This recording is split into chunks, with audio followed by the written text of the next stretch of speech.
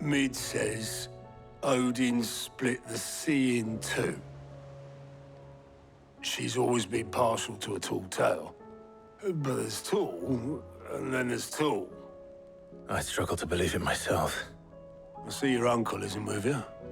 He stayed with the Enterprise. After our brush with the Einherja, she was in urgent need of repair. And my uncle knows a shipwright in Randalar. We're to join him there when we're ready to sail for Ash. You sure that's wise? Last I heard, the place was still overrun with Akashic. Show me a city where that isn't true. Ultima's plague is spreading. We're running out of time, aren't we? We've done our best to shore up their hideaway. But I doubt a few planks will stop what's coming.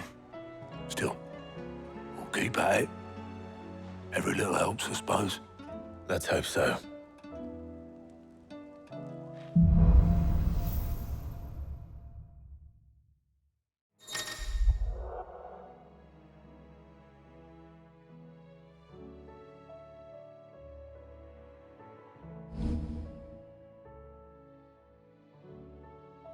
I should visit Joshua. Assuming Ty will allow it. Heard the bad news then, did you? What bad news? About Dravost. Blackthorn's old haunt. With the forge and all that. Well, anyway, the mines just down the road from there are spewing out ether like no one's business. And the village? Safe from the flood for now, but they've got other problems. Akashic.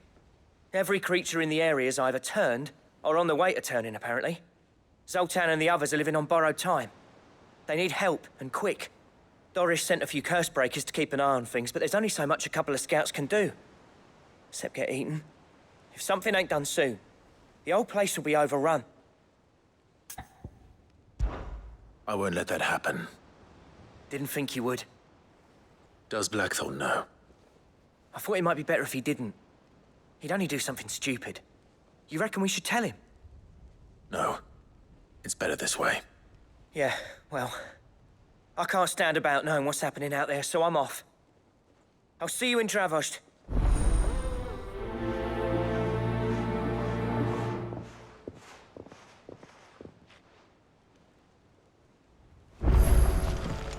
How do you split the sea, you reckon?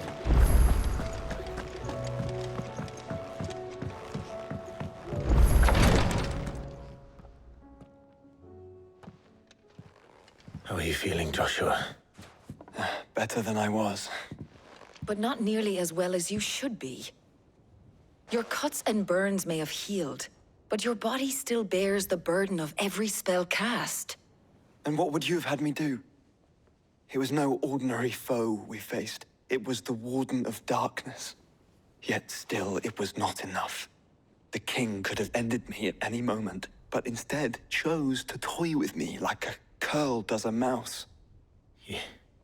You underestimate yourself. Oh, it was crystal clear. Only one man established his dominance that day, and that man was Barnabás. I'm sorry, brother. That was ill-spoken. It's just... I have never felt so powerless. And when so many are looking to us for strength, perhaps the prince feels the same.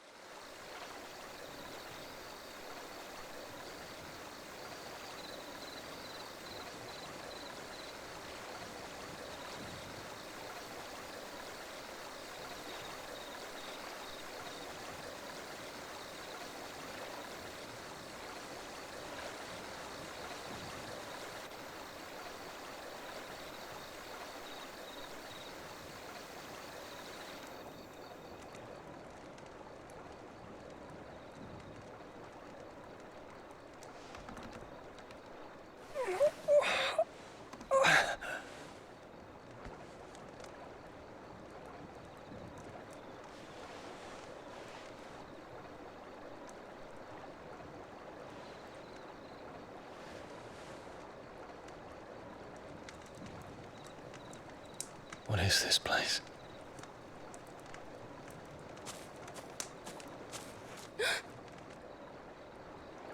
Don't move.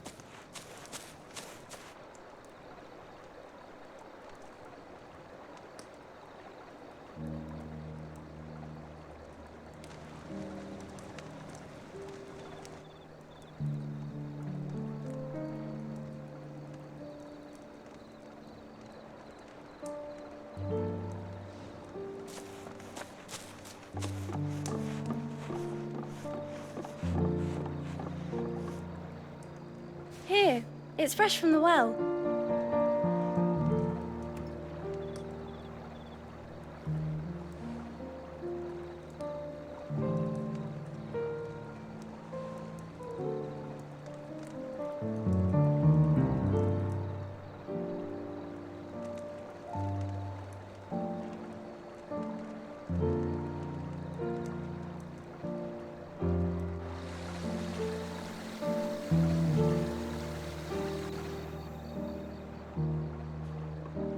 Grandmother told me spirits sometimes get lost, and that the lanterns guide them to their proper place.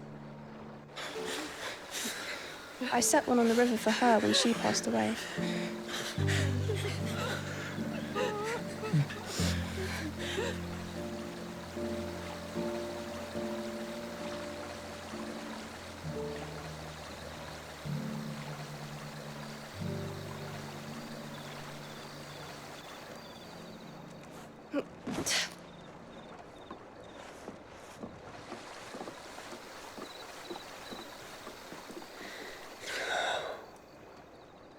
The fiend works from the shadows. Was it you who guided my hand, then, Ultima? No, not you. This is my doing, my fault, my sin to bear. And for it, I must atone. Your hurts are healing nicely. It was my poultices that saw you well. You make them? And sell them, or try to. Earns me enough for bread, most days. Forgive me. I have nothing to... I know, but I couldn't just leave you lying there.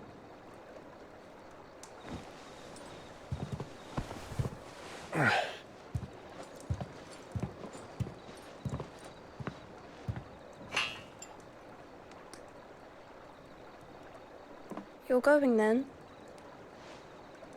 Of course. I'm healed. Thanks to you and your poultices. Will you promise to come back and visit?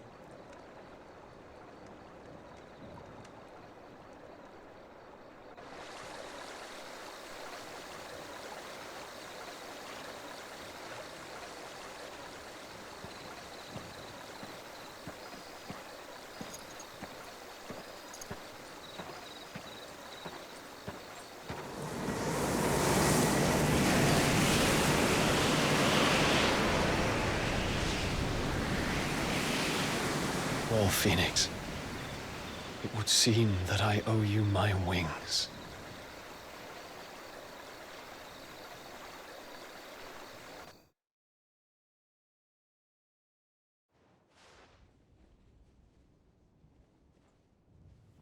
Perhaps he can find an answer. You will be returning to Waloed soon, I gather. I see no reason to wait. Then neither do I. I can think of a few, but I doubt they'll stop you. You will take your medicine. Of course, Lady Daya. Set on leaving already, are you? How long will it take us to get back to Ash? Dunno, about the same amount of time it took us to get here. Maybe less, if your uncle can find someone trustworthy to patch up the Enterprise. All depends on where we're putting into port, mind. Yes. It's not as if we can put ashore wherever we choose. We have to assume that the whole of Ash is hostile, and that we'll be attacked on sight. Then we must find a place they won't think to look. And I have an idea who might know of one. The Professor! I'll go and tell you come in. While you're plotting our course, I'll be in the shelves with your lawsman. I wish to pick his brains about Ultima. Then I'll talk to Karen about supplies for the journey. They may not be easy to come by in Ash.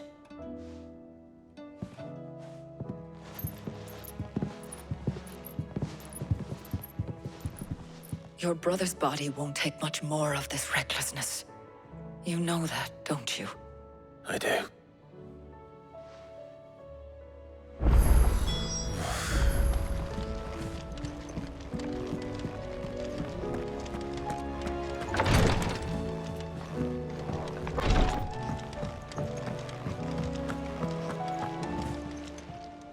Fancy a look at the list, do you? Anything catch your eye? Always something, isn't there? Oh, I wasn't expecting you back so soon. All yours.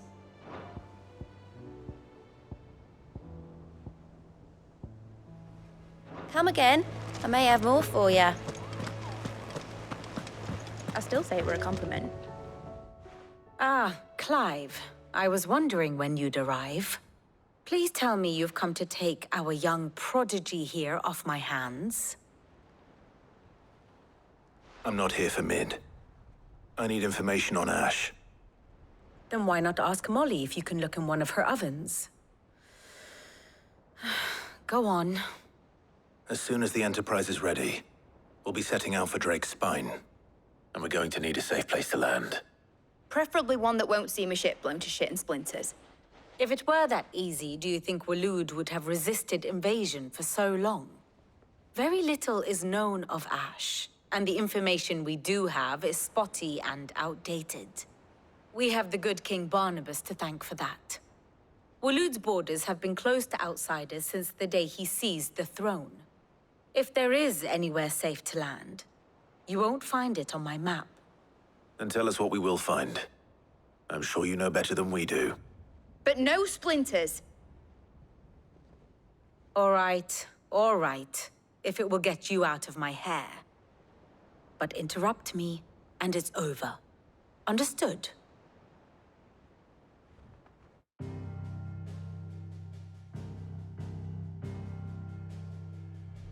Barnabás Tharm, the one they call the Last King. Understand him, and you will understand the kingdom of Waloed. Barnabás was only a boy when he arrived from beyond the southern seas, and barely a man before he united the ragged tribes of Ash. And having unleashed them upon the formidable Veldamark, he set his throne upon the ancient kingdom's ruins. The victory sent shockwaves around Valisthea, tales of Odin's might spreading through every court, parlor, and drinking hole in the realm.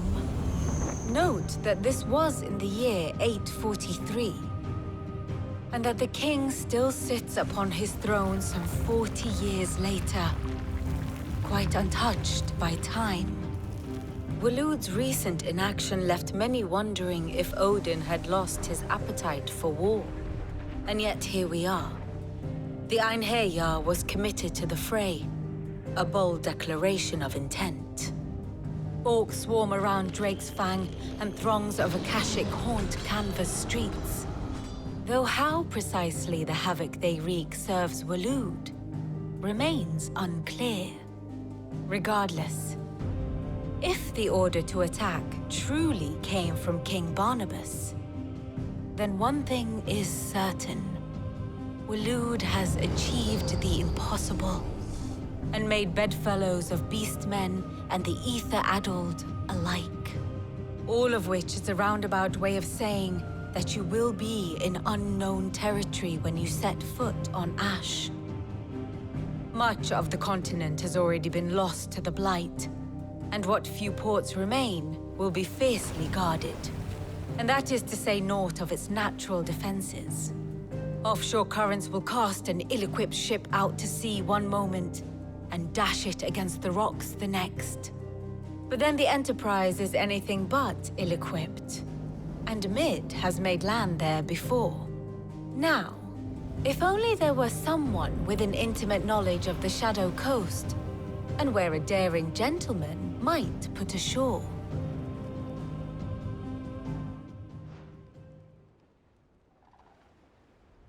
You see, Clive, you had the answer all along. Do you think you can get us back to that beach, Mid? Picked you up from it, didn't I? Not that it were easy. The currents were a right bastard. But then, if it wasn't hard, it wouldn't be worth doing, would it? Well said. Thank you, Lady Vivian. If a few morsels of common knowledge and a sprinkling of tavern talk are worthy of your thanks, I wonder what genuine intelligence might earn me. Probably more visits. Mid, I need everyone in the ale hall now. I'll fetch Joshua from the shelves. Aye, aye, Captain.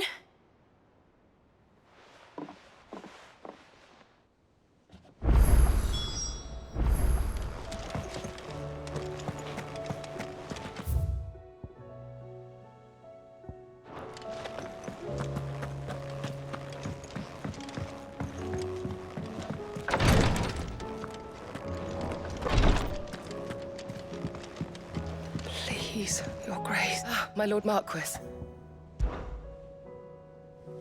Yote, is anything the matter? You seem troubled. Perhaps I might be able to help. My lord. Yes. Perhaps you might. It's your brother. His condition continues to worsen, though he does his best to hide it. The lesion on his chest pains him more with each passing day. I had feared as much. There are certain elixirs which can ease the suffering of those afflicted by the curse, but... But his Grace's case is severe. The drafts I have been able to prepare for him thus far have ceased to have any real effect. So I consulted with Talia and certain of my comrades among the Undying about the possibility of finding something stronger. And thankfully, a recipe was found. The only problem being that the critical ingredient is exceptionally hard to come by, and our supplies are almost exhausted. Unless we can secure more soon, your brother's anguish will likely become unbearable. My lord, I know that I have no right to make demands of you. But would you help? For Joshua's sake. for Joshua, anything. Thank you, my lord. So, what is this critical ingredient? A rare herb by the name of stonerwort. It grows only where the ether is densest.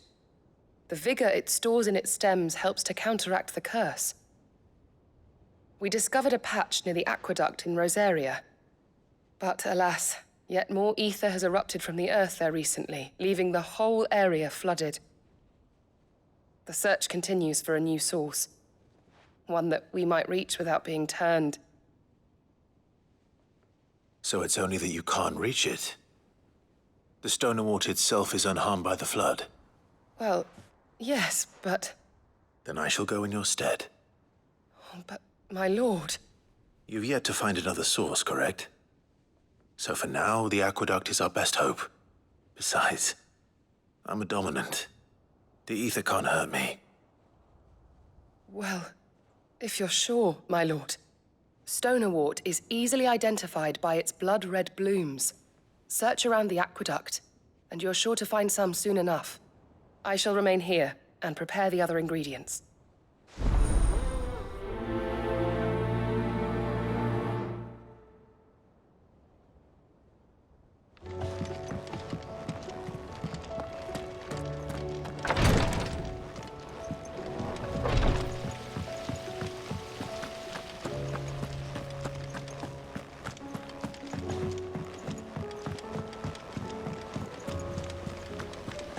Miss, can we read Miss Editor's story for our lesson today? Canva lost. What a wonderful idea, Jocelyn. It can't be true. Let's do just that.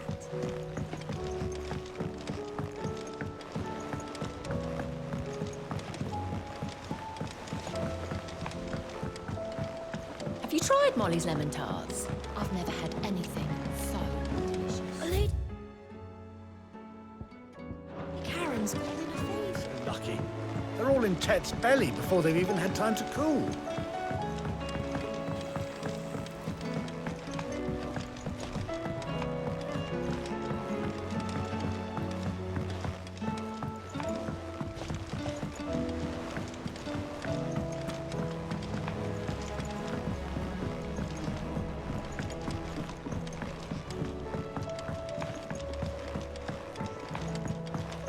How was she?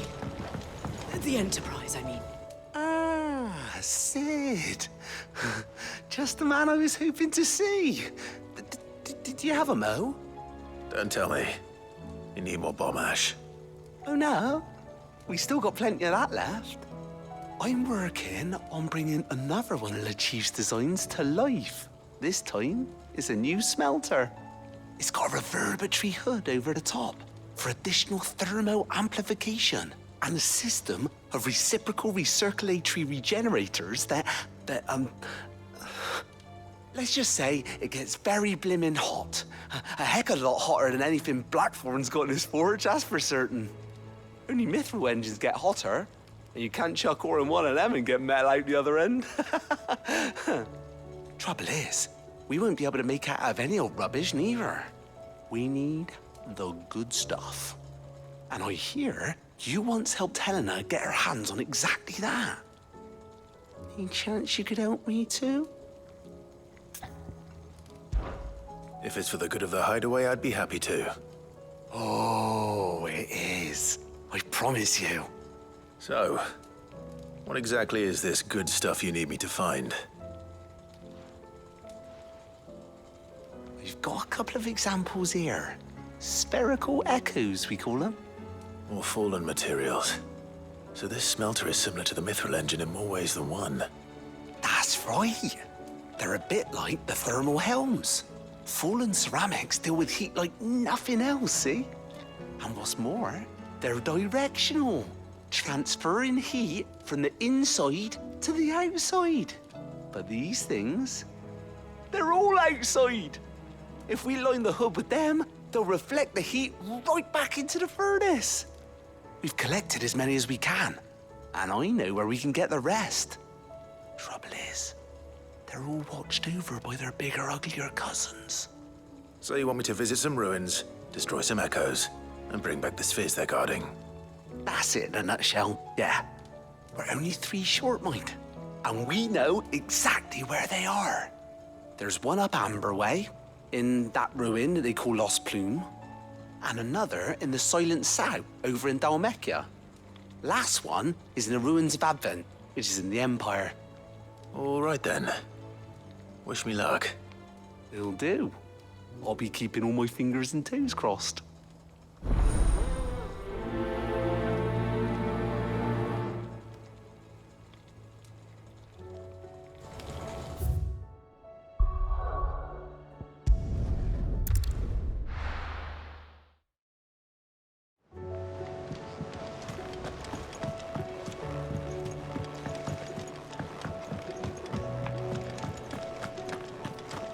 Don't tell me we've run out of Peppy nuts and all. These days. Yep.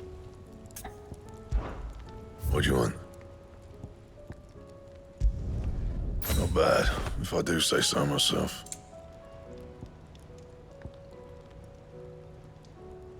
Anything else?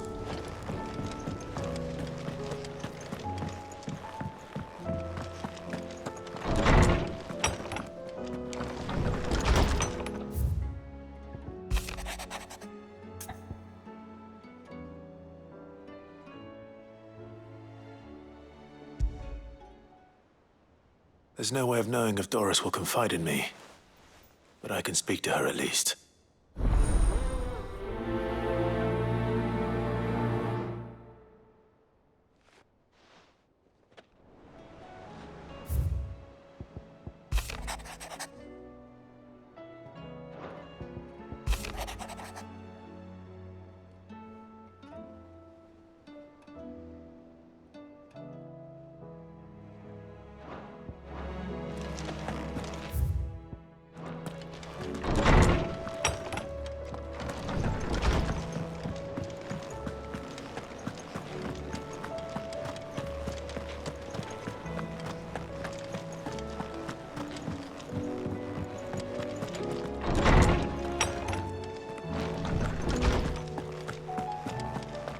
I have no reason to assume other. Clive, you must listen to this. Lawsman, tell him. Do you recall when we spoke before on the divinity of Ultima? Well, it inspired me to delve deeper into the subject. and what I discovered appears to agree with the findings of His Grace. You will recall that my quest to uncover Ultima's origins began with the mural at Phoenix Gate. But while I've always known it to be important, its secrets have heretofore eluded me. Now, however, I believe I know where to find the more complete example, one that will reveal all we seek. Master Clive, have you ever in your travels chanced to hear of the Circle of Malleus? I would think not, if you have. But there was once a time when the faith flourished, the oldest known religion in the Twins, and though its popularity eventually waned on Storm, hints of its dogma remain embedded in more modern faiths such as the Crystalline Orthodox. Wait, you said it waned on Storm. What of Ash? Religious monuments are often torn down or repurposed when new faiths rise to prominence. But if no new faith arose, then perhaps the ancient temples might still stand. And so, you see now why I must accompany you to Waloed. It would appear the past still has much to teach us, though in this case, it would not have been possible without the musings of Moss. To think that you carried a copy of my old mentor's chronicles all along. I am relieved to discover it in good hands. I shall guard it with my life. Joshua, if you're finished here, join me in the ale hall. I need to speak to everyone before we leave. Right away.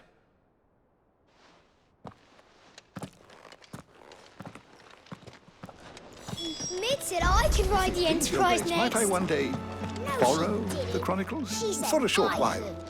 Of course, Lawsman Hippocrates. You need but ask.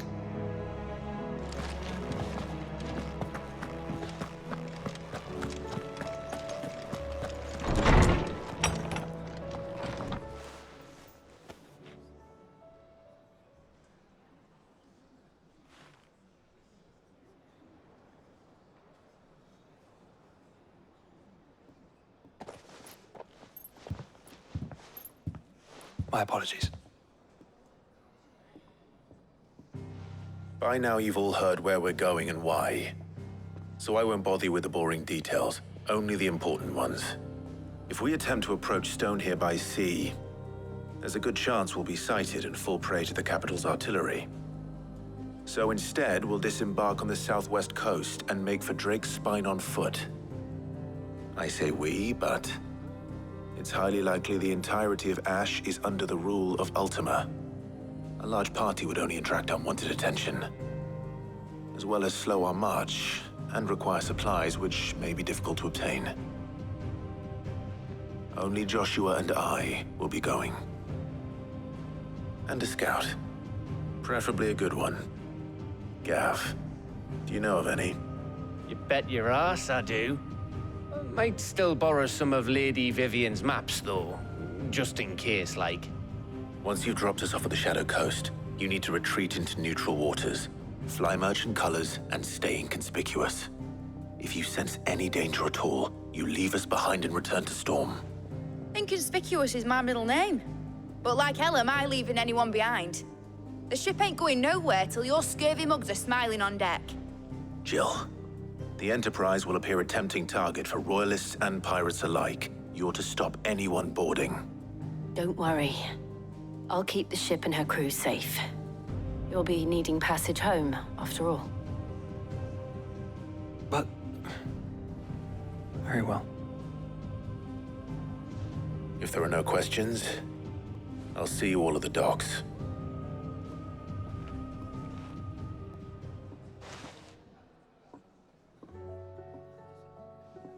Let me know when you're leaving. I want a word before you go. Of course.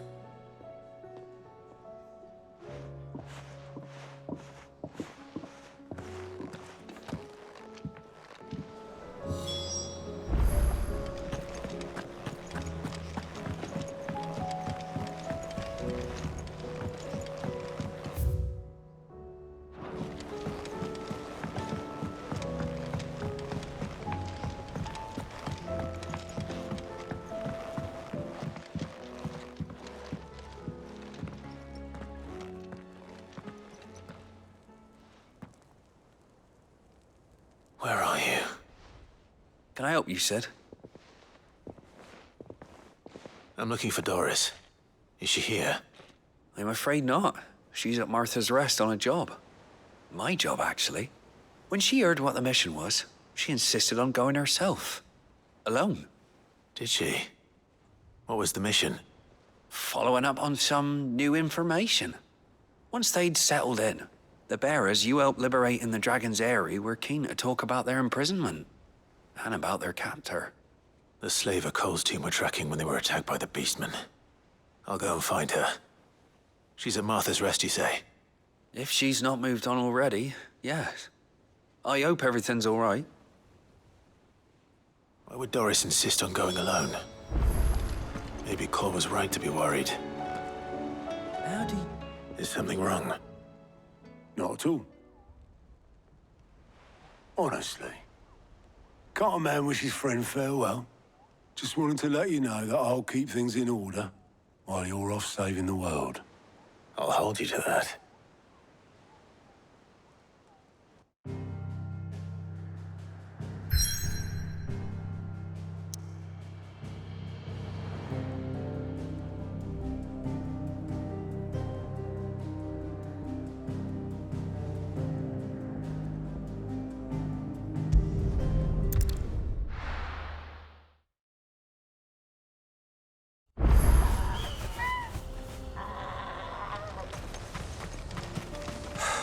So Dravost is still standing.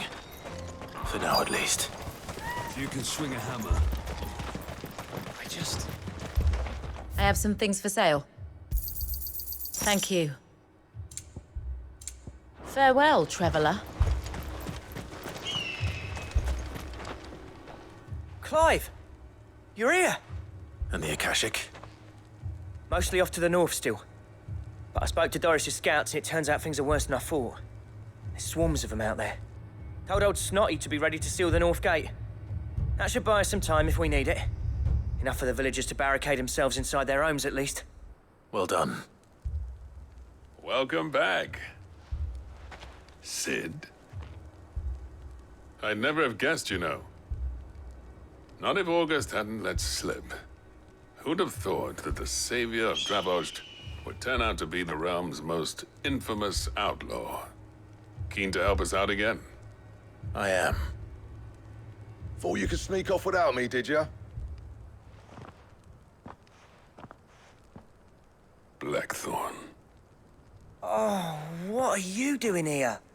One of the scouts couldn't keep his voice down. Unlike my best mate who didn't think I deserved to know. Zoldan, how long's it been? Long enough for us two to turn into a pair of old codgers, I see. That your idea of an apology? Prick. Don't listen to him. You only did what you thought was best. For the village and that. I did, yeah. But that ain't the whole of it. Vulcan, our master, didn't leave the chiefdom to the two of us. He left it to me. The best blacksmith in Dravost, barring himself, of course. Bloody stupid tradition, in my opinion. If someone's got talent, you should let them practice their craft, not ask them to settle petty feuds and barter for grain. Our master wasted half his life that way. I wasn't about to let that happen to me. So you wasted half of mine instead? You're what Dravost needed. Under me and my precious ideals, this place wouldn't have lasted a year. So I left to devote myself to the work and spare you lot the consequences. I may be a selfish prick, but I only did what I felt I had to. What you had to do was your duty! Even if it meant we all starved? Enough. This is no time for bickering. You can finish beating each other up once Dravost is safe. Fine. I've said my piece anyway. Yeah, so have I. Sorry, Clive. I shouldn't have stuck my nose in. We're short enough on time as it is. Still, give us a mo, would you? I need to get my head straight before any of them Akashic try to bite it off.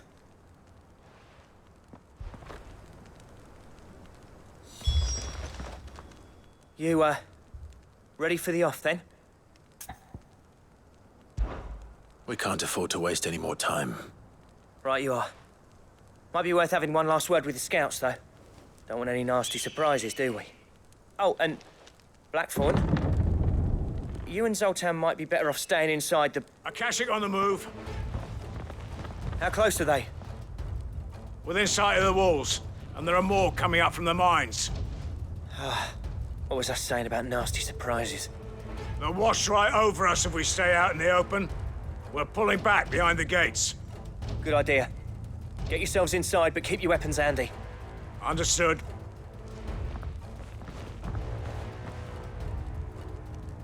I'm prepared to fight if I have to. Well, let's hope you don't. That's our job. Once the scouts are inside, order your men to barricade the gates.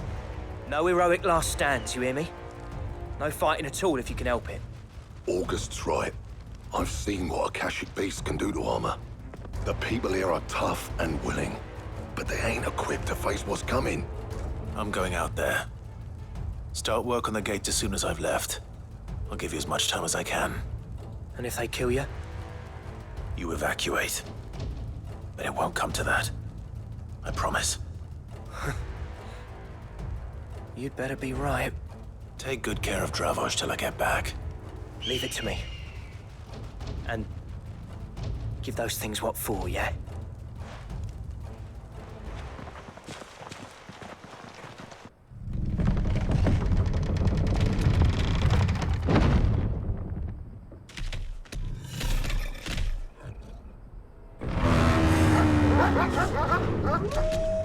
All right. Which one of you's first? Vogel, kill!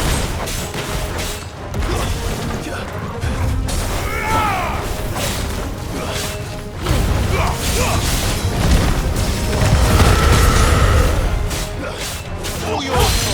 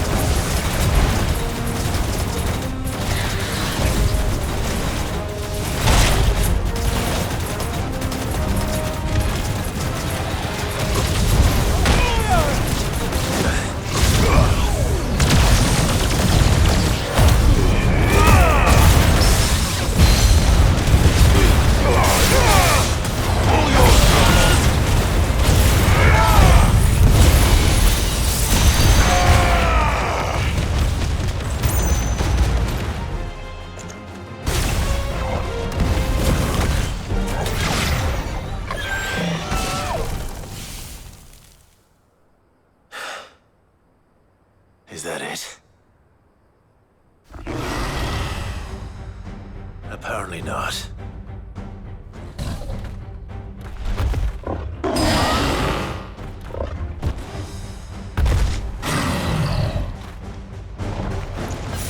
Not getting past me.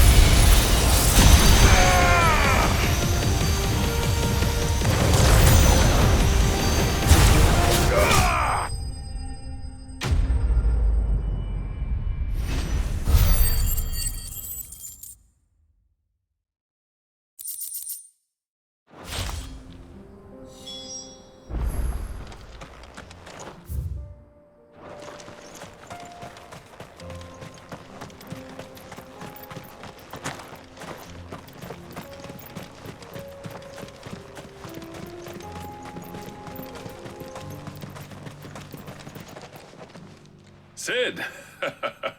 You're even more fearsome than your reputation. Enough to give those Akashic monsters nightmares. I almost felt sorry for the wretched things. But mostly, I felt grateful. Dravos won't forget what you did today. I'm afraid I've only delayed the inevitable. There's no getting rid of that ether flood. Meaning that any living thing which stumbles into those mines will end up clawing at your walls again. And that's if the flood don't spread. If it does, well, I hate to say it, but the village's days are numbered. That may be, but we're staying just the same. With ether floods springing up all over, it's no less safe than anywhere, and more importantly, it's our home. We'll fortify the gates to the north, and I'll see that they're guarded day and night. All right. Then we'll give you a hand shoring up those defenses.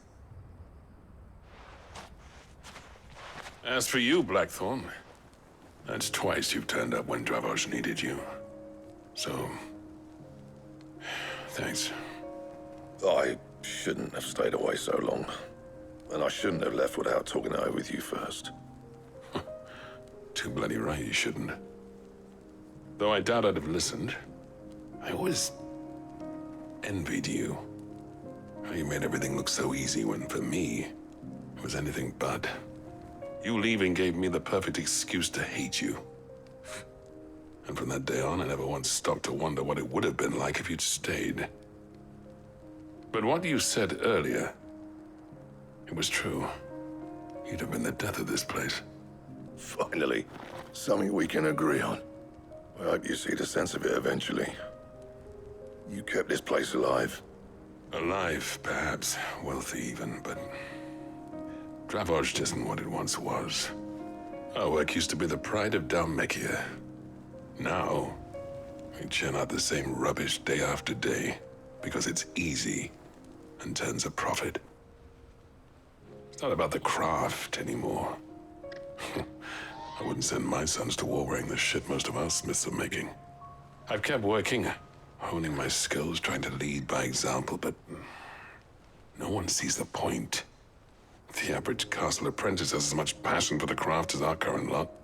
Come back to us, Blackthorn. Remind Dravos what a true master blacksmith looks like. I'll even man those bellows of yours if it means we can work at the same forge again. That's a kind offer. Kinder than I deserve. And I wish I could accept, but I'm needed elsewhere. There's people who trust their lives to my steel, and I daren't let them down. Fair enough. But that doesn't mean I couldn't visit from time to time. Let's see if we can't rekindle this town's passion for the craft, shall we? I'd like that. Just be sure to tell Snotty to let me in the next time I come calling, yeah? Knowing him, he'd let you in anyway. Blackthorn. The Master Smith turned outlaw, back in my good graces. I never thought I'd see the day.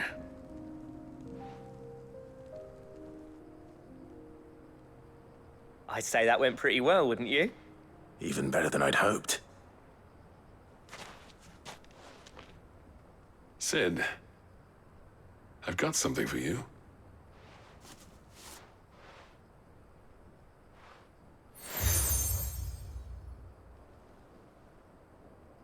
And this is?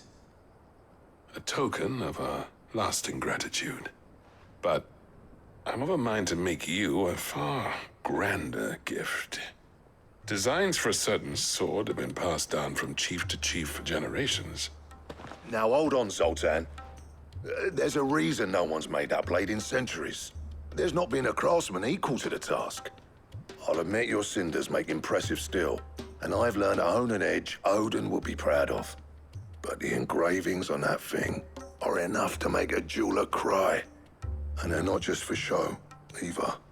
Have you forgotten what brought you back to Dravos in the first place? A certain ring? I knew I'd never surpass you with the hammer and tongs. So I turned my hand to a different kind of metalwork. Between the two of us, I'd say we're the equal of any master craftsman ever to have graced a forge.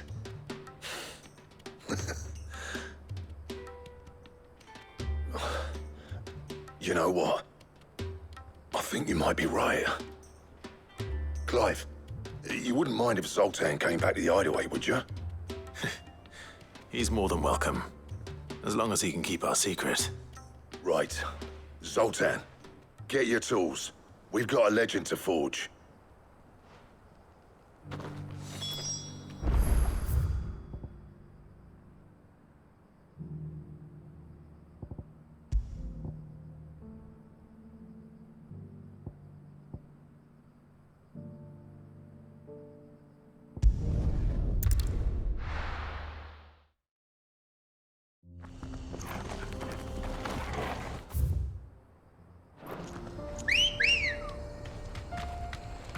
Come on.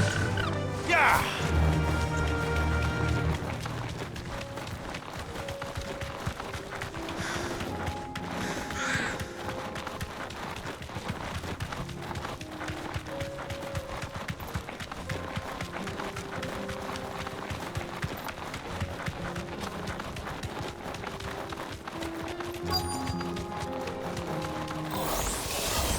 I'll need to deal with these ones first.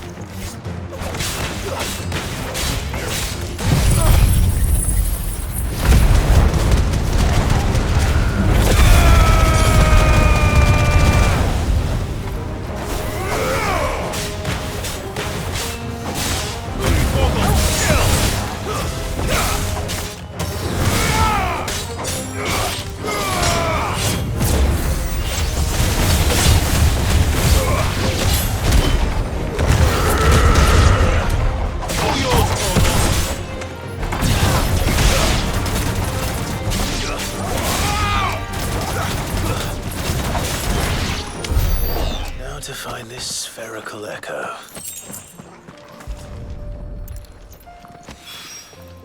This is it. Right then.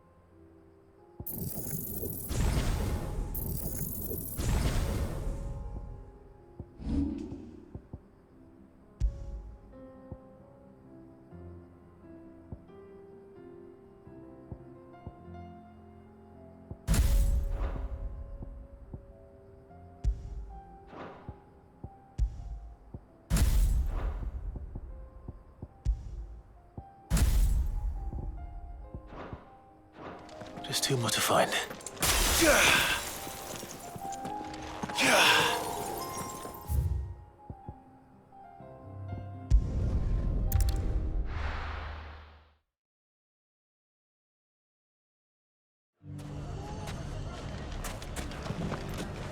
Everything's back the way it was. Take that, you naughty thing! Clive! To what do I owe the pleasure? I just wanted to see how the town's been faring since you brought everyone together.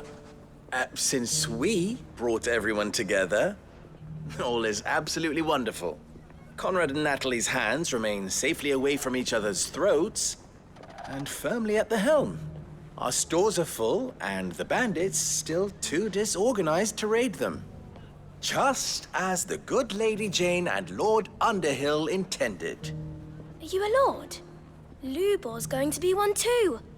They're going to make him the Lord of Dalimil, because of how he stopped all the grown-ups from fighting. It's the mayor of Dalimil, dear child, and the vote hasn't taken place just yet. But if the people wish me to lead them, I shall.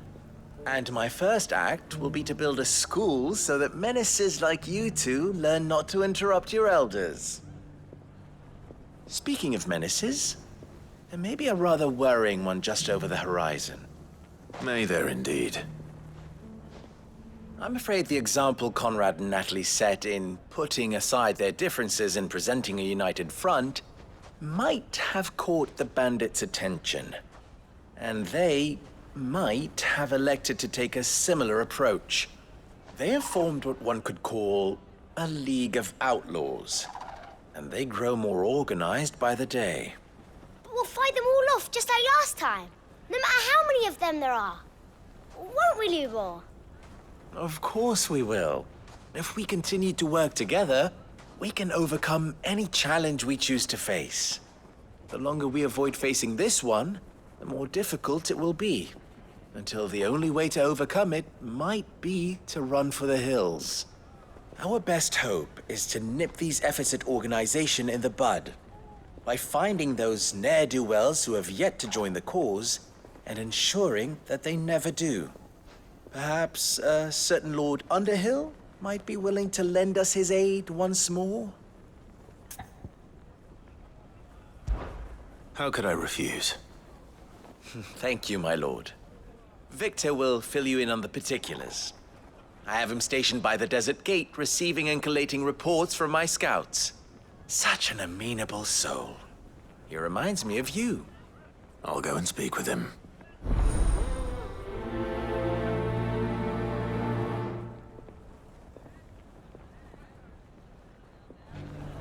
What's the difference between Everyone a around lord and a town man? is saying Master Lubor's going to be the new man. A League of Outlaws. Sounds like we have some competition.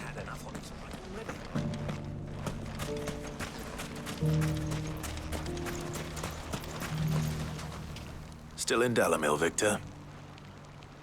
Ah, Sid. I thought you'd have returned to Cosnis by now. I did. Then I came back. I've developed something of a fondness for the place. And having worked so hard to see it saved from one fate, it would seem remiss to abandon it to another. A sentiment Master Lubor certainly isn't shy about exploiting. Hence my doing his bidding yet again. You're not the only one. What does he want you to do? He asked for my aid in putting down the bandits. And he said that you might be able to help me find them. Then you've come at just the right time. I was on my way to speak with Conrad about how to organize our forces. There are more camps in the vicinity than we can safely strike at once. But we must strike together, and we must strike soon at as many camps as we can. We can't give this league of theirs time to rally its forces.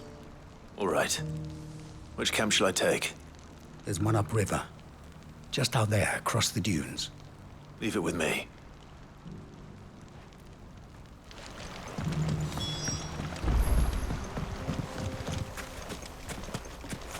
Those ne'er-do-wells want to band together. Let them. There'll be no match for us. Come on. Faster!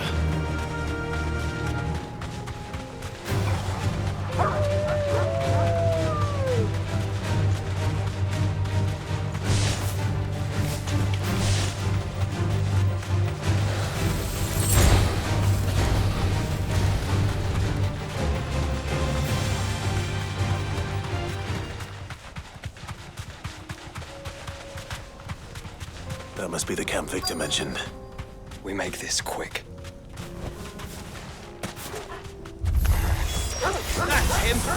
The one who killed Locke and Fingers! Take his head off!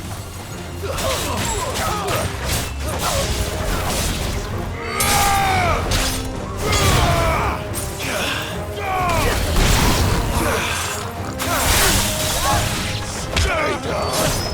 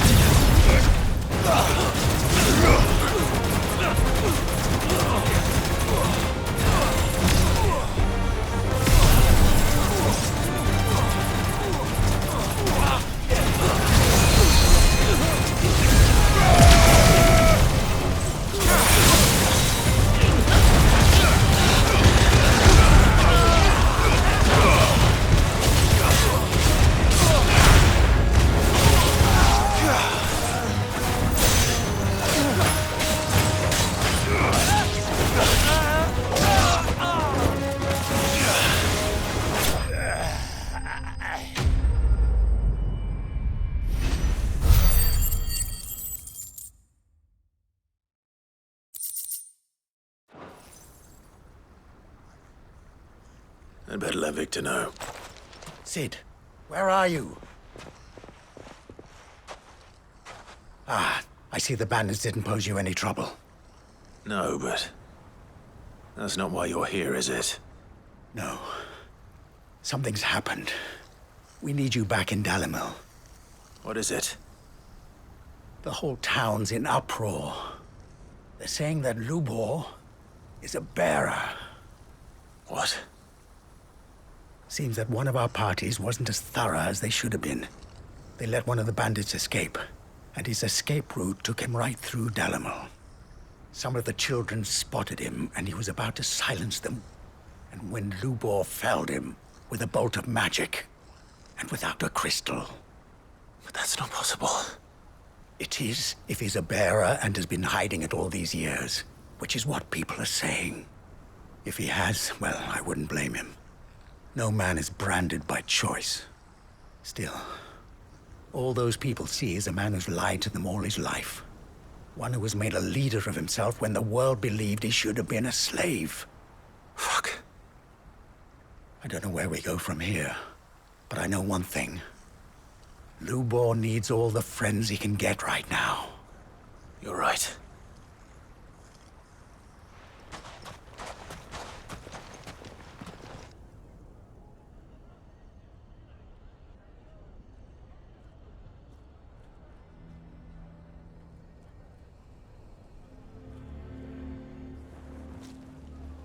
And now everyone knows.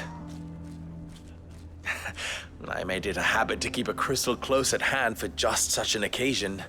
And when that occasion arose, I forgot to reach for it. Well, it was bound to come out sooner or later. We're sorry, Lubor. We tried to keep running. But we just couldn't anymore.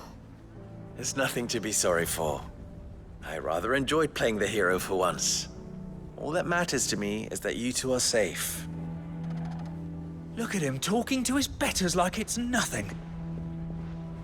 All lies, I'll wager. Just like the ones he fed us all these years. Once people make up their minds, it's hard to change them. We need to do something, and quickly. Convince the people not to let their prejudices blind them. Convince them that nothing has changed. That their enemy lies outside these walls, not within them. You're right. We should speak to everyone. I'm glad you agree. I'll handle the townsfolk. I'm a Dalmek born and bred. They listen to me. You head to the tavern. Make Conrad and Natalie remember who Lubor really is. They know that Lubor and I are friends. I might not make for the most impartial of interlocutors. Lord Underhill of Randalar's League of Merchants, however, is a trusted and impartial mediator of note. I'll do what I can.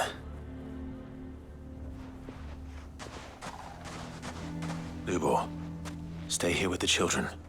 I can't promise anything, but we'll try. And that is all I can ask of you.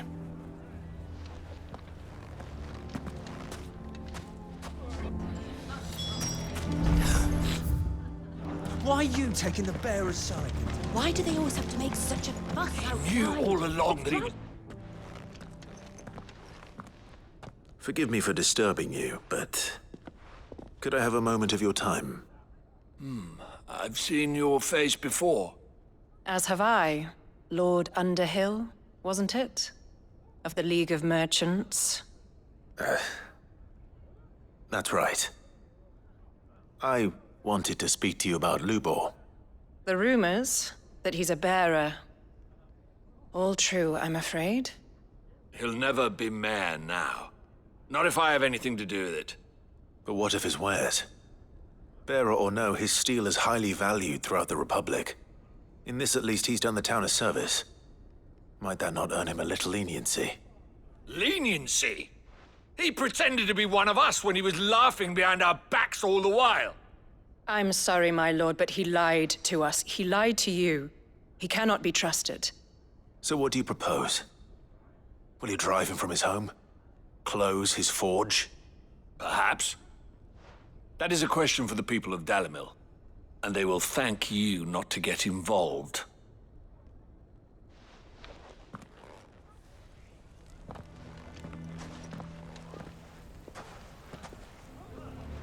townsfolk have made their minds up. There was nothing I could do. Nor I.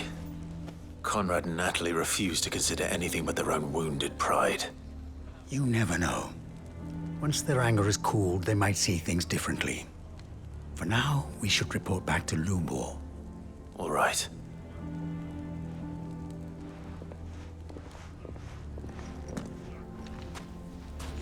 Why do they always have to make such a fuss outside? Why the hell It's would driving Victor away take our the customers. For sharing. I assume the situation is hopeless? There's still hope.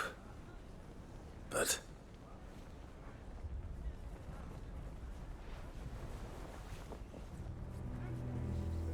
But perhaps not in this lifetime, I think it's fair to say. You mustn't think like that, Lubor. Give them time. They'll come around. We'll talk some sense into them in the end, you'll see. No, you won't. And your efforts would be better spent elsewhere.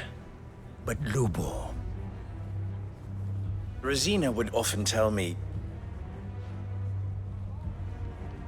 that steel does not lie, that a blade is a reflection of the smith who forged it. To yourself be true, that was her point.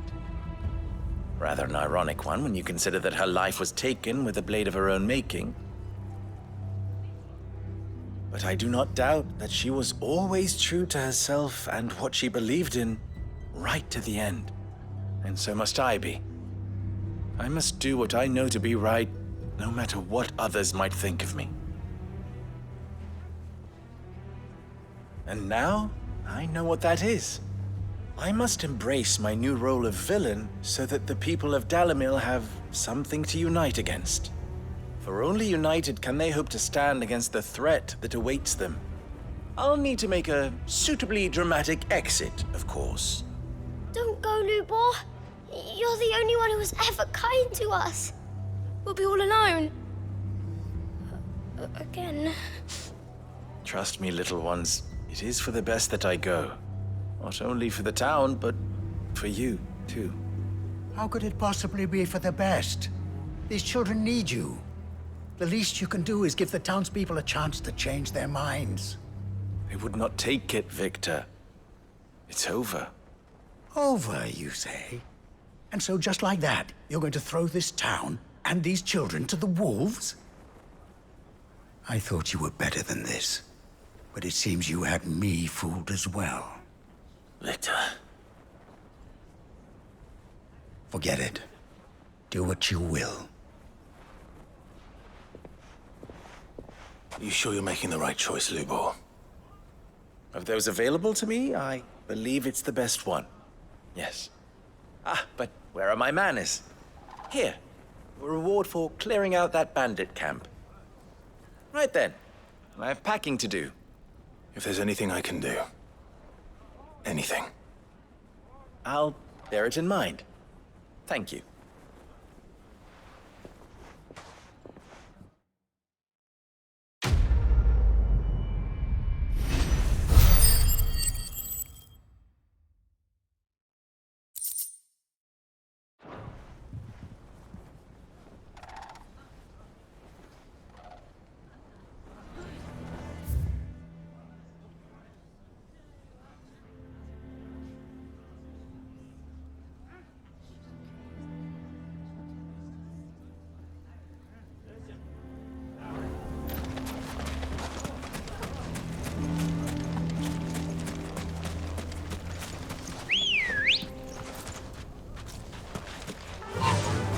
Fly, Ambrosia! How the hell did that bastard get through the desert gate?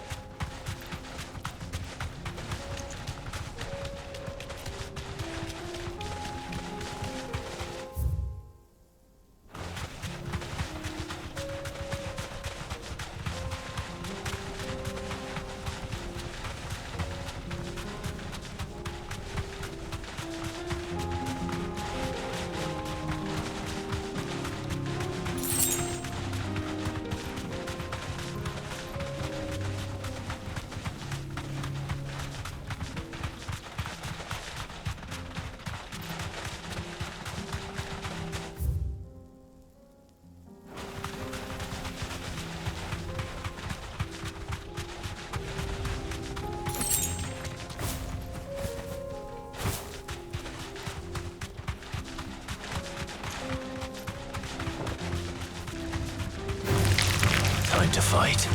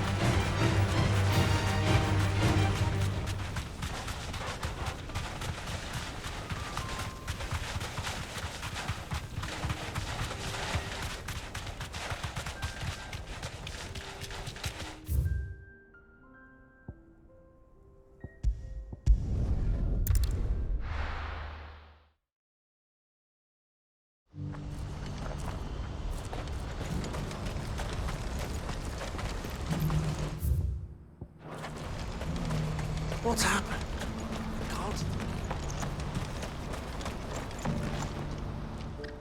Clive. You'll be pleased to know that the negotiations are progressing well. That is good news. Yes. Our comrade in Randalar has just sent word that the contract should be signed very soon. But I still have much and more to prepare. It's a huge undertaking moving this many bearers at once. You couldn't do me a quick favor, could you? What is it this time? More wild beasts? Nothing like that. I just need you to go over to the caravans and ask El how long we have until the bearers arrive. Find out exactly how much faster I need to get all these supplies moved. All right. I'll go and ask. Thanks, Clive. I owe you one.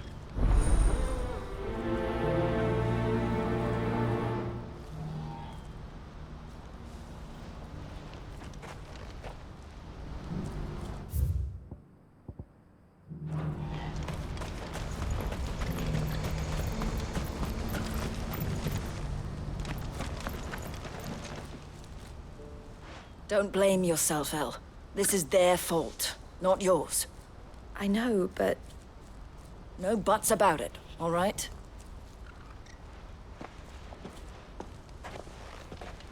Is something wrong? Vonnie came to give me a message from our intermediary. The talks with the Republican army have fallen through. They've reached an agreement with the Silver Peak Consortium instead. Though prices have fallen of late, we deliberately offered above the going rate to try and deter other bidders. But the Consortium offered double what we did, and the army jumped at the chance. And you had no opportunity to make a counteroffer? None at all. And we were so close. El? What's happened? I saw Vonnie leaving. She didn't look happy. And with good reason.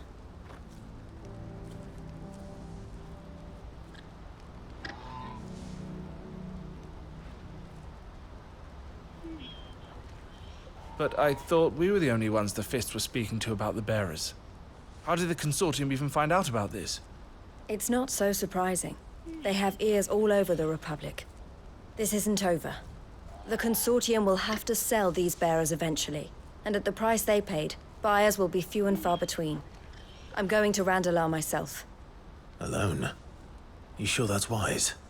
Are you offering to be my bodyguard? How kind. Meet me at the checkpoint near the capital gates. I'll send an owl ahead and request a meeting. You go to Cashlock, Theo, and get everything ready. We've waited far too long as it is.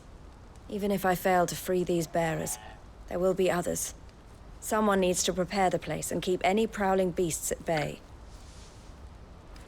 Oh, and that's me, is it?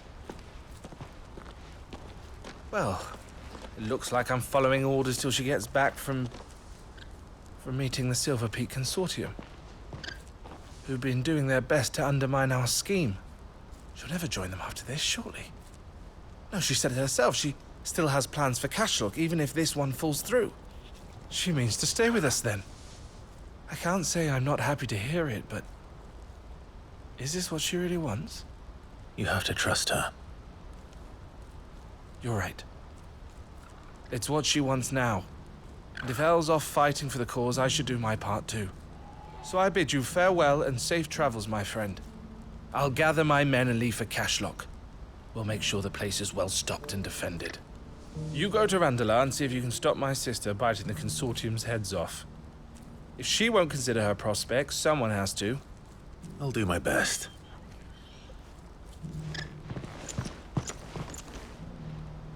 All right. To Randalar, then. Better not keep Eloise waiting.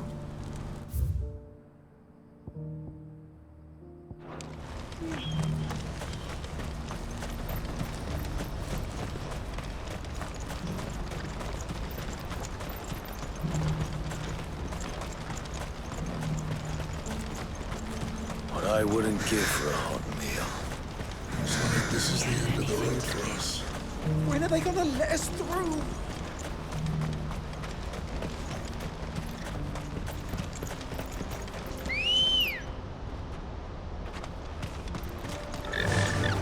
Faster!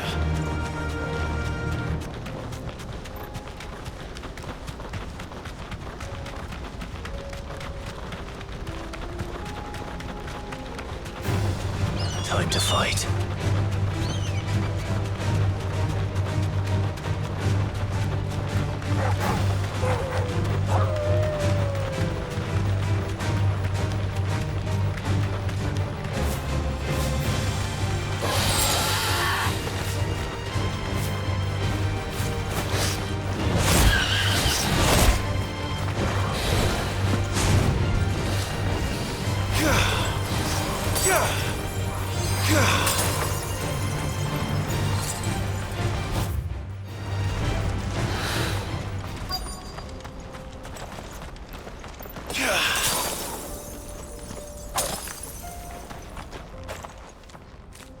I hope I didn't keep you waiting.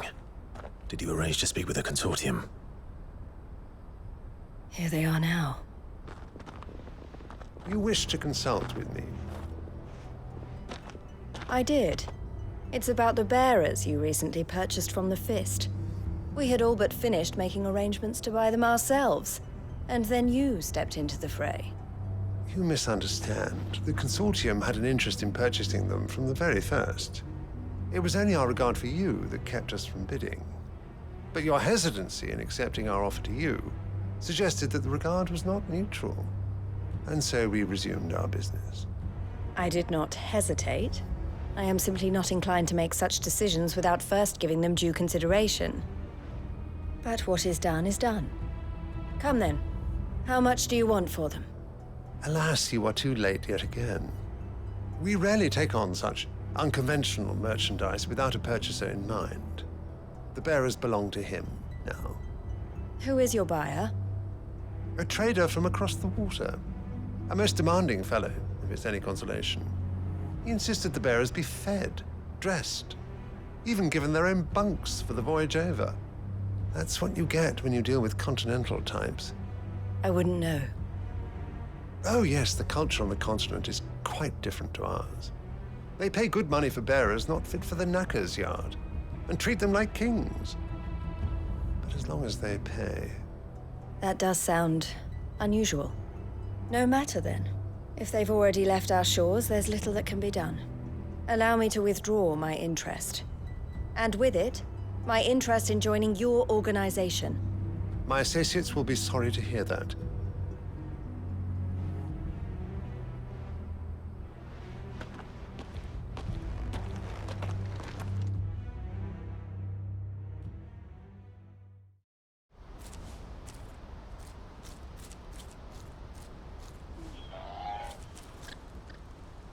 I'm sorry you weren't able to save them. As am I. But I only have myself to blame. He was right, you see. The Silver Peak Consortium did intend to buy those bearers before I did. Their representative hinted at a possible purchase when he came to recruit me. I feigned interest in joining them in the hope he might be encouraged to tell me more. And he did just that. As soon as he left, I sent my own offer to Randalar. So you never... No. I entertained the Consortium's proposal solely so I could learn more about those bearers. But I was a fool to think they wouldn't find out. I knew exactly who I was dealing with. You tried. I did. And if what he said was true, the bearers are to be well treated. Which is something, at least. They deserved more. I wanted so badly to see them freed. Eloise! Eloise! Word from Cashlock. The village is under attack. A pack of beasts have come down from the mountains, and there's a dragon at its head. Theo and the others are trying to hold them off as best they can, but the odds are against them. They need help, and fast. Theo! I'll go on ahead. Thank you, Clive. I'll gather some men and join you there. Just... make sure he's safe.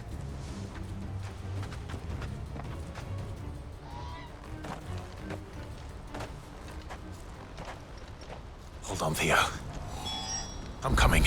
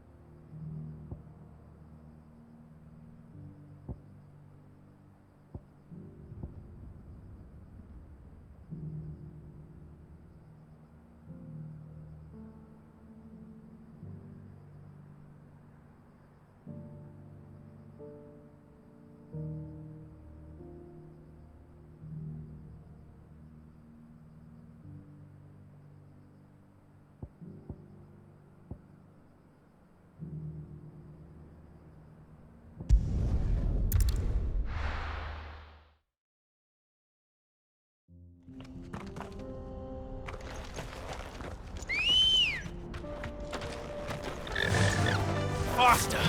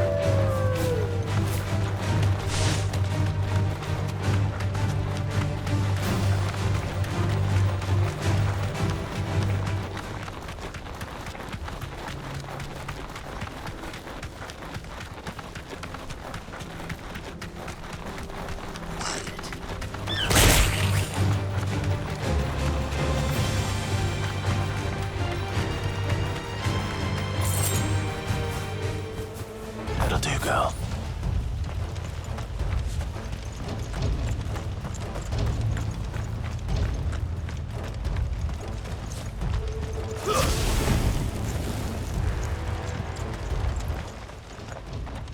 Where's Theodore?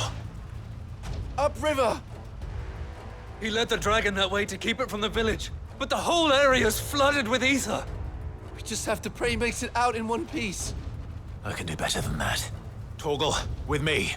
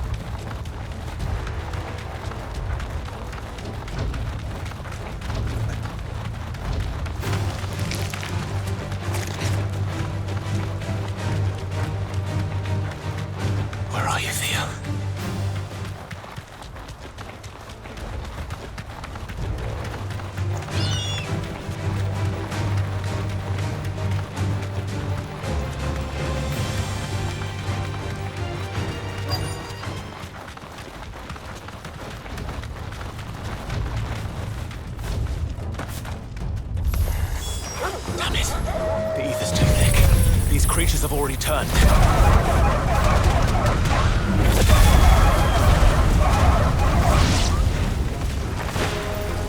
Farewell! Attack! Farewell!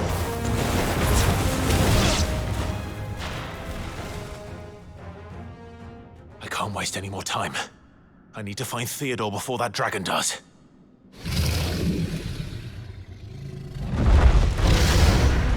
Looks like it's found me. This thing's turned as well. It's going to be easy. Nice try.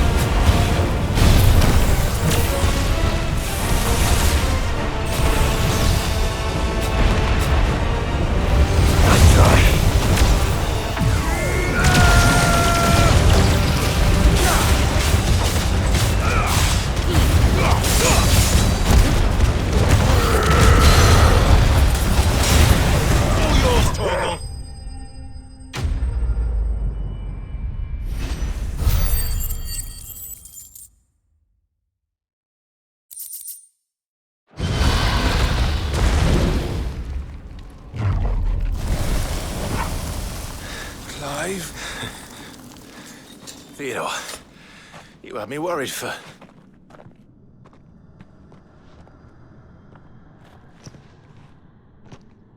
We have to get you out of here.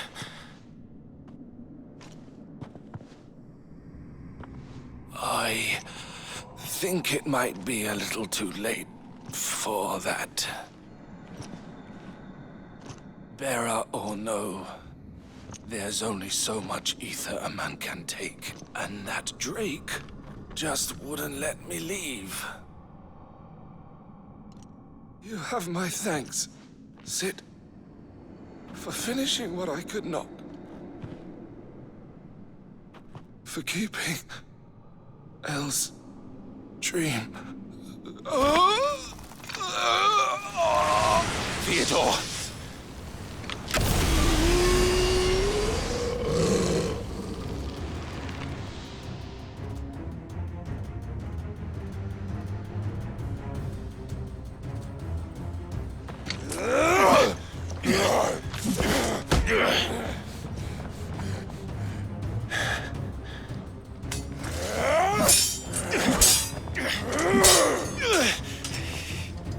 Don't make me do this. Stop it, Theo! Stop! Stay back, Eloise! He's turned. And so will you!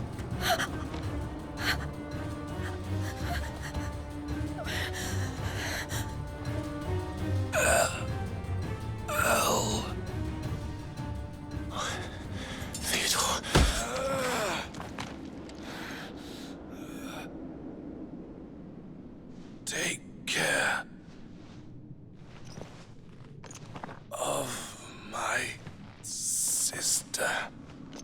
Vidal, wait.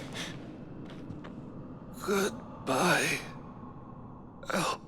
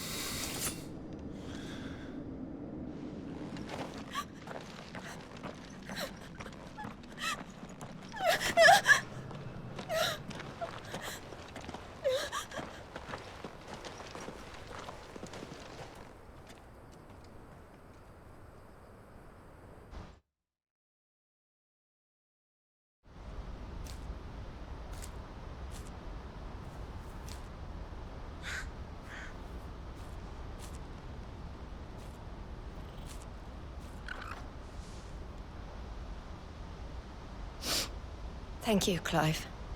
I think I'll be all right now. That was true bravery he showed.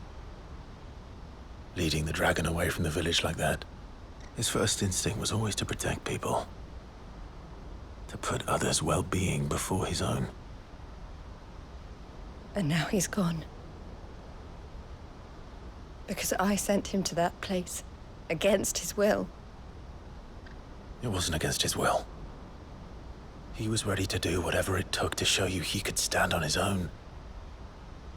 So that you would finally be free to live your own life. To live my own life? He never could come to terms with the choice I made. What exactly happened? You once told me Theo was the first bearer you ever helped.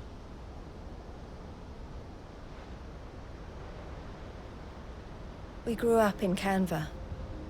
We were born to one of the great trading houses. And I was chosen to inherit the family business. I had my father's head for figures, you see. Theo did not. While I studied the art of commerce, he played at soldiers instead. A late bloomer, in more ways than one. For unlike most bearers, it wasn't until his 15th summer that his powers awakened. My parents tried to drive him out of the house and into the care of the constables. But before they could, I took him into mine. Theo told me something else. He clearly admired your devotion to the cause of freeing others like him from slavery. But he said you deserved a better life than this. He wanted to free you from what he called your bonds, just as you freed him from his. I would be lying if I said I had not wondered from time to time how much easier my life might have been if I had allowed Theo to be taken and devoted myself to the family business instead.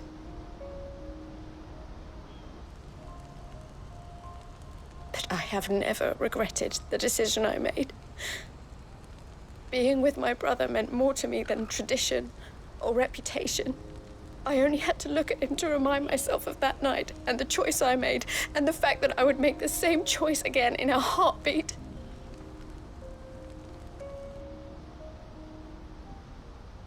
He was never a burden. How could he even think that? If anything, I was the one who weighed him down. You weren't, Eloise.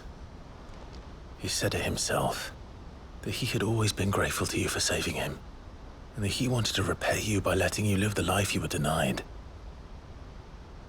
Neither you nor Theo weighed each other down. You loved one another. You did whatever was necessary to continue living your lives together, and you always would have. You're right. All I ever wanted, all I ever did, it was so we could be together. Oh, Theo, why did you have to...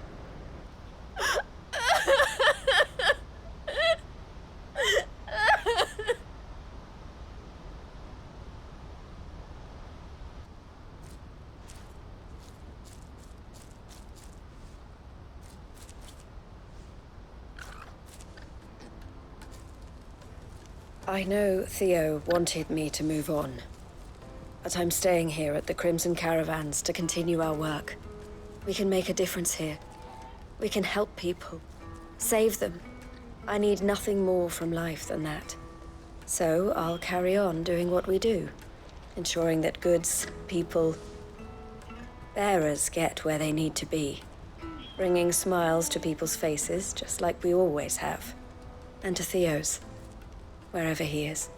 This is the life I have chosen, the life I will always choose. I've made a choice of my own, to continue helping you however I can, whenever you need it. Thank you, Clive. Let's go on together, then. For Theodore.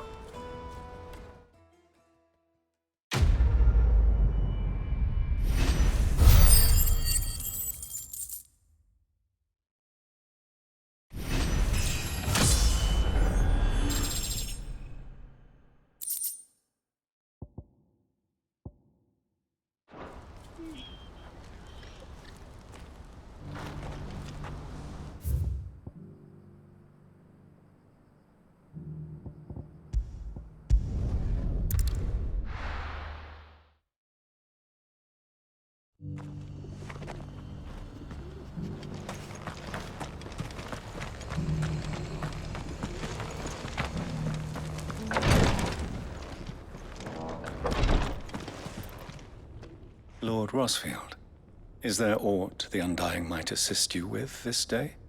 Perhaps. My brother said that your order was helping him with his quest to uncover Ultima's origins. Have you learned anything of note since last we spoke? Little and less, I regret to report. I see. Be assured, however, that we will not rest until the truth is known. Even now, our archaeologians scour ruins in every corner of the realm for traces of Ultima's touch. Fallen ruins, I take it. Dating back as far as Phoenix Gate. Indeed.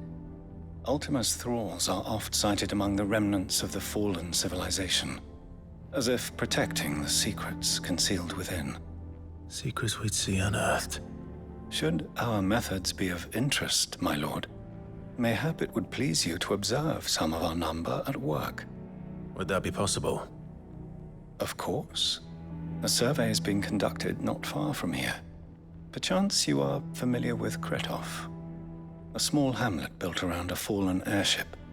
I was due to visit my colleagues there to collect their preliminary findings, but if you would consent to do so in my stead, I'm sure that they would be honored to relate any discoveries they have made to you directly. All right. I'll go and meet with them. They will be most gratified, I am sure. Might I suggest you take the road through Titan's Wake? It will lead you straight to the village after but a short walk. Thank you. I will. I wish you a safe journey, my lord. May the Firebird's flames burn ever in your heart.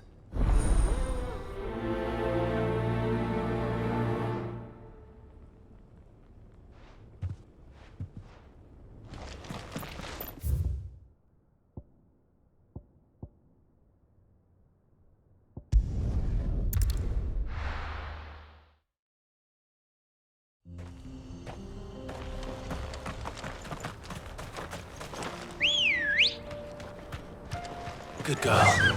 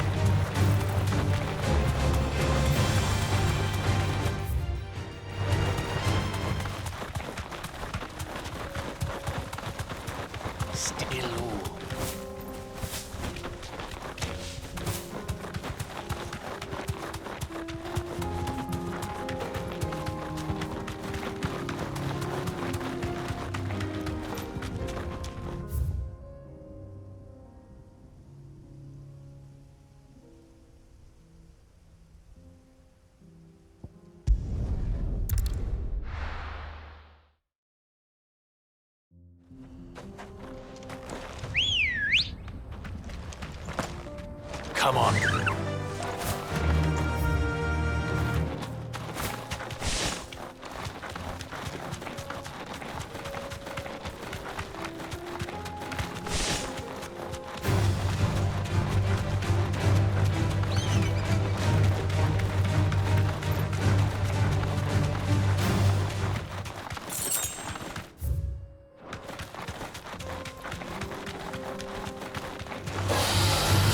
Easy.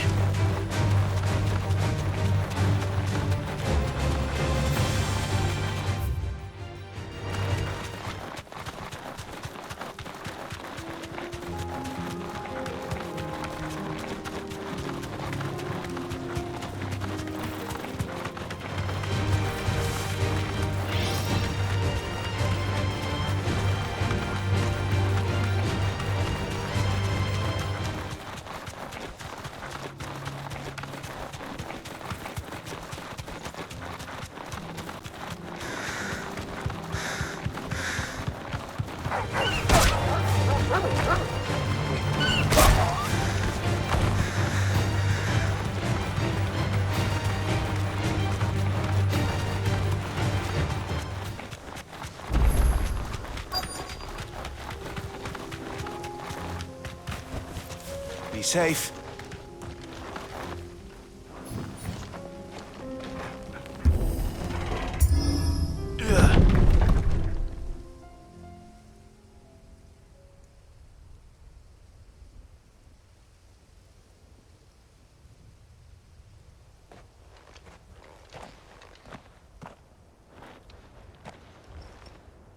Oh no.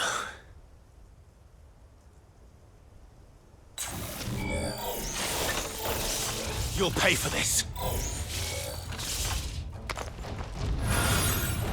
There may still be survivors. All the more reason to rid this place of echoes.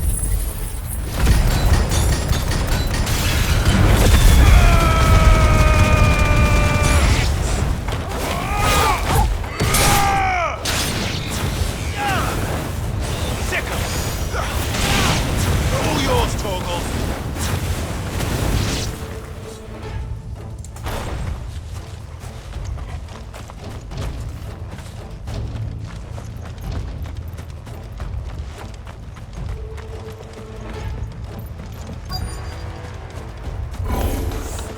Whatever that thing is, say it's their leader.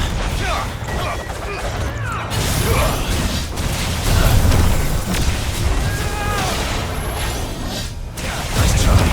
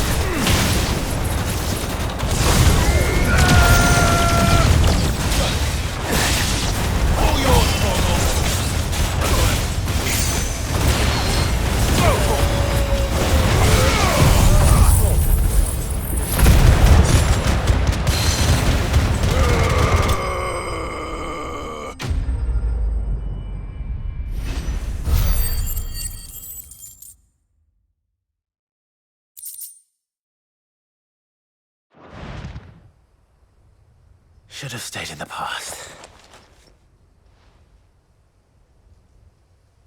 These must be Cyril's colleagues. You have our thanks, stranger. Who are you? Ah, forgive me, my lord. I did not recognize you. You are Lord Rosfield, are you not? We are archaeologians tasked with surveying this site. When the echoes appeared, our brothers here occupied their attentions. Thanks to them, and to you, we were, for a mercy, able to see our duty to its conclusion. You call that a mercy? Your brothers might still be alive if you put their safety before your duty. Surely this survey wasn't worth dying for. We are charged with uncovering Ultima's origins. A duty of the highest import, as I'm sure you will agree. And you think your dead brothers would agree with you too?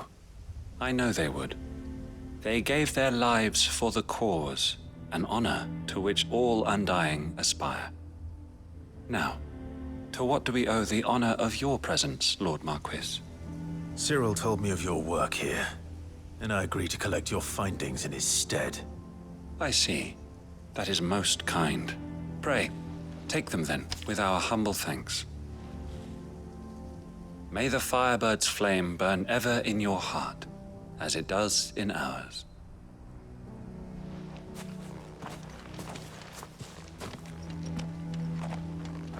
It's one thing to lay down your life for another, but for a survey... Forgive them, Clive. The Undying live by a very different creed, and nothing we say will change that. Come. Let us deliver their findings to Cyril, that their deaths might not be in vain.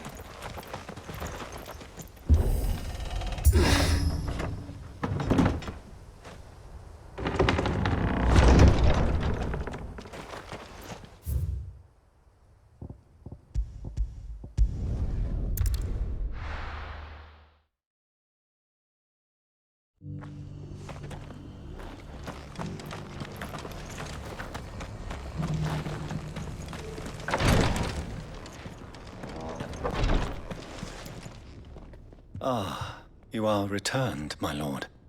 I collected your colleagues' preliminary findings. Here, take them.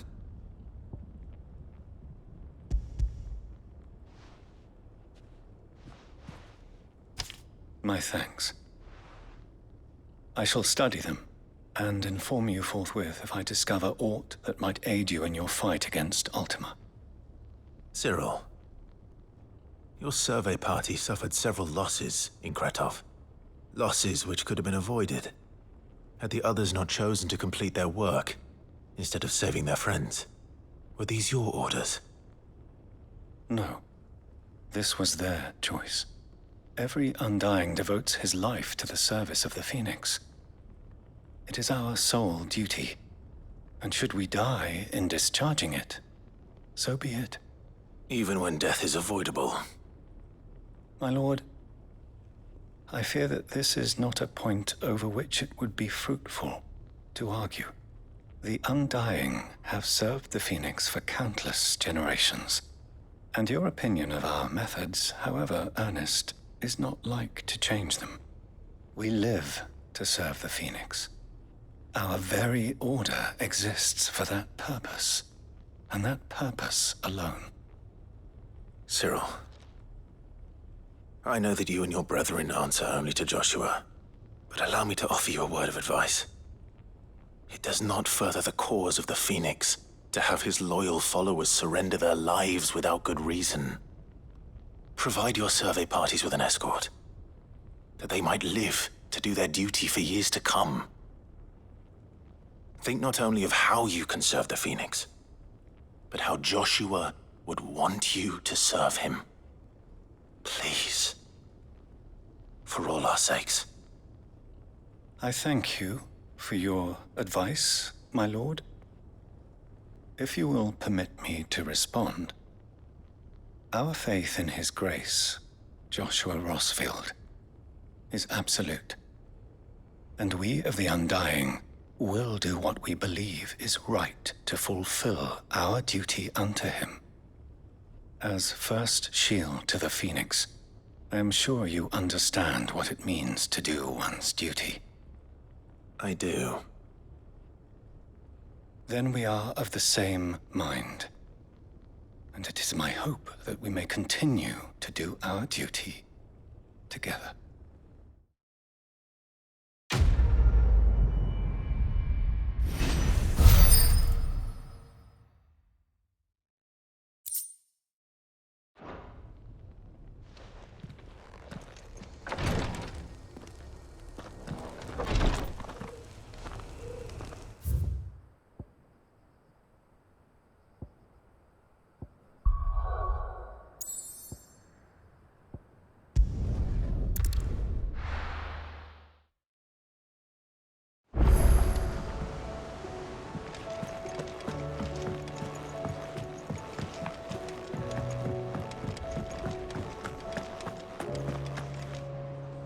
The stew's awfully thin these days.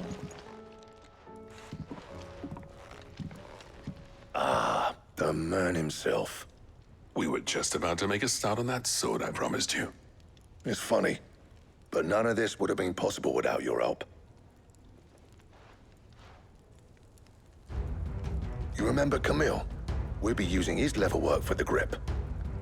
The steel, meanwhile, will be tempered in a fire, burning the cinders you charmed out of old Zoltan here. And that whetstone from the Outer Isles, that'll be what gives the blade its edge. And the final flourish will be my talented colleagues' engraving. A team effort led by the greatest blacksmith alive. Now, save that talk till the thing's finished, yeah? Right. I'm ready if you are. To the bellows it is, then.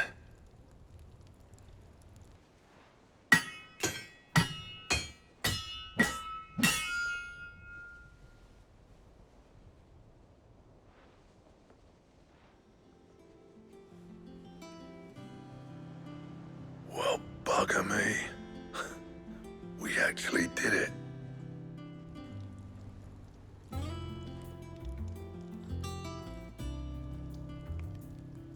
The sword to end all swords. Ragnarok. It's quite something. I trust you'll take good care of it. Thank you. Both of you. So, does this make you pair the greatest craftsmen alive, then? This? Nah. This was just following the footsteps of the greats of old. It'll take more than that to earn us our place in history. But we're up for the challenge. Here. A list of materials. Zoltan and I got talking on the long road back from Dravost. We reckon with those items there, we could craft something even better than the Ragnarok. Something worthy of a legendary outlaw like yourself. That's a weapon I'd like to see. You leave this list with me. I was hoping you'd say that. One legend at a time, eh, lads? Before you start on the next, who fancies raising a cup to friendship reforged? Good idea. No more drinking to forget my past. It's about time I had something to celebrate. Then tap the kegs! Vulcan's boys are on their way!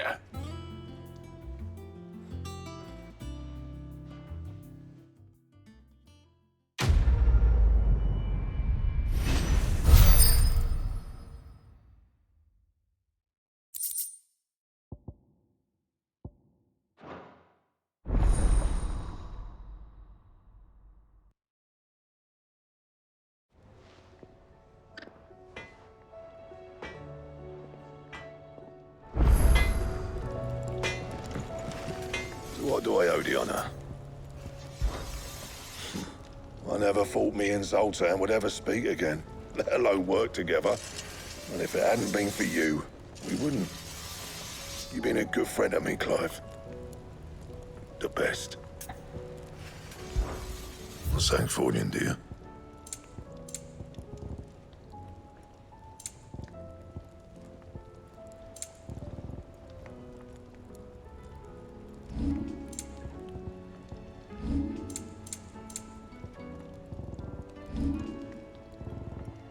Anything else?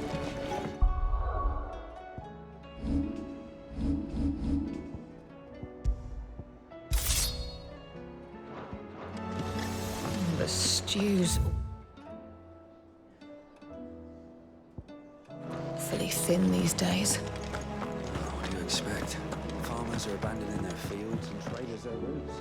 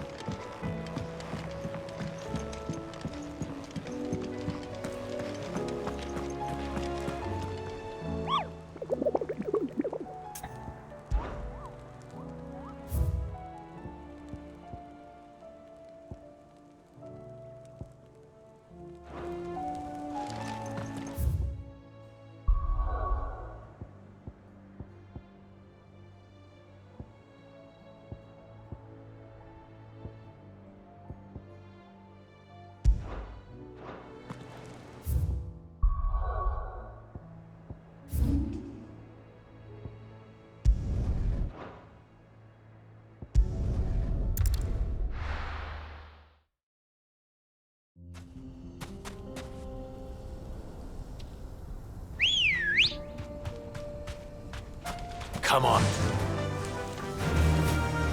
Run like the wind.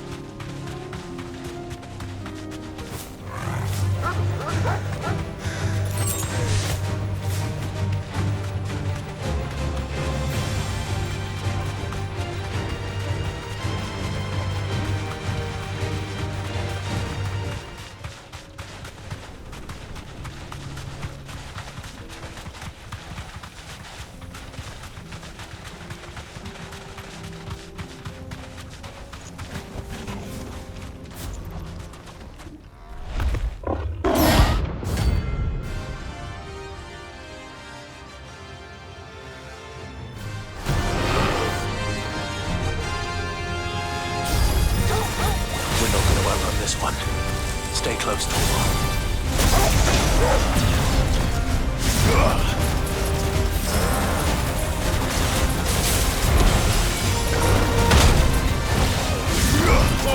Kill!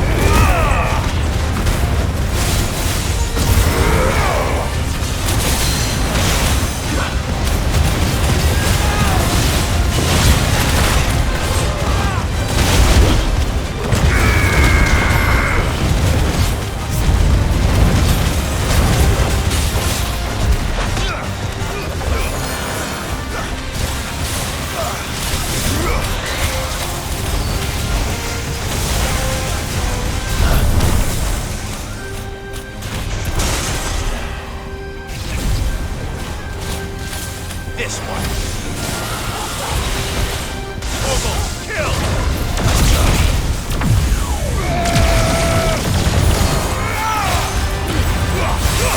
Too slow.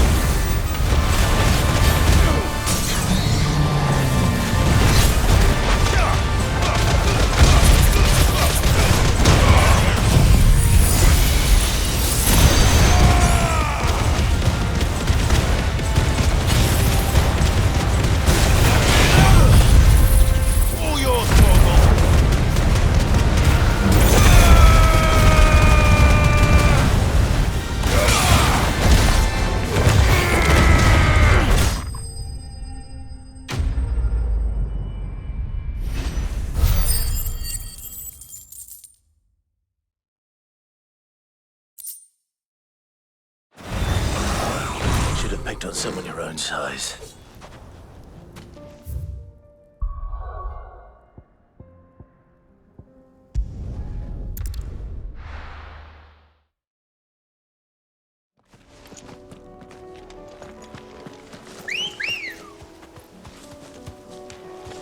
Come on. Yeah!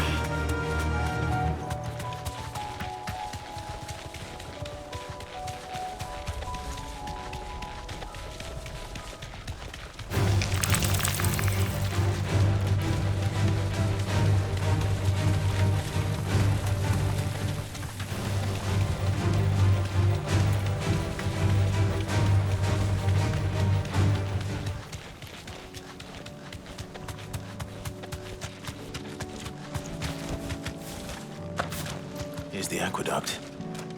Now to find our stonewort. Yote mentioned blood-red petals.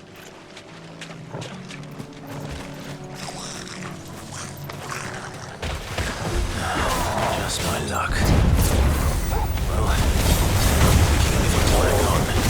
There's only one thing for it.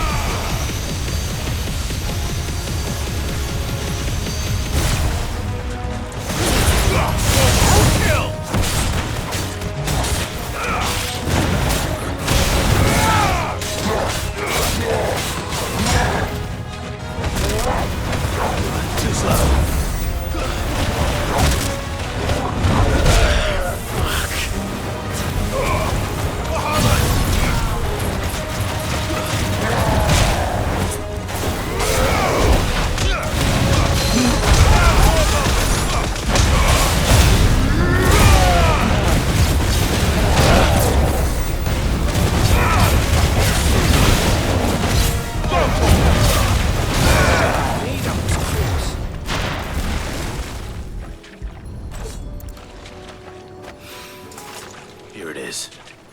Better collect as much as I can before reinforcements arrive.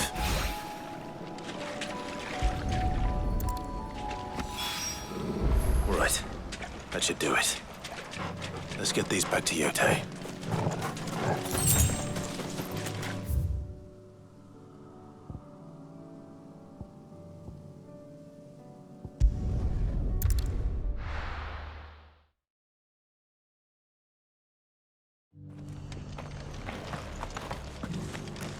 Or it should be somewhere nearby.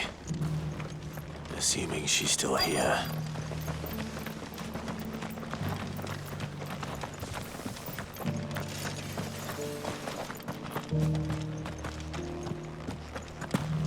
It doesn't still hurt, does it? It's been a pleasure, Doris. Just like old times. I'll give your offer some thought, my lady. How goes the investigation? Cid, what brings you to Martha's Rest? You.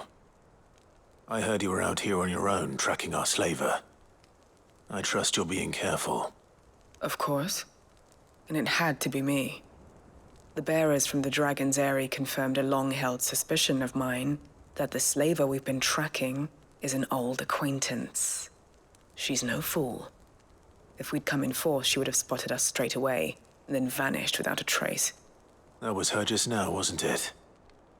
So, was it a fruitful reunion? I'd say so. She tried to recruit me. Seems her time in Rosaria is coming to an end. She's abducted bearers from across the region and is looking to smuggle them back into Sambrec. After her brush with those beastmen on the road to Northreach, she hired herself an Imperial escort, which she wants me to join. She's dangerous, Cid, but I think I can stop her. Then I'm going with you. I'll take care of the escort. You can see the bearers to safety. Where are they? The Baum Archers, soon to break camp. You go on ahead. I'll follow once I've sent word back to the hideaway.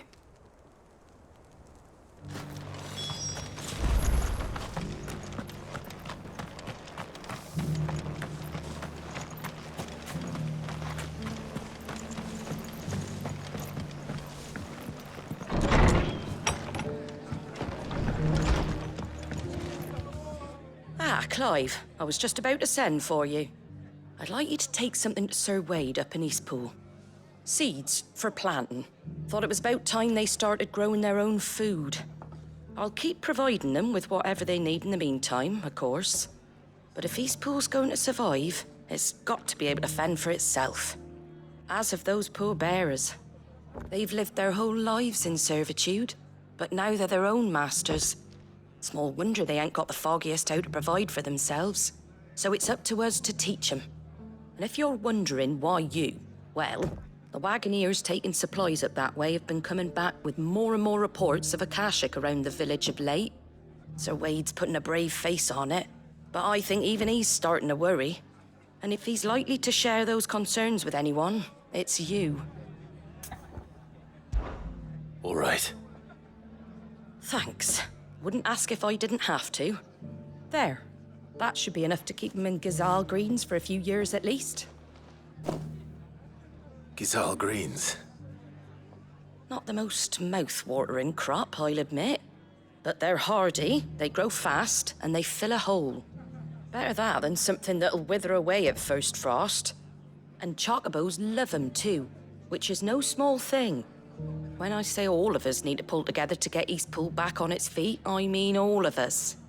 They ain't exactly succulent, but cook 'em right and they're just about bearable. I'll take your word for it. Anyway, Sir Wade'll know what to do with them. And if he don't, well, I'll go up there and show him myself. I'm sure you will.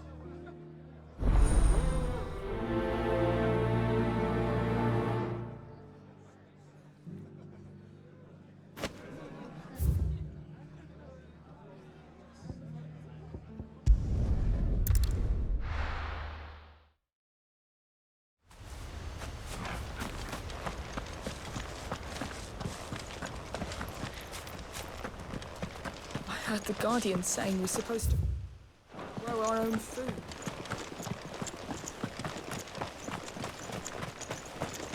Ah, Lord Rossfield. What brings you to Eastpool? A delivery from Martha.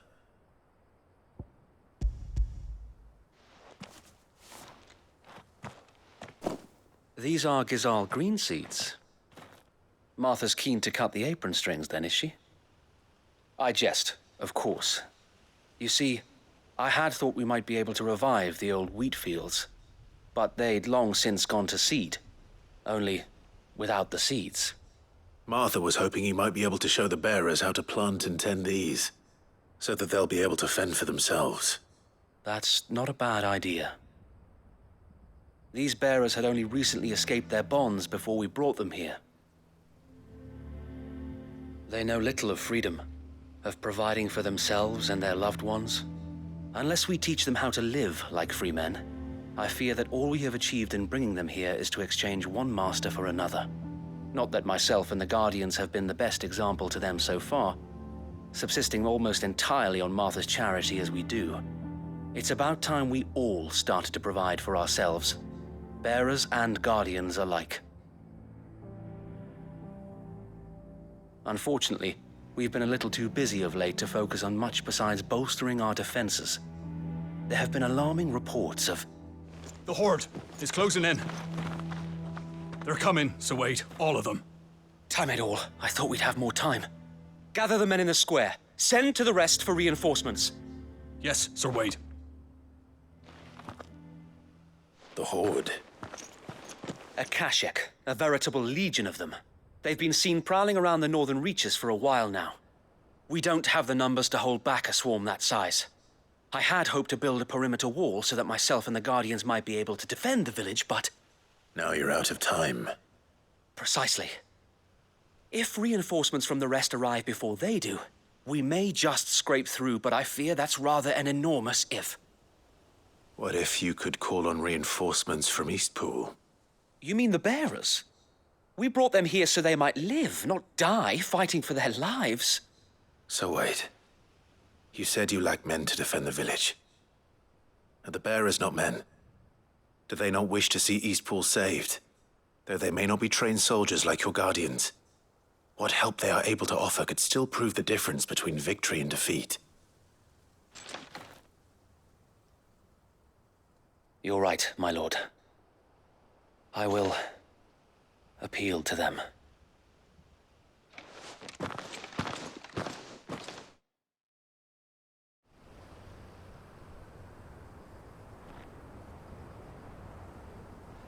My friends, I humbly beg your aid. We Guardians are few and our enemies many. But I swear we can defeat them with you at our side. You would send us to the slaughter, to serve as bait for those fiends so that you and your men might be spared. And to think we trusted you. Say what you will, a home is not worth dying for. But it is worth fighting for. Sir Wade fights to give you lot a chance. Just like I do. Just like Sid does. We all wanted to give you a home where you could be free. And you got one, didn't you? This place, Eastpool. This is your village. Your home. And if you don't fight to protect what's yours, you'll lose it. You know I'm right. This world wants to take everything from you. Everything.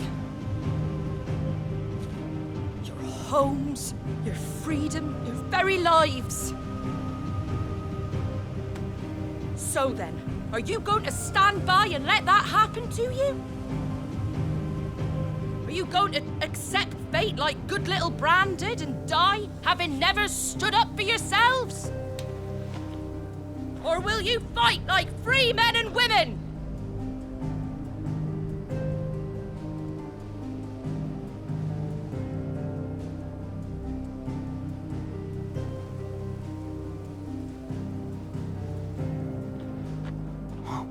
What are you doing? All right.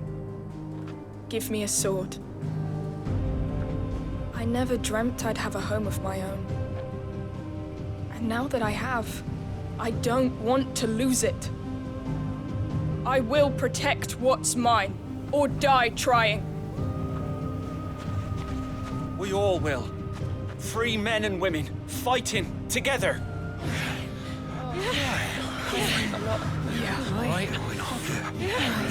For Eastpool! For Eastpool!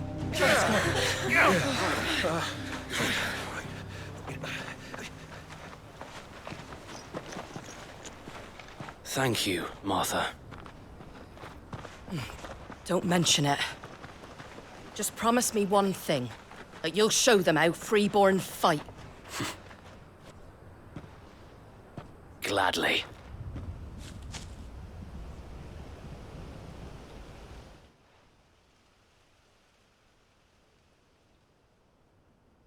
Well, if it was numbers you were lacking, you certainly won't be now.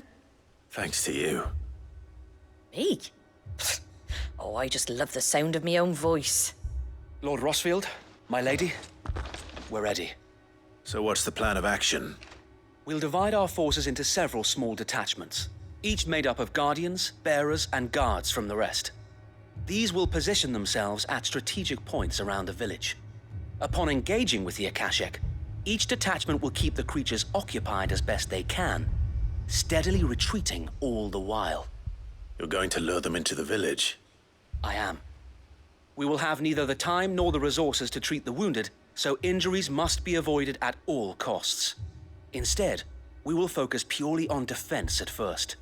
By coordinating our withdrawal through the use of messengers drawn from among the bearers, we will aim to have the swarm converge at a point of our choosing.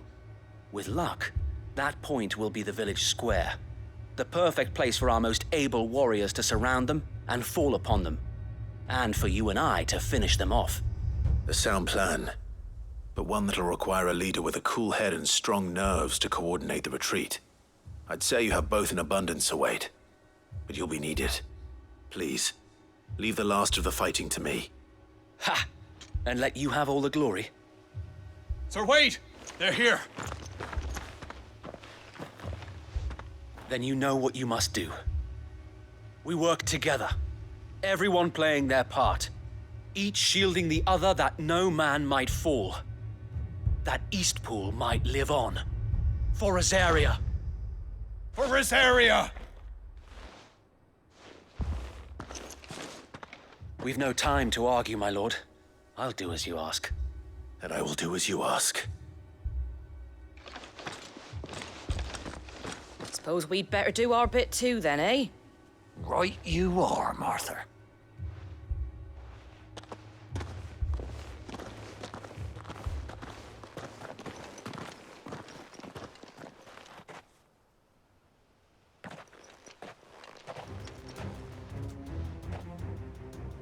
The calm before the storm.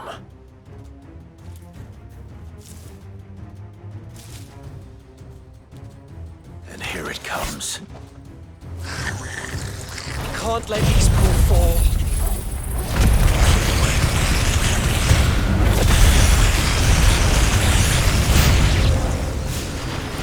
And we won't.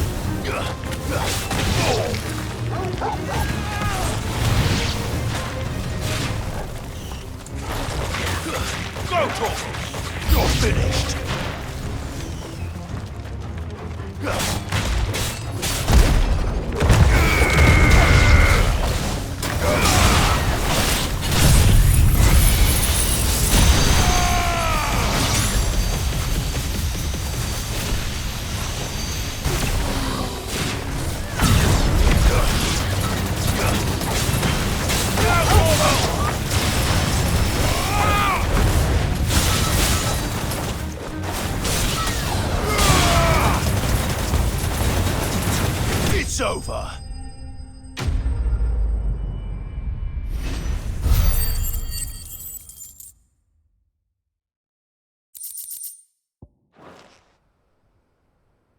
Looks like that's the last of them. Lord Rosfield! Change of plan! What is it? Owl from the rest. An Akashic curl's been sighted on Rhiannon's ride and is headed in their direction. Well, the better half of her guard is here. So wait. How many Akashic remain in Eastpool? Hard to say. My men are still facing some resistance, but I think the worst is behind us. I could order a detachment or two to fall back and... No. Let them finish the job. You stay here too, Sir Wade. Your men need you. I'll go after the Curl. Join me only when Eastpool is won. If you're sure, my lord. May the Founder protect you.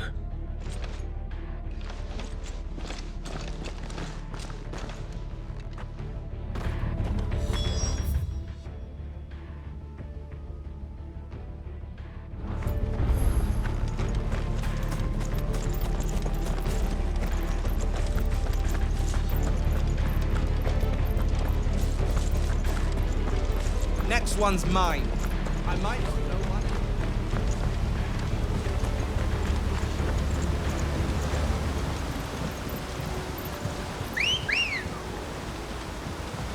Good girl. Faster!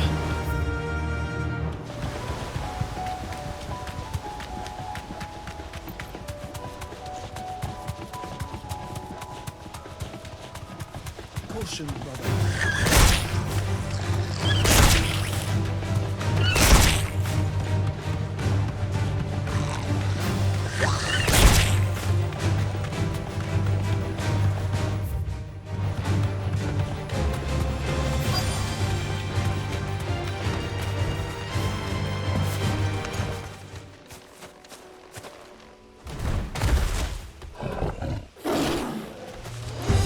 There it is. With me, Joshua.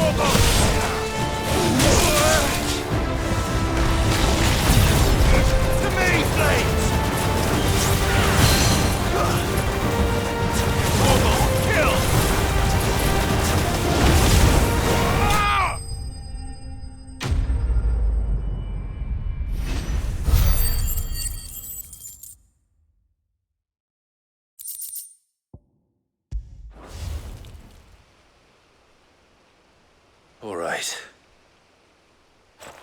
Back to Eastpool.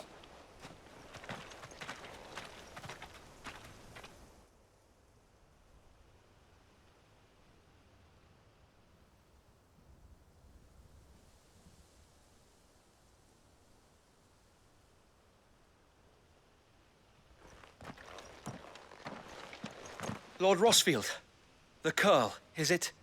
It's dead. Thank the Founder for that. And for you, my lord. We were able to eradicate the rest of the Horde. I have guardians posted around the village to keep watch for further attacks, but all seems quiet for now. I hesitate to say it, but I think it might be over. I think it might.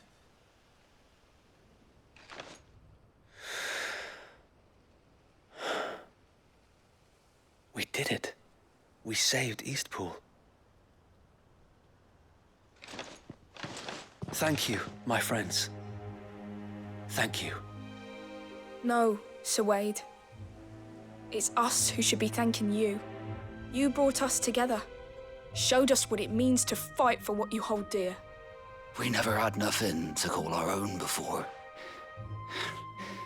We didn't know what it meant to protect it, but now we do. We really do. Forgive us, Sir Wade. You and your people saved us, and still we doubted you.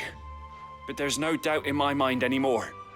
We're free men now, so we have to start acting like it.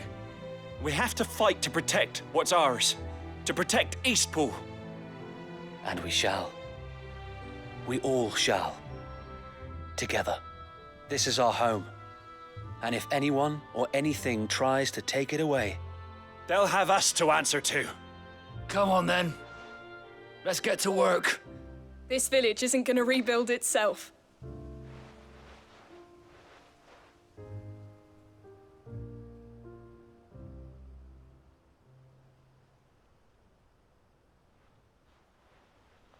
They're not slaves anymore.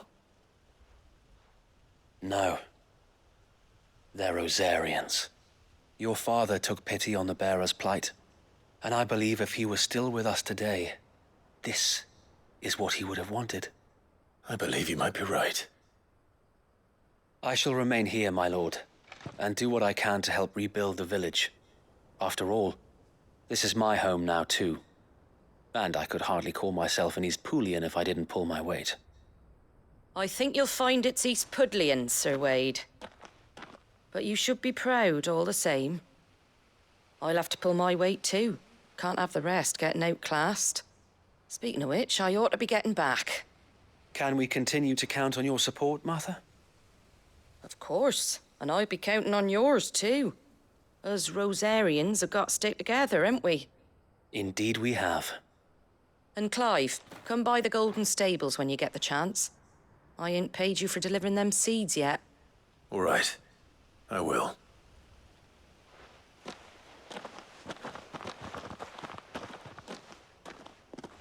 Lord Rossfield, do you remember our very first mission together? Clearing the goblins from the Stillwind Marshes? How could I forget?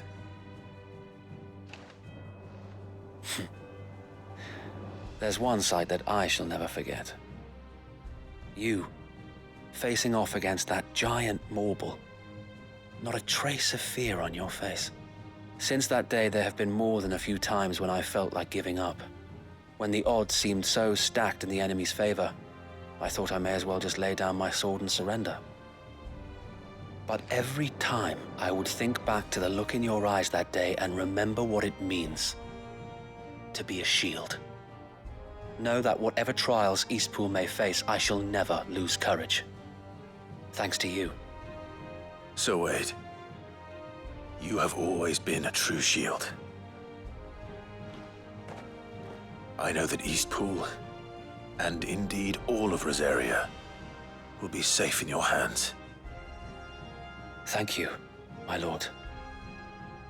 I know the rest of the world will be safe in yours. I'll do my best.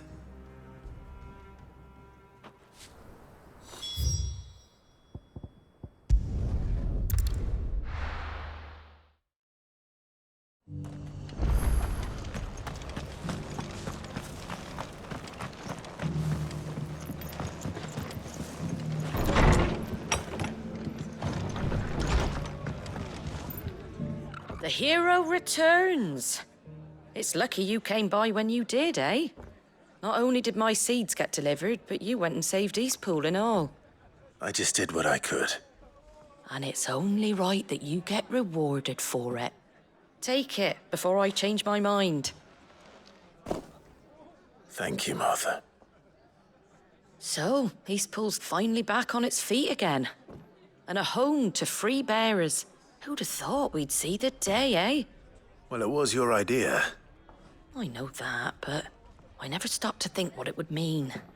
Bearers in charge of themselves, thinking for themselves, working for themselves. Like your hideaway, but not even hidden away. Though I suppose the rest ain't much different nowadays. You know, bearers living free like that reminds me of when I first met Sid. Loath as I am to recall that particular day. I take it you didn't always see eye to eye. What happened? Well, if you really want to know, I started doing what I do long before I met. In fact, that's how I met him. Or at least how he came to meet me. He showed up at the stables one day, asking questions about who'd been buying up bearers. Founder knows what he thought I was doing with them. Running a hunt, poking around in their innards. Something awful, anyway. Me, I thought he was a new constable. Thought the game was up. But somehow we both managed to work out what each other was about. And before I knew it, the cheeky arse was rattling on at me about how I was doing it all wrong. After all my hard work. Told me I was giving them relief, but not freedom. That my bearers were still dying as slaves. Got right under my skin, it did. Told him if he didn't like it, he could bugger off and report me to the garrison. And do you know what he did? He smiled, and then he laughed. And then I did the same. We made a pact that day, that whenever one of us was in need, the other would always be there for him. And you were? Well, we both wanted the same thing, to make life better for bearers. Just like your dad. Do you know I was born right around the time Elwyn became Archduke? Growing up, I saw how he tried to change things. He certainly didn't lack for ambition, that one. Indeed. But the loftier one's ambitions, the harder they are to achieve.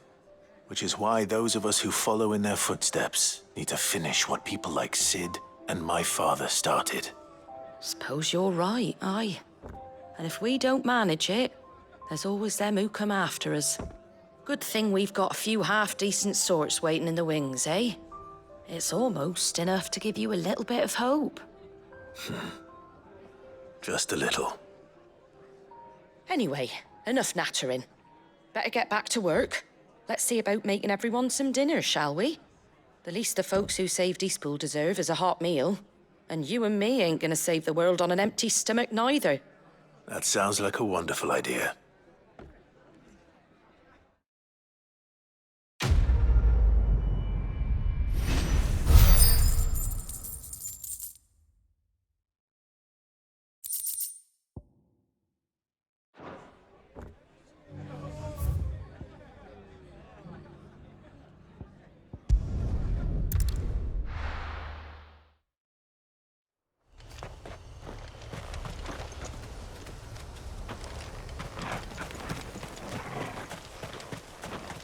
Ambrosia won't help me here.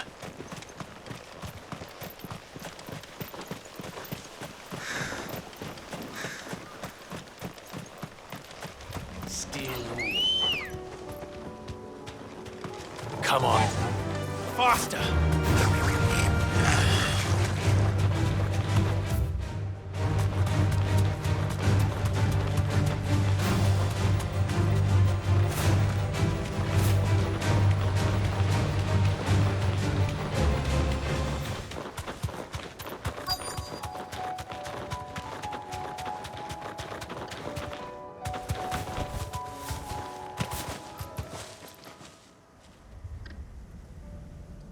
Good. They haven't broken camp yet. How did Doris come to know a slaver, I wonder?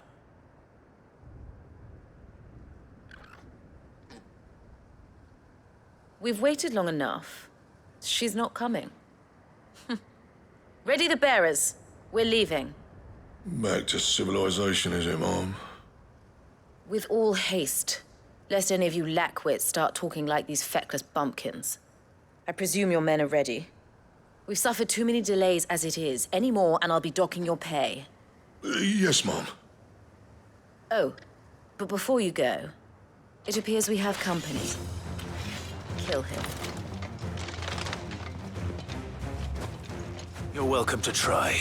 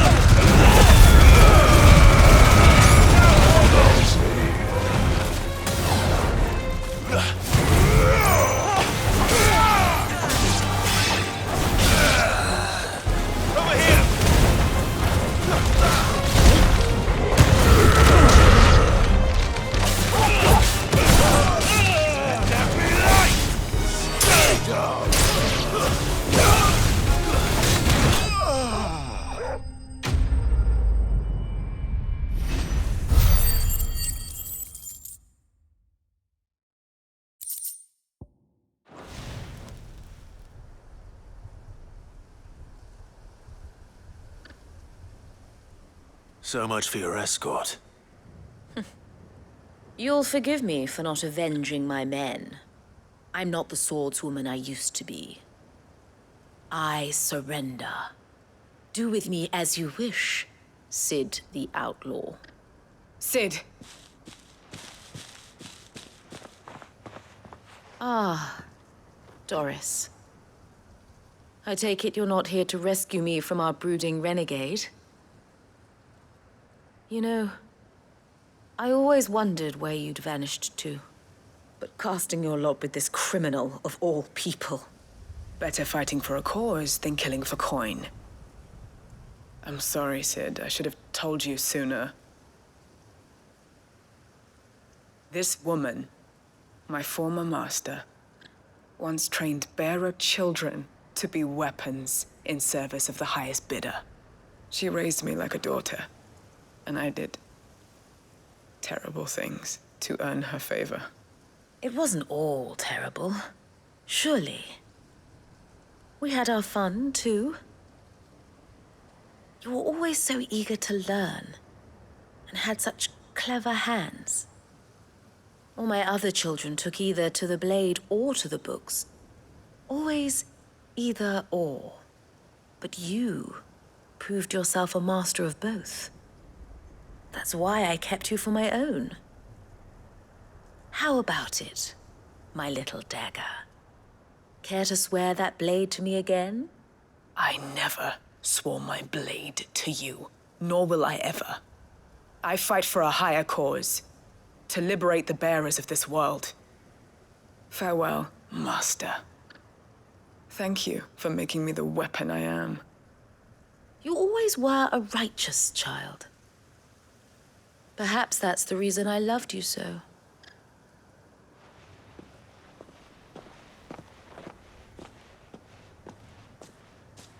What do you want to do with her? I am not the killer she wanted me to be. Not anymore. And she no longer has friends in high places. The Dame does, though. Her connections at the Imperial Court will see that justice is done. All right. If you're certain. I am. And thank you for everything. Now, I better let these bearers know that they're safe.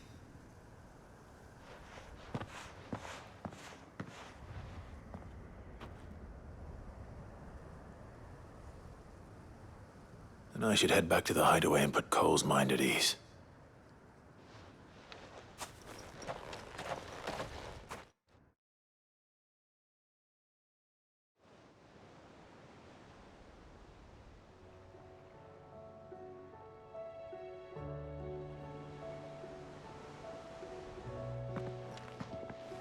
Welcome back, Cid. Doris's message just arrived. I hear you saved more bearers from being smuggled across the border. With any luck, they'll be joining us in the hideaway shortly. Oh, and your letter. You don't need to worry about Doris anymore. I'd been hoping as much. She mentioned one or two things in her report. So the slaver we'd been chasing all these months was her former master. Wish I'd known. She's been arrested, by the way, over in Sanbreak. Went quietly, or so we're told. And she won't be getting off lightly. The Empire may have no love for bearers, but it's none too fond of black market traders either. Can't have been easy for Doris. I'm sure it wasn't. But don't worry. She'll be all right. I hope so. Suppose you should know, eh? You had quite the past yourself before you came here, or so I understand. Anyway, thanks again, Cid. The Cursebreakers would be lost without Doris. And you, of course. Keep up the good work, Cole.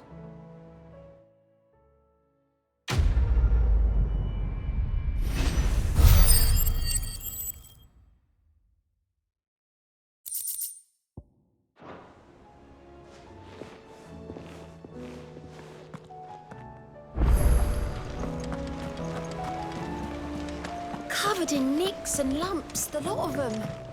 It's a wonder they can still walk.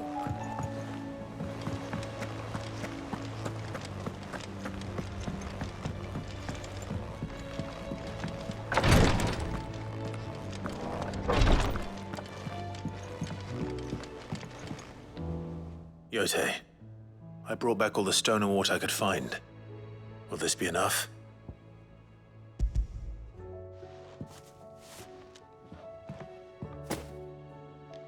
Yes, my lord. Thank you. I'm sure it will serve us until we can find another source. I'm very glad to hear it. You and His Grace are very much alike, you know. You think only of how you might help others, and never of the danger to yourselves. No more than you have minding my brother. You've risked a lot for him, and I thank you for it. I am honored that you should say so. But I beg you, my lord, do not give too much of yourself for the sake of others. We could not afford to lose you. I'll keep that in mind.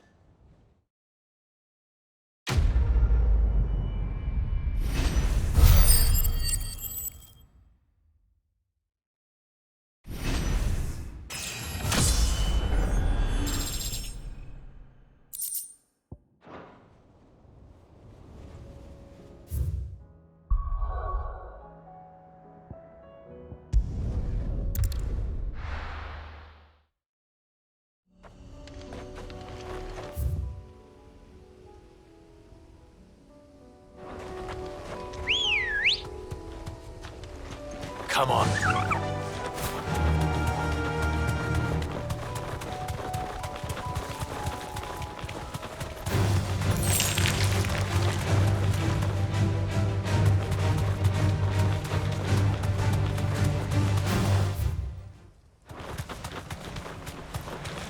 Damn it. The whole village is turned. That'll do, girl.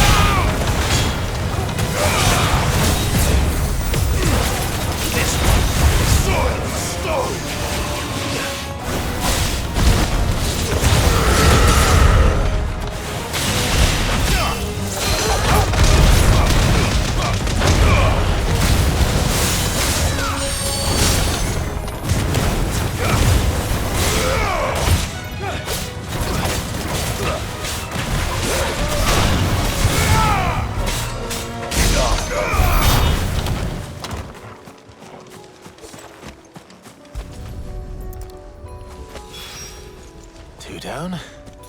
One to go.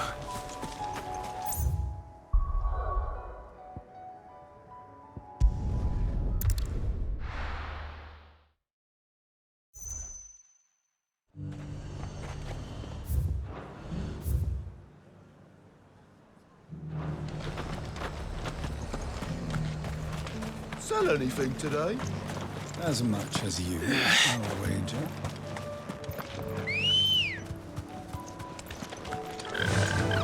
Faster!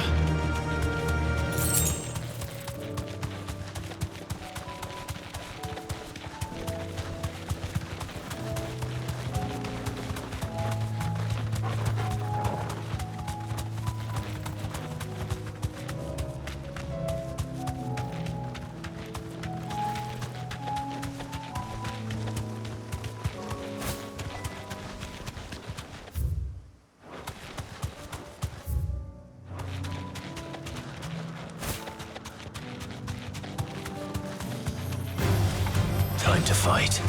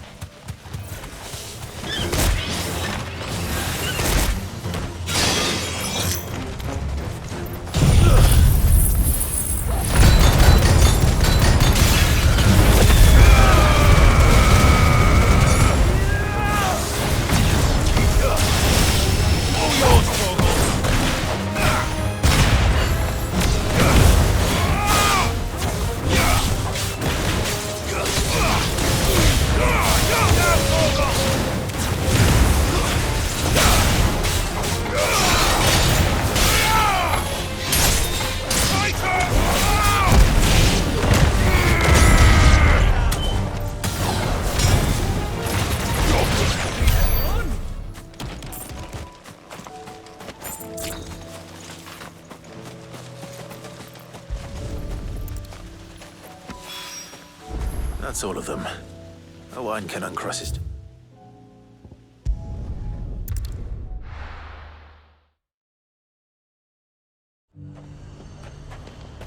The High Cardinal. The Dominion's all but done for. That's what I heard. Then it's lucky we stayed here. That shouting I heard from the barracks.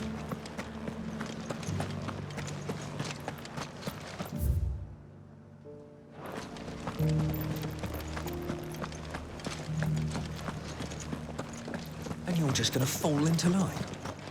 What else can I do? I don't trust this Duke. If we're not careful, he'll undo all the Dane's hard. Oh, Clive, my wards and I may soon be without a home. What's happened? The High Cardinal has descended from his lofty throne and taken up residence here in Northreach. The High Cardinal? Leader of the Council of Elders, second only to his Radiance at the head of the Imperial government. Not that any of those things still exist. Now he goes by his noble title, the Duke of Oriflamme. And what does he want with Northreach? He wants to transform it into a military stronghold, a foundation upon which to build a new Sambrec.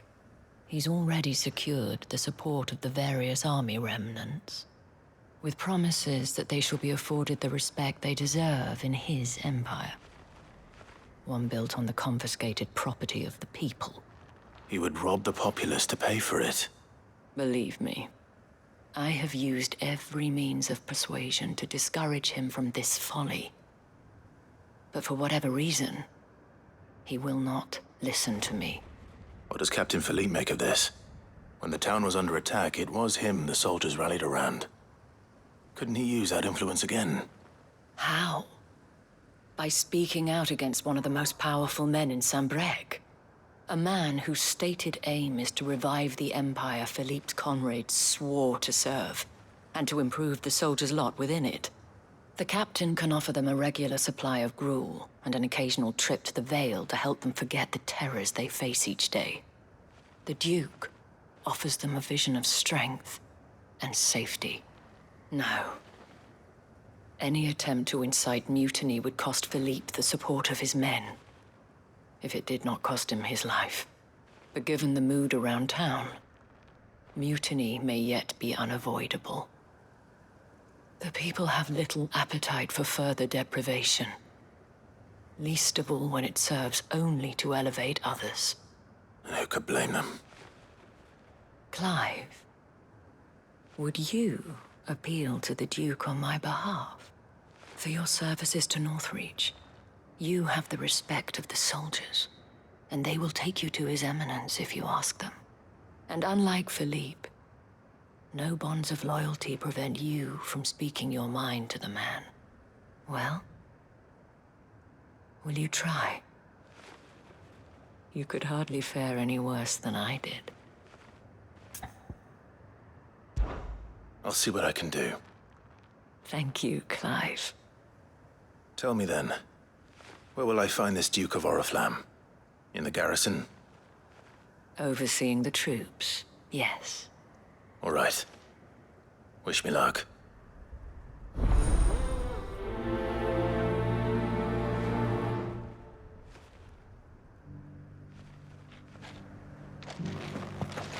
Might this Duke have been at the remembrance ceremony? Let's hope we didn't make a strong impression. He'll undo all the Dane's hard work. It's not only control of the garrison he wants, it's the whole of North. Well, what do you think? What do I think? We already have a leader in the Dane.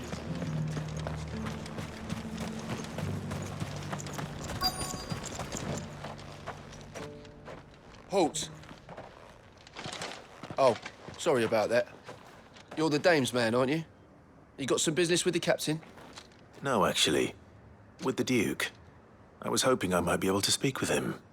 We're under orders not to let any civilians pass. But you should be all right. His Eminence has heard all about you and your heroics. Wait here. I'll go and ask.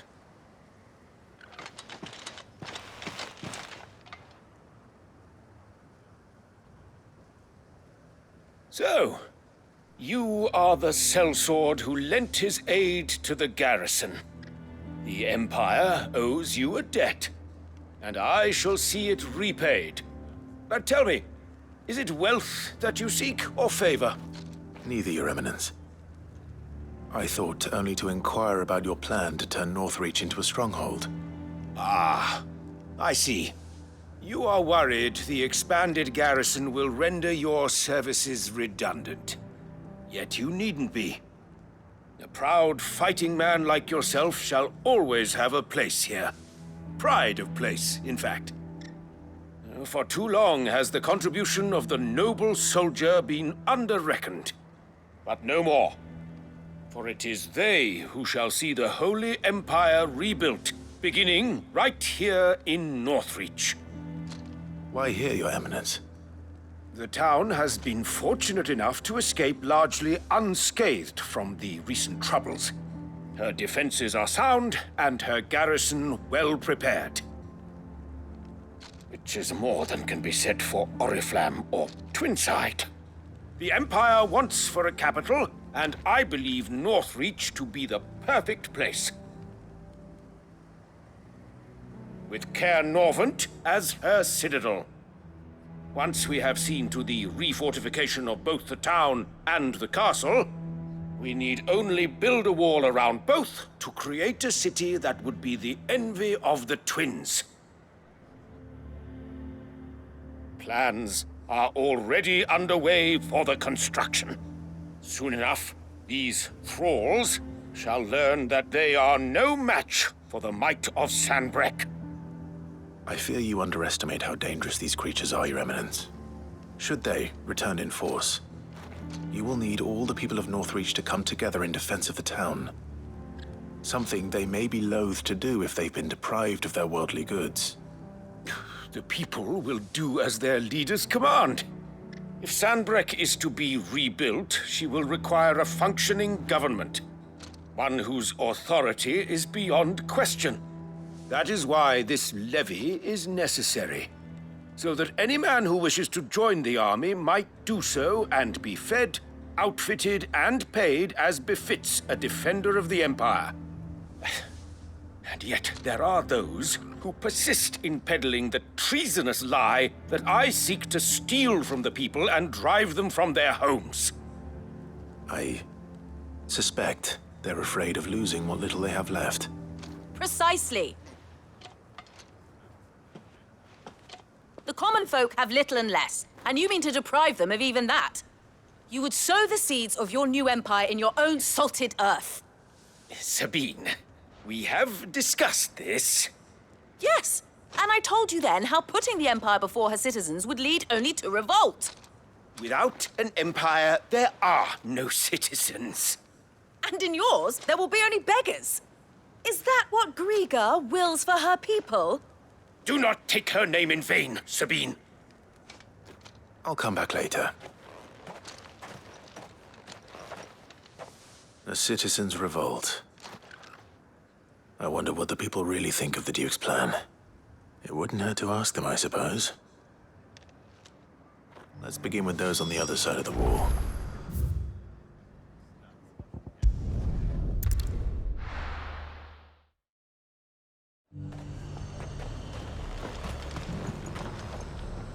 I've been hearing a lot of talk about a certain Duke. Nothing good, I'll wager. Going around acting like he owns the place. And with hardly a word to the dame. This is her town, not his. I take it you'd rather she was in charge. As far as I'm concerned, she still is. Just need his eminence to sod off back to Oriflamme.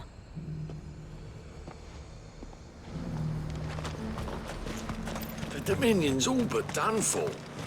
And it's lucky we stayed here. All right there. What is it you're after, sir? Just your opinion, actually. I wondered what you thought of the Duke of Oriflamme. Oh, him. Not much. None of us traders do. It's thanks to nobles like him that we had to set up shop this side of the wall in the first place. Couldn't have the rabble getting any closer to the holy capital, could they? And now he's trying to drive us out completely, threatening to take everything we got from us if we don't clear off. If the dame said she wanted him run out of town, I'd be straight through that checkpoint, tar bucket in hand.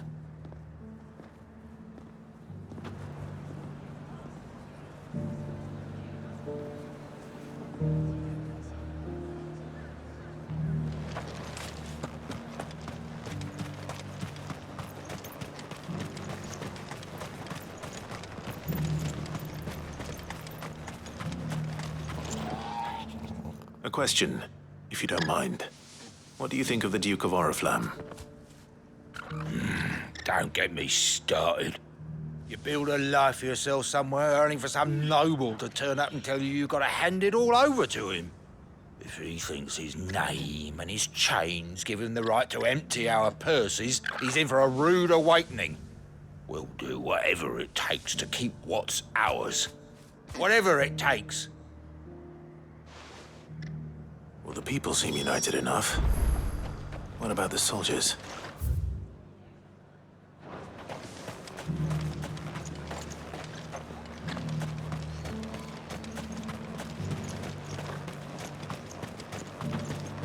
Was that shouting I heard from the barracks? Do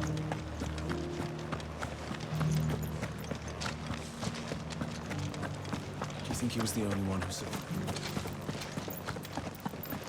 And you're just gonna fall into line? What else can I do? Excuse me, do you have a moment? I wondered if you'd mind sharing your thoughts on the Duke of Oriflamme. Well, he's made a lot of enemies coming in the way he did. I mean, look around us. You can see the state the realm's in. The traders might not like having the screws put on them, but if they volunteered a few more of their hard-earned gil before things got bad, maybe they wouldn't have to. I think the Duke's got a point when he says rebuilding the Empire's the best way of making sure we're all protected. And if that means people who don't know one end of a sword from another have to make way for those who do, well, that's just how it goes.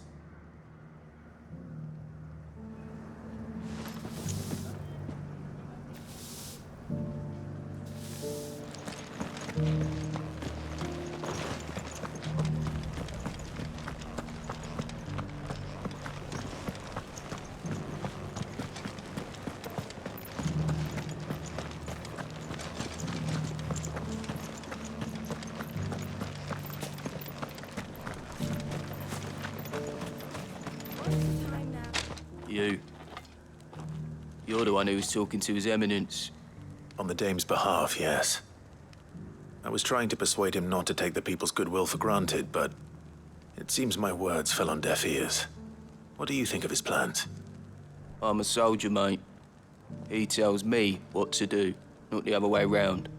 Listen, I've got nothing but respect for the Dame, but I've got a family to look after. That's where my loyalties lie. Not with the town or the Empire, but with my wife and children. If the Duke can get us cement and the equipment we need to fight off those blue-skinned bastards, I don't care how he does it.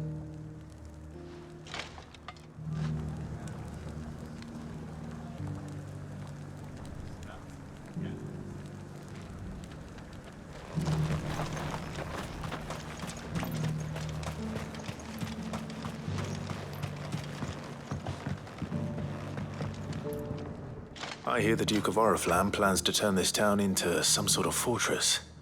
Do you think that's a good idea? It's not for me to say. All I know is that unless the Emperor orders me otherwise, His Eminence's word is law. Look, no one likes all these taxes and tariffs, but empires don't come for free. Once Sanbreque is back on her feet, we'll all reap the benefits. Let's see what Philippe thinks of all this. Sabine, you are embarrassing me.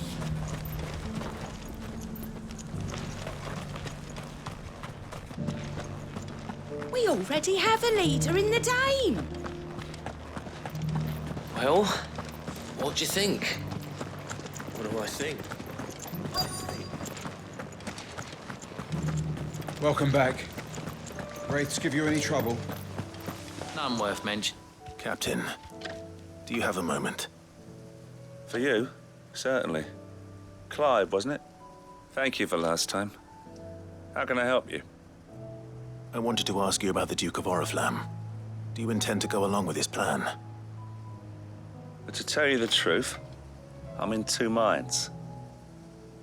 It's my sworn duty as a captain of the Imperial Army to obey his orders. But I can't say I agree with him. Philippe, I remember you saying that you became a soldier to protect the people you loved. The Dame included. That's right, I did.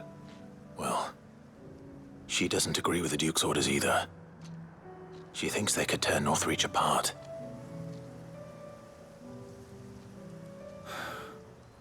And she's probably right. Thank you, Clive. I know what I need to do now. Protecting the people I love is what matters. Doesn't matter how. Well, duty calls, so I better go. Thanks again.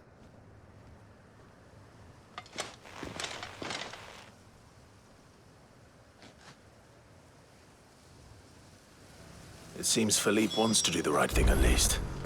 I expect Isabel will be pleased to hear that. If nothing else.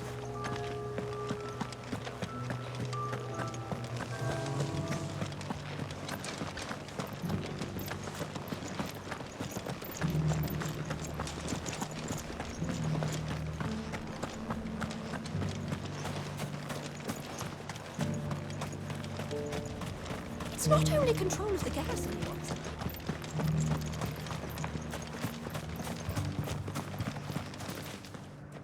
Ah, Clive. How did you fare? Were you able to speak with the Duke? I was, but...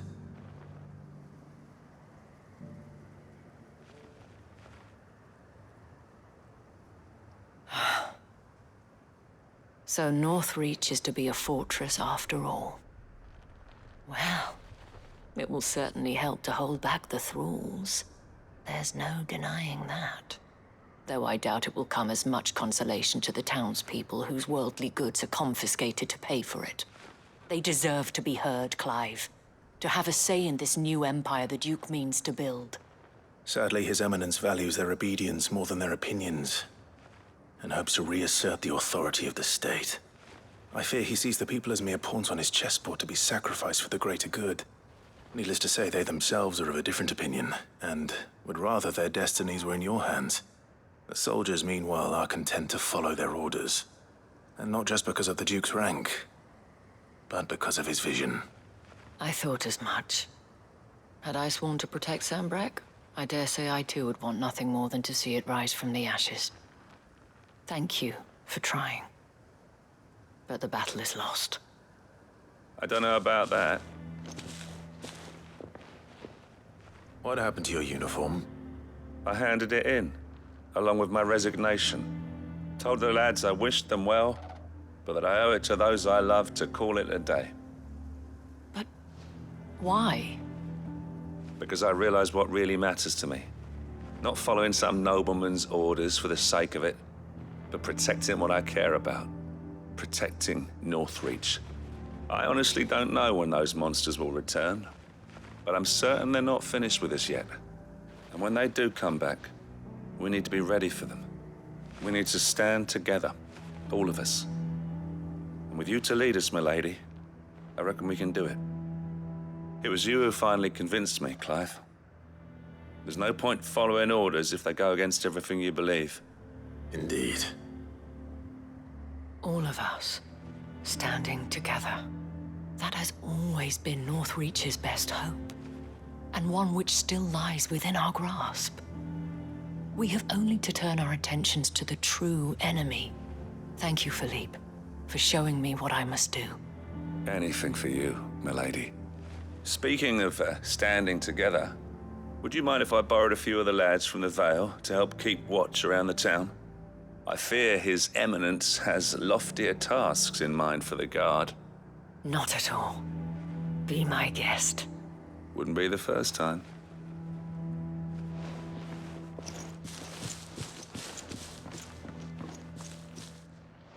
There may be hope for Northreach yet. Especially with men like you and Philippe to champion our cause. I, for my part, shall continue to work upon the Duke, in the stubborn belief that I might still tempt him into joining hands. But I suspect I shall have to call upon your aid again. Until then, Clive. Until then.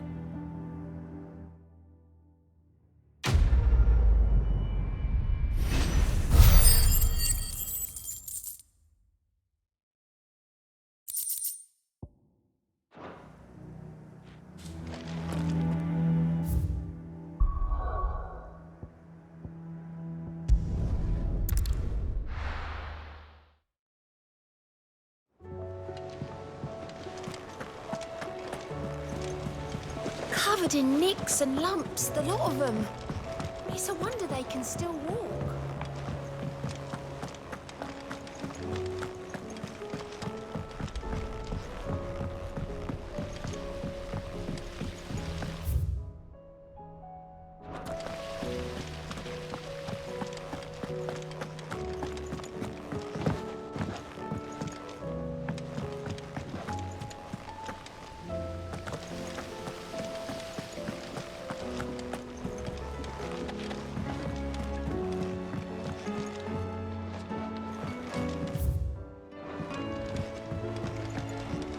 Miss, can we read Miss Editor's story for our lesson today?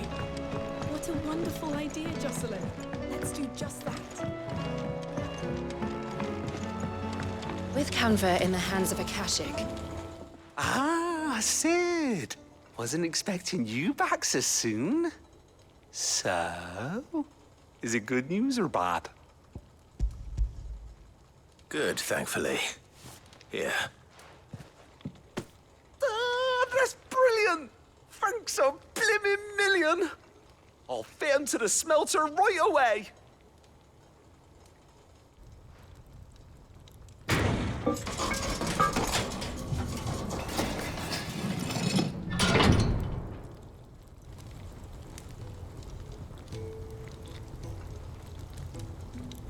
May I present to you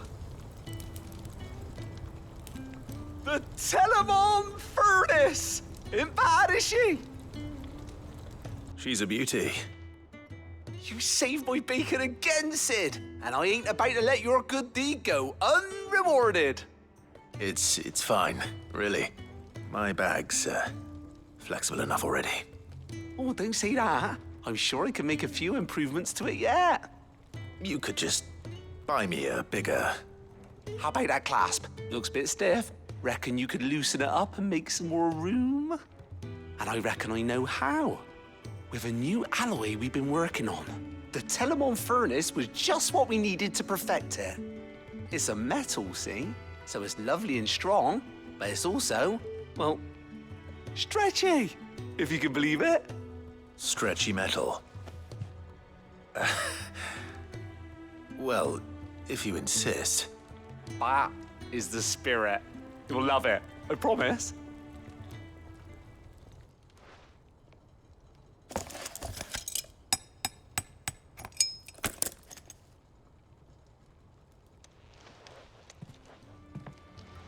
So, what do you reckon? It's actually quite ingenious. Thank you, Owain. Shh, don't mention it. You earned it. And I wanted to get some practice in using that metal anyway. Reckon we'll have all kinds of uses for it around the hideaway. Can't think of any right now, but that's our job, innit? Dreaming up new ways to make life easier around here. Maybe even out there, too. One day, the whole world's gonna know about the inventions you've helped us put together. That bag of yours will be the first of many. You mark my words. They'll hardly believe their eyes, I'm sure.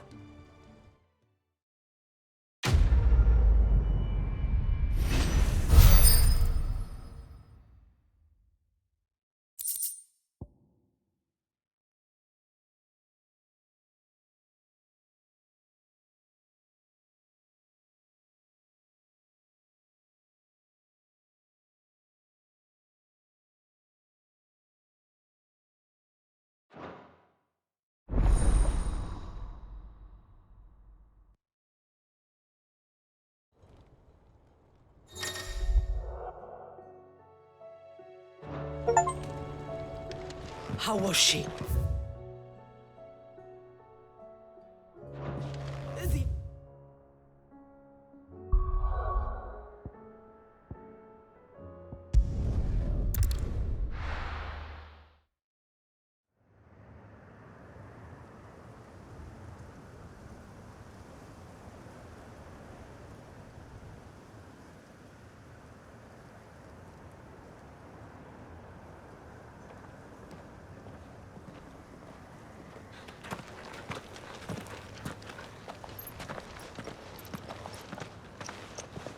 Reckon it'll be a long walk to the capital if we follow the cliffs.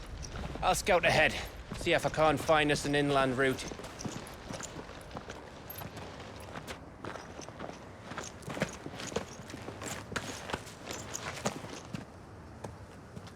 Clive.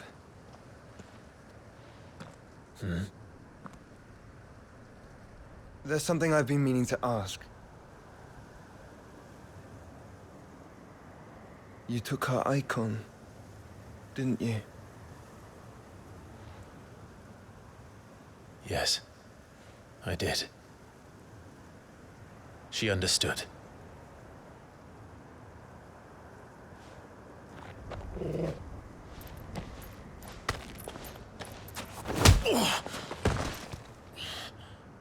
Oh, she understood.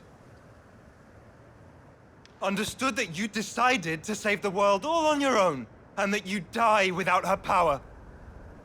How dare you make her choose? You knew damn well she'd never refuse you.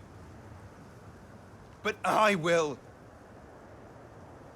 You can't keep pushing us away, Clive. The world is ours to save, not yours.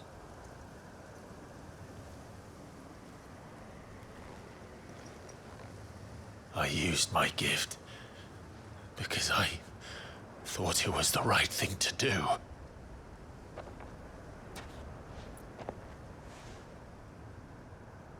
And you truly believe this will save you? Will save us all? I do.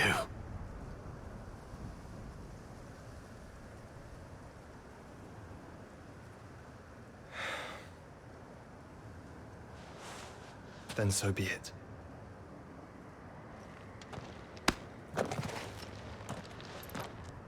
Just don't forget, you're not alone.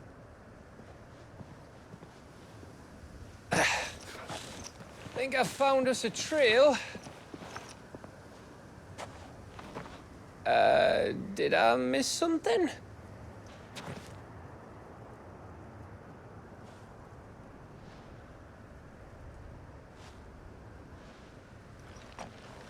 Only that Joshua didn't. I don't get it.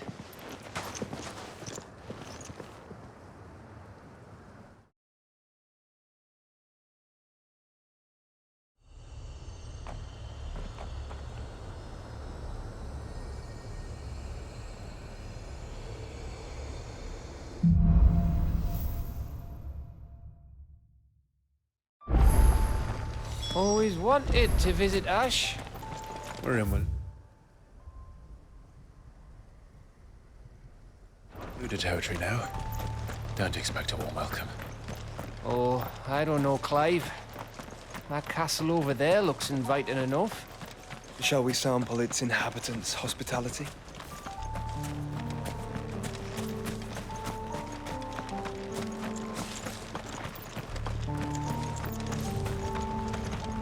Remember what I said about warm welcomes, Gav? Oh, this place is as dead as Grieger's ghost.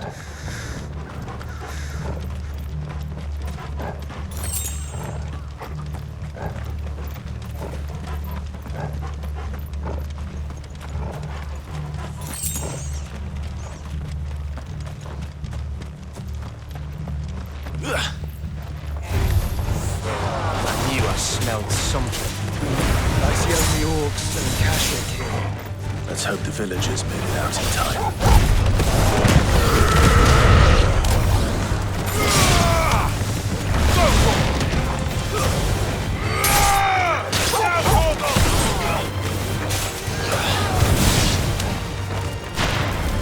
This one. Ogle, kill!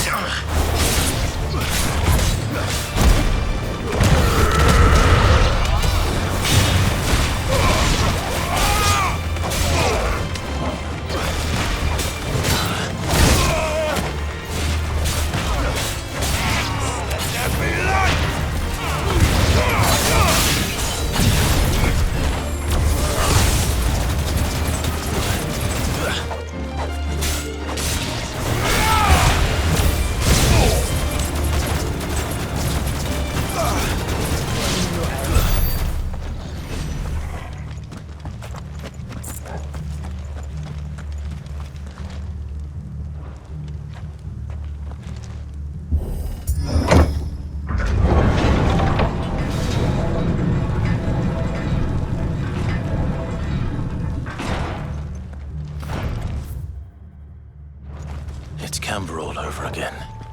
Where the hell are the royalists? Seems you were right about that welcome after all, Clive.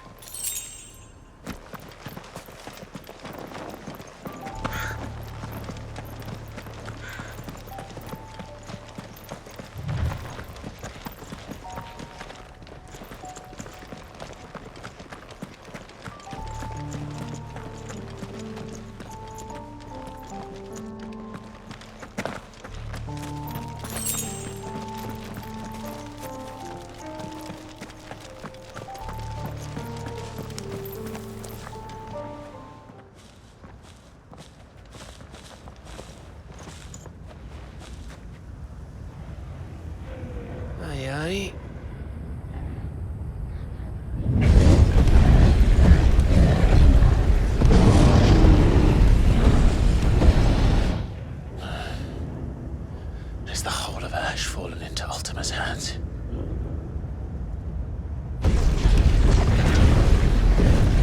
That's no peace delegation. We should send a warning to the others. No. My uncle will have an eye on the coast. I trust he'll find a way to entertain any uninvited guests. Our mark is Drake's Spine, and there's a lot of road between us and it. We press on to Stone here. Aye, you never know. It might not be a nest of slabbering monsters.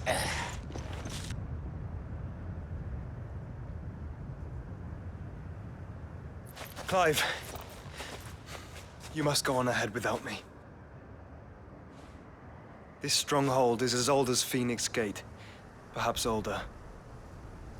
It may yet hide Ultima's remaining secrets, and if we are to best him, they must be unearthed. All right.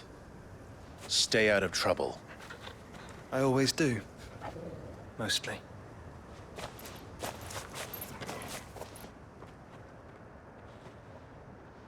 You sure about this? About leaving my brother on his own. Of course. Mostly.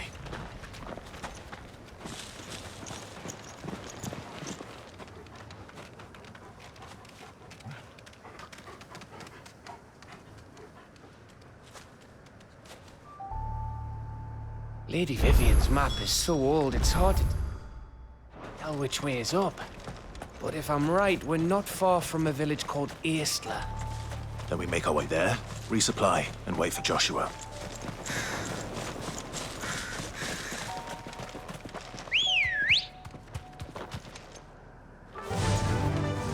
Faster!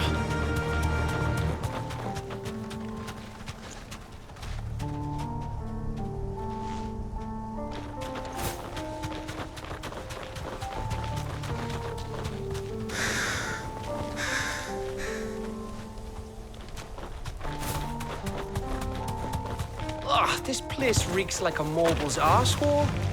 Though I'm guessing it's not the smell that'll kill us.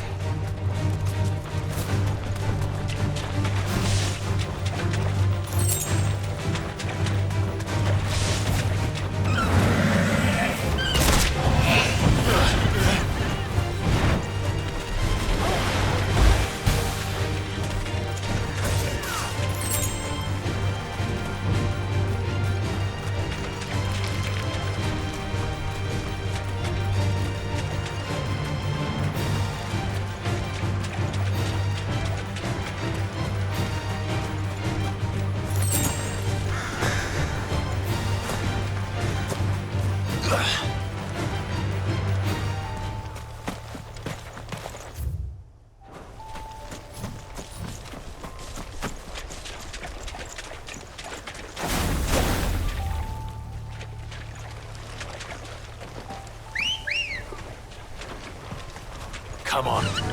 Yeah! No holding back.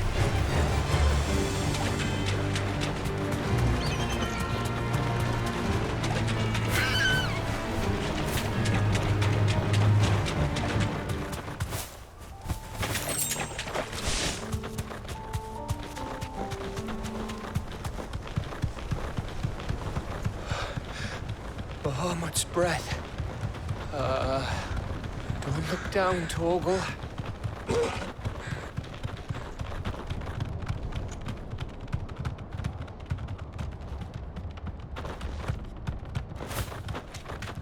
That must be Eastla.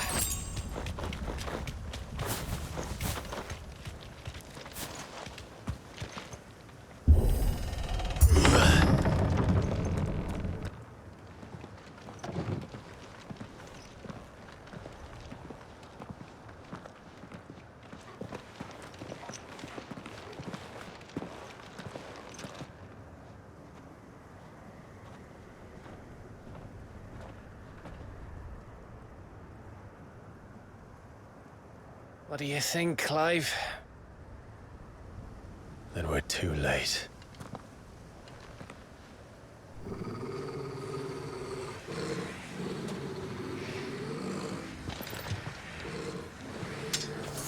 Damn it. They're all turned. There's nothing we can do. I wouldn't say nothing. No quarter, Gav! No quarter! Stay down!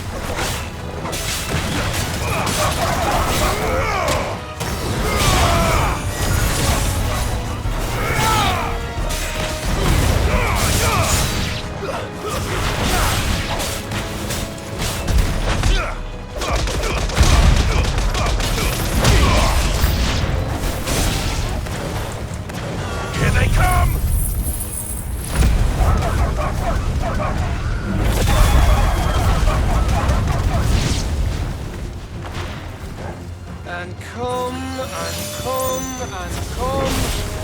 All yours, Torgal!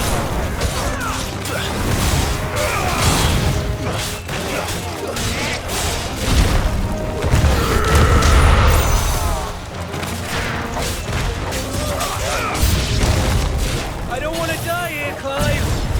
Then don't!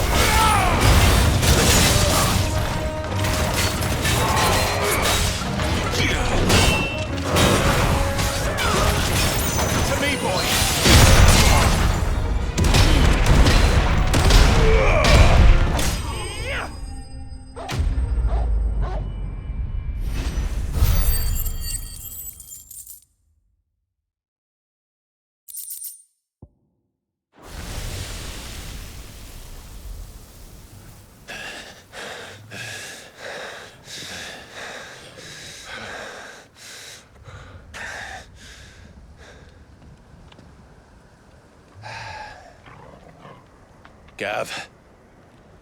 Gav! Don't tell me there's more of the bastards.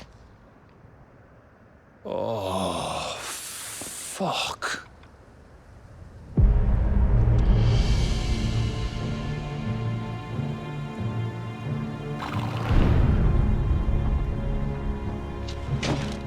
Have you come to watch, Odin? Bound for Stonehill. Good. My master awaits you in the capital, though I cannot allow you to attend him in your present state. And how are you going to stop us? Why, with this!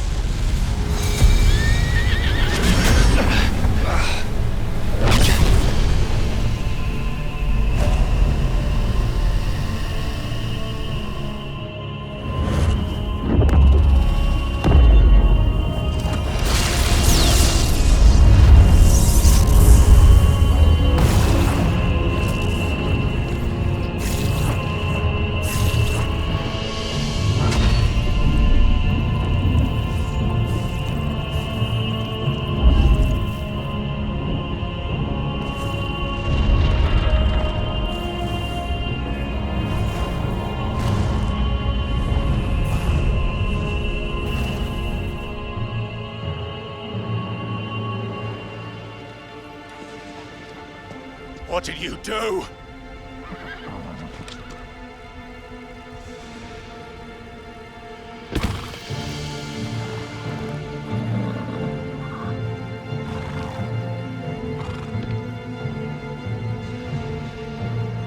If the vessel would see the path opened, it has but to ask. I shall see that my master's prize is made presentable.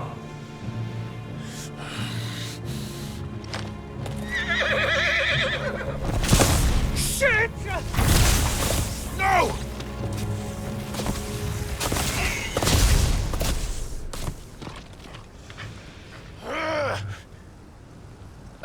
Clive, would you mind telling me what the fuck just happened?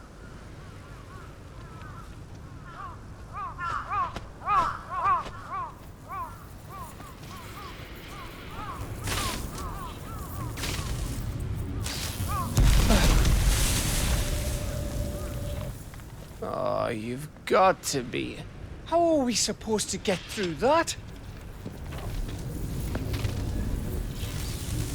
We seek an audience with the king.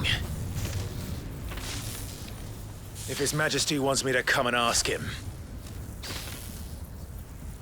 then that is exactly what I'll do.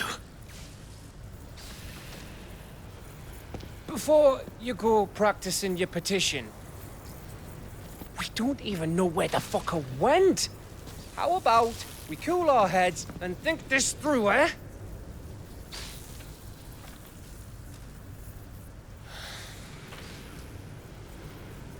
All right. Maybe there's something here we can use.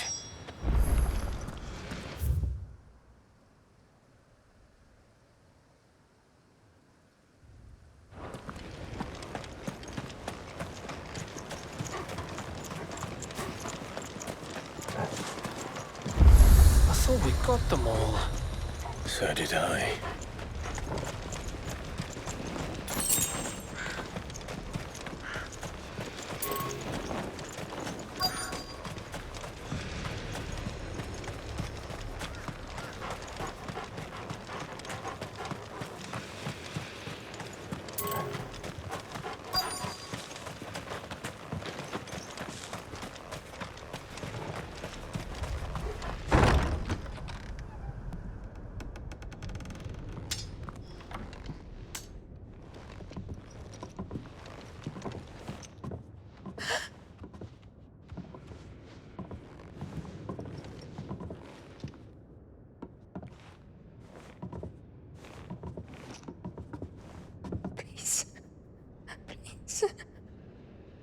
Please, no. Miss... Whoa, easy, easy. We're not turned, all right?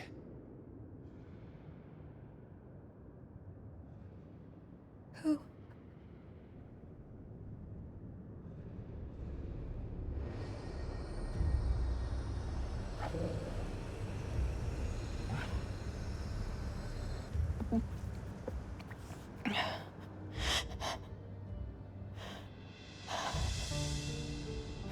My thanks, kind travelers.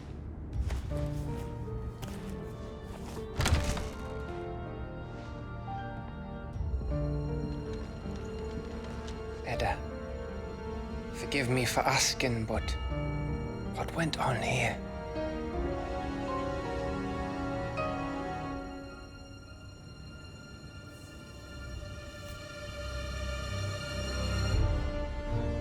It all started when the skies changed. The elders said it was the Arche. One by one, people went mad. Minds taken by the ether. Till only I remained. By then, I was too far along to run. And then the nights came. And I didn't know what to do.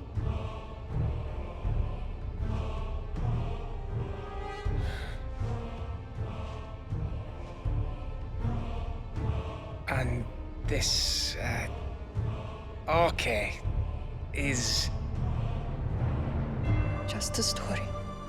Something our grandparents told us when we misbehaved.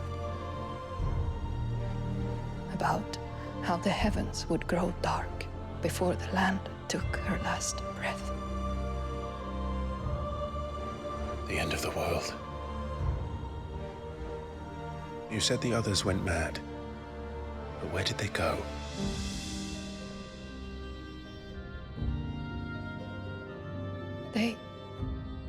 They all left.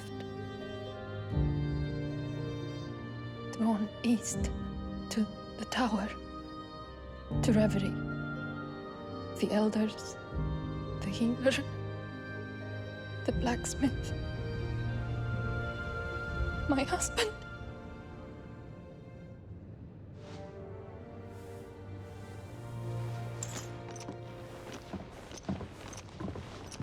You thinking he did this?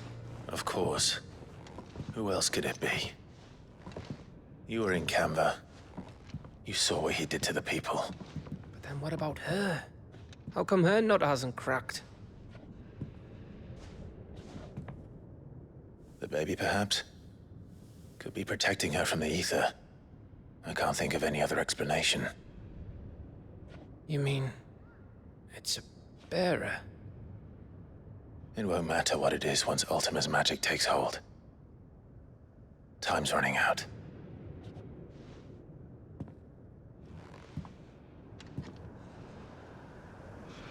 This tower. That's where we'll find the king.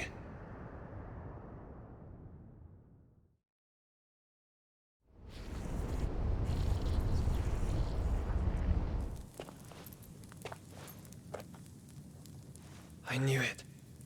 It's the same as Phoenix Gate.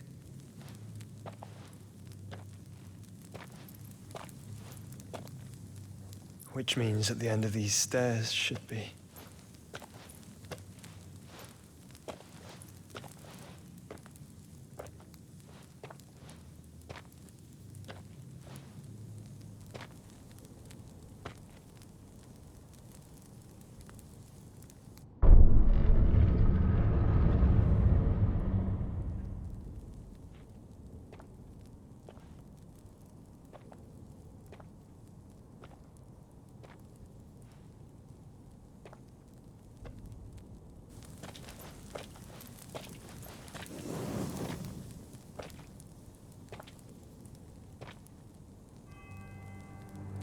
The mural is complete.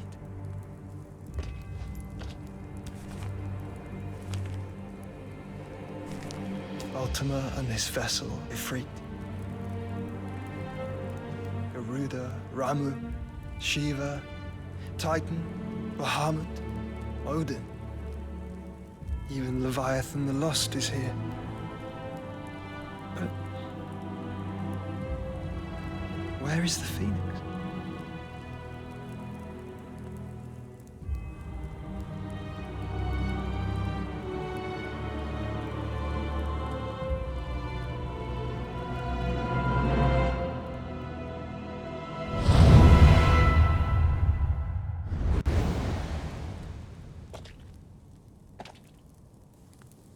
By the Founder.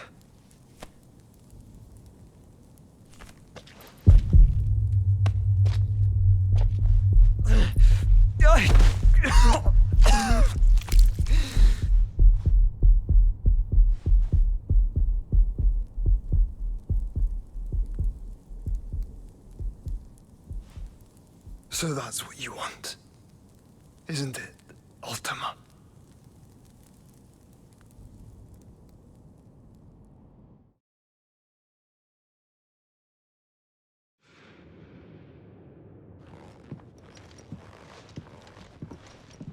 So that's how it's gonna be then? I'm not asking, Gav. I need you to stay with Edda. What? I must do this alone. If I don't return, you're to find Joshua and make for the Enterprise. Understood? Aye.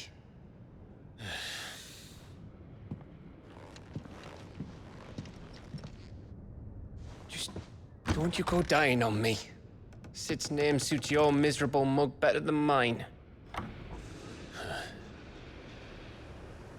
Don't worry. I haven't finished with it yet.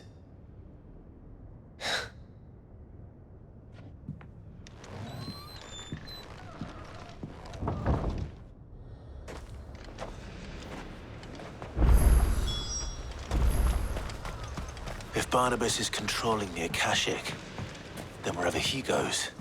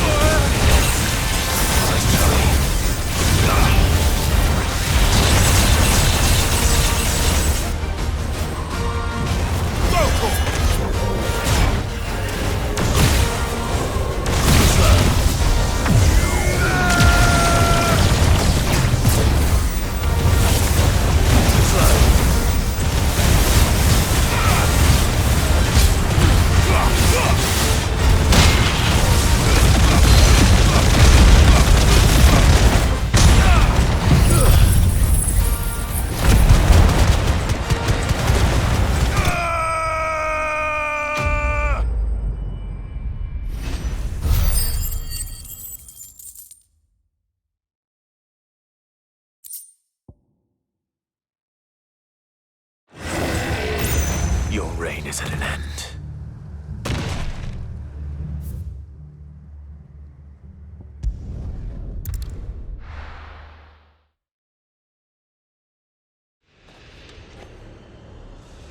If Barnabas is controlling the Akashic, then wherever he goes, they'll follow.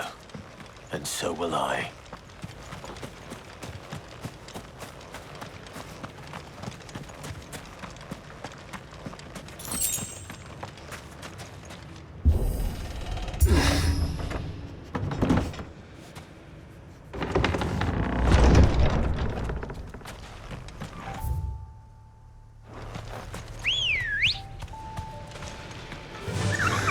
Fly, Ambrosia.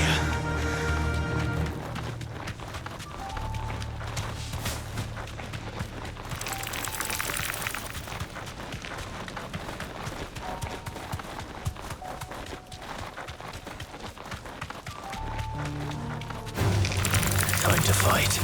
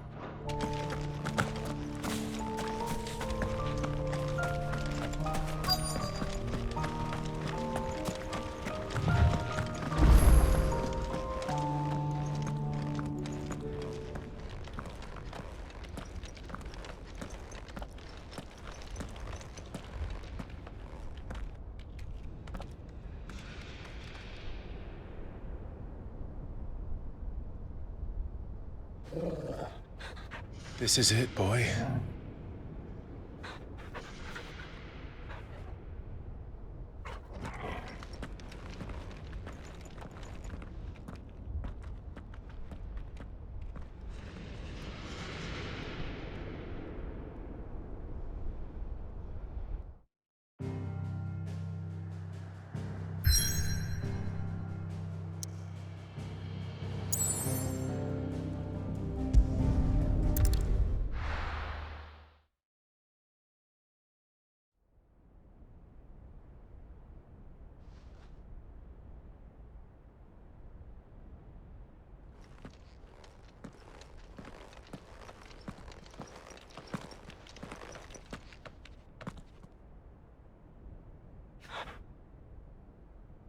I've come for you, Barnabas.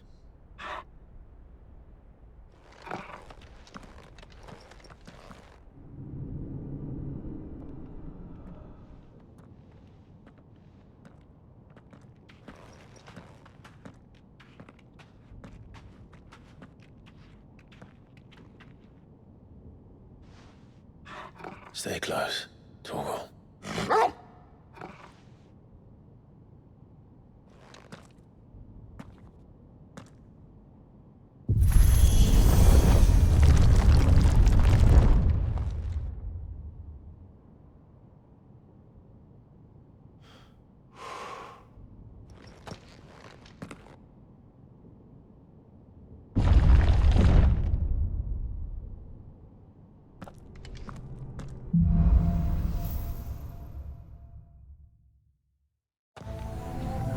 The tower. It's alive.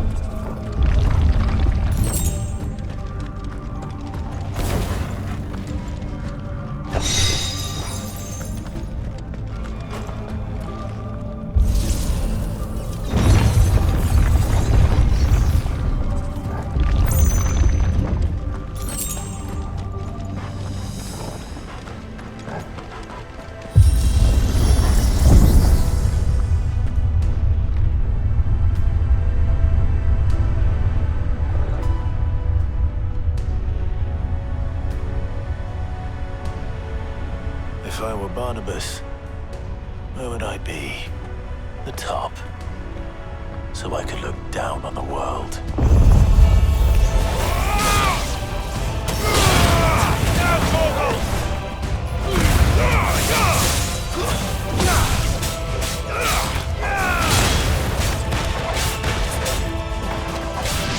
All yours, Torgal!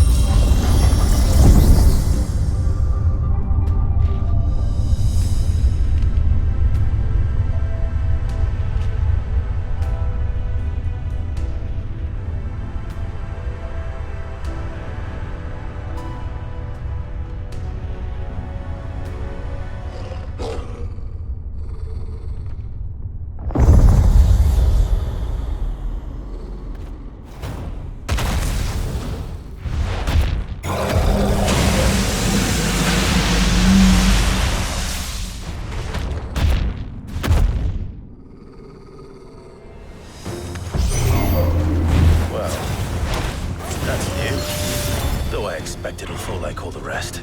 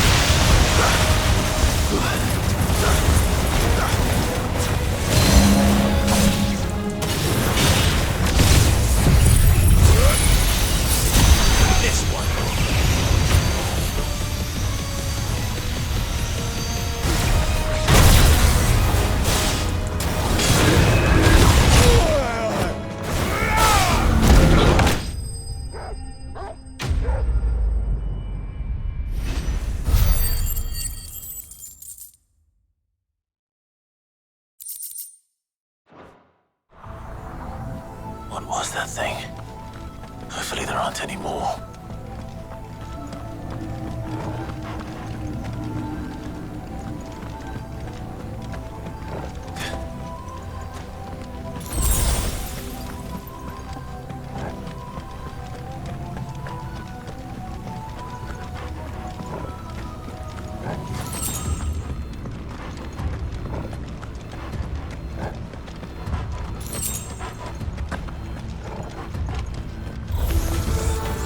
What to do, boy.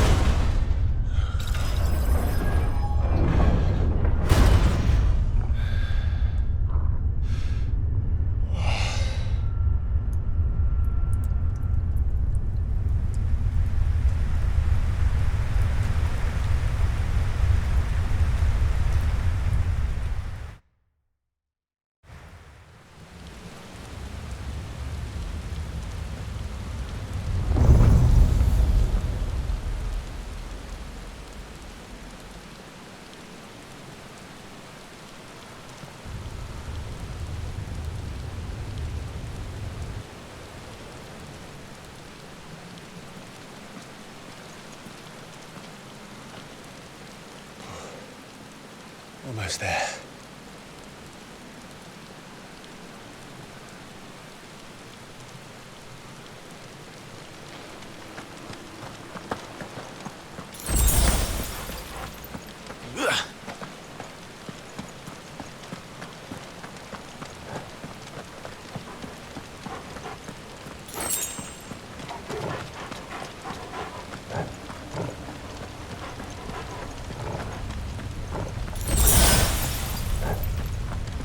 He's here.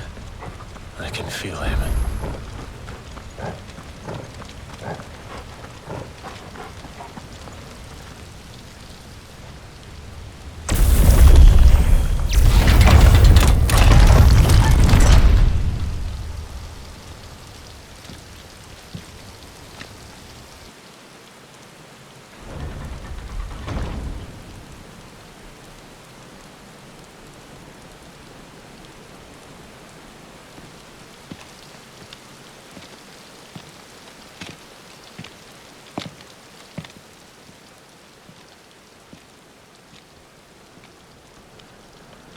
Why? The blade must ever feed if her edge is to remain keen. Butcher. What care you for these worthless creatures? They are nothing. Weak from the moment of their conception, ever longing for power not theirs to command, they turn unfailingly upon themselves. Like sheep, they roam in filthy flocks, eager to trample those few gifted a fleece of gold. Or that they might feel contentment with their pitiful existence. Prejudice and persecution, severance and strife, every earthly wrong springs from the malice in men's hearts. Malice born of the pain and suffering that is free will. Its corruption is gnawed at your being from the very moment of your birth. You're wrong. It is no corruption. It is who I am. Every choice I make, right or wrong, gives me reason to carry on. And carry on I shall. Not as a puppet, but as a man. Which are you? There was a time I too thought those the only choices. What? Long ago, God granted man the gift of magic. And with that gift did he build great civilizations. Yet over time, man lost sight of the gift's true meaning, stepping from the path of shared prosperity to one of avarice. He abandoned his creator for sword and flame, and through his folly, beckoned the blight. Yet, there were those few who refused to turn their eyes from the heavens, and they prayed to God that he might lead them back to righteousness. And the Lord, he did answer. Before the worthy shall the gates of paradise open. And so did I spread my arms to the ether, and cast my soul upon its gentle waters. I gave myself unto him.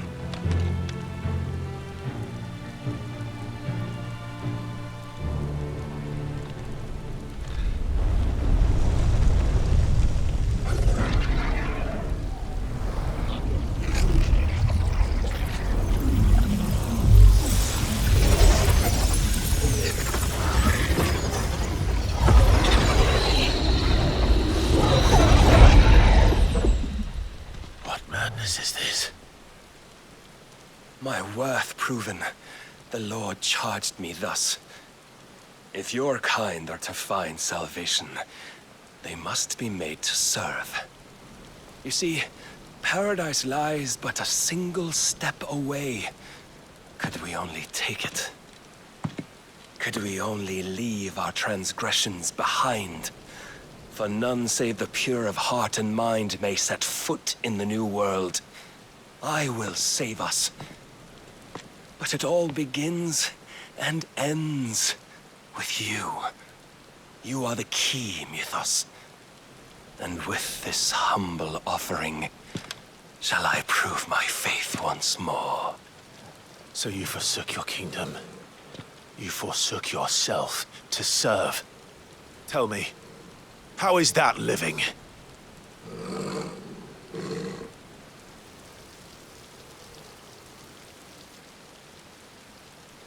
What you seek to provide is not salvation. It's anything but. Life is about always having a choice. Take that away, and we might as well be dead.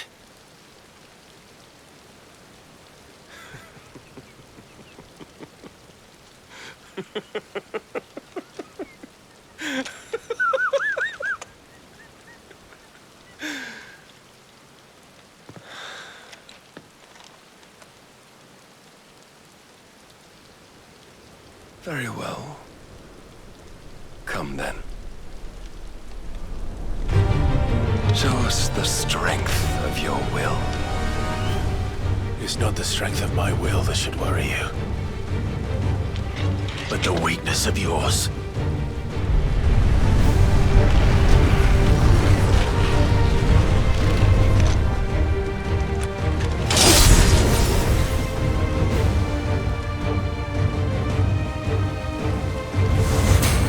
If you think your will the stronger, prove it. By this day's end, you shall know the truth.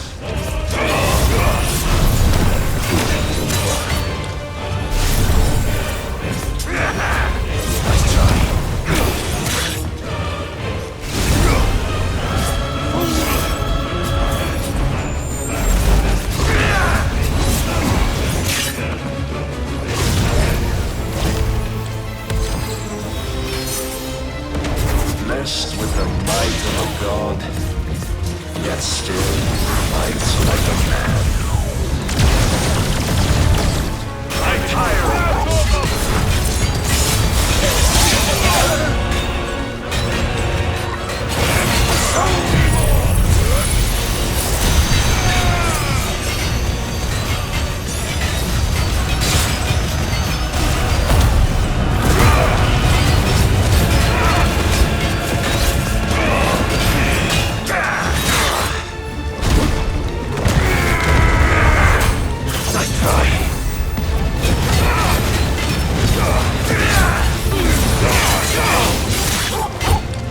Must I show you?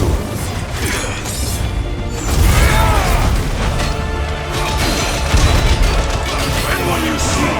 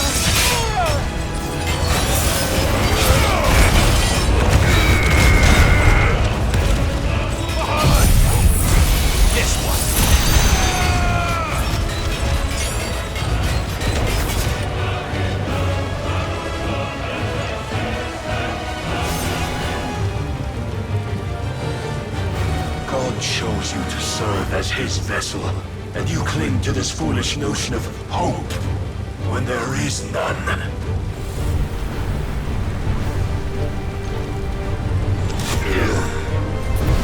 Fuck!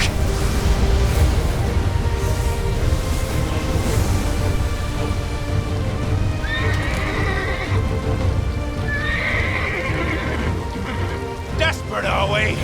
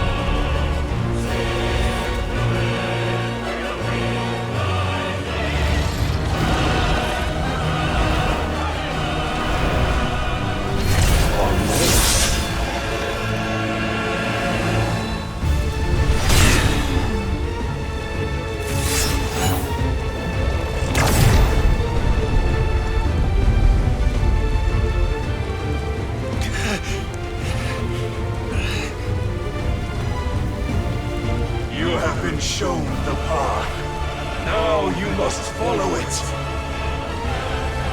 Free yourself, Mythos. You will not defeat me otherwise. We'll see. Perhaps you still require persuasion.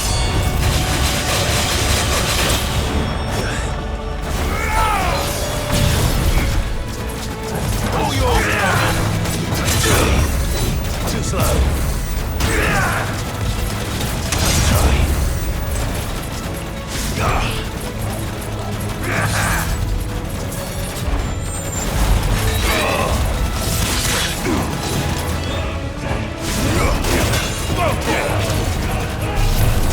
Enough, Mythos!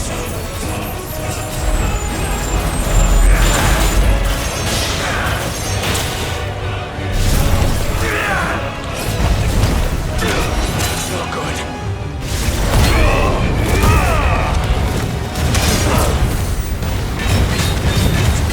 Find how.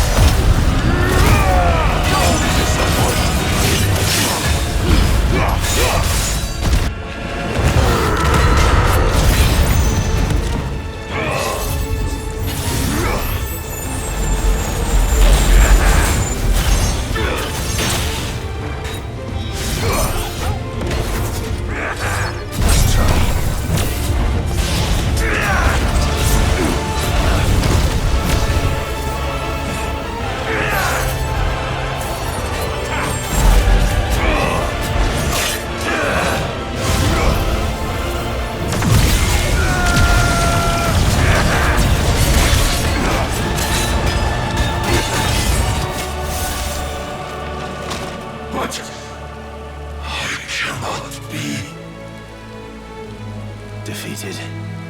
You admitted defeat the moment you turned your back on us. When you turned your back on the truth, Barnabás. We are not as weak as your god believes.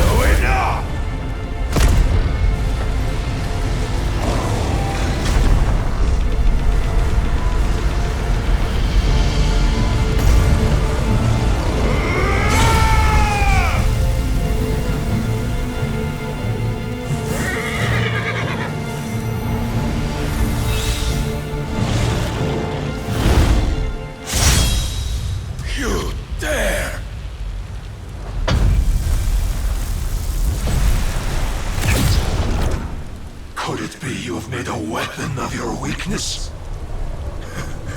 My apologies.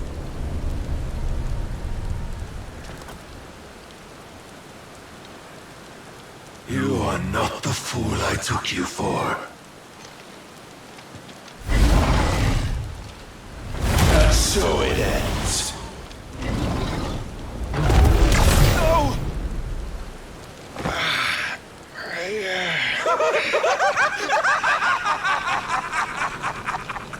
Don't tell me you are tired, Mythos!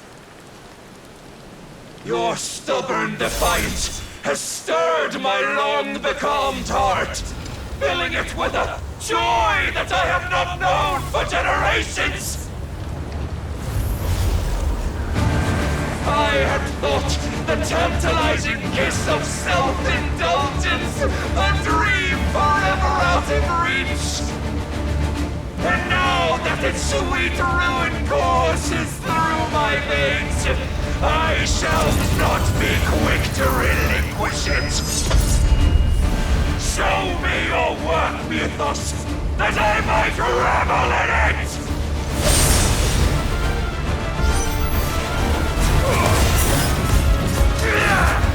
Nice try.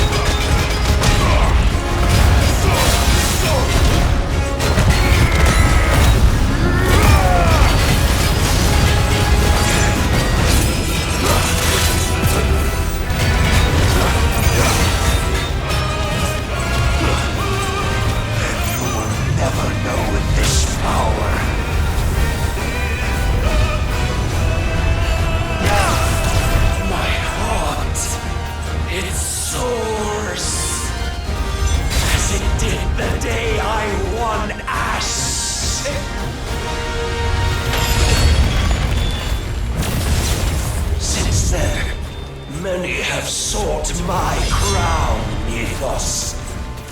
But none could wrest it from my head.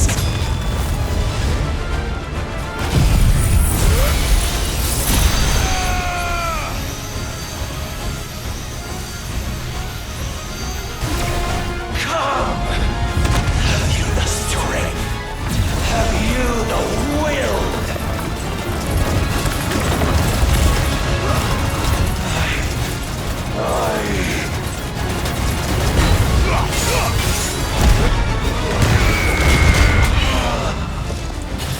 Rapture! I am yours, Mythos. Claim me as your prize!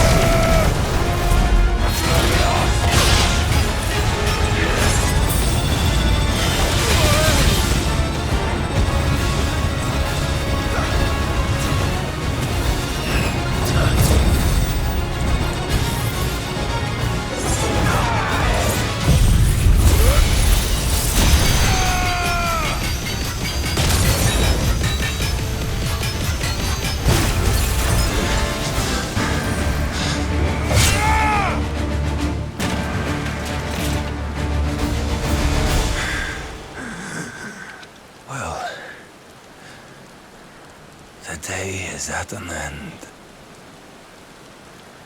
And we both know the truth. It is I who stand victorious. My will that prevailed. Your will?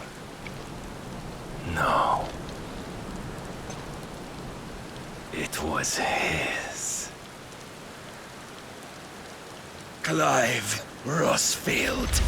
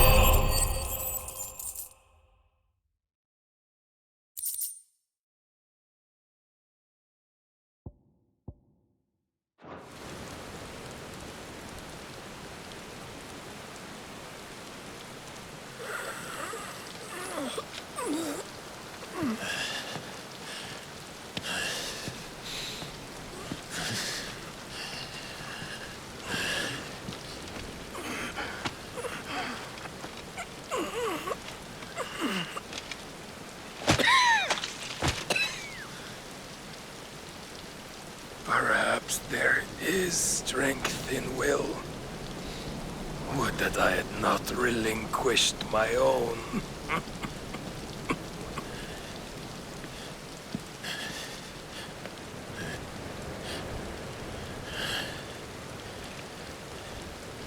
You relinquished nothing.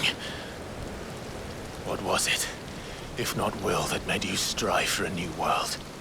Strive to win your master's approval?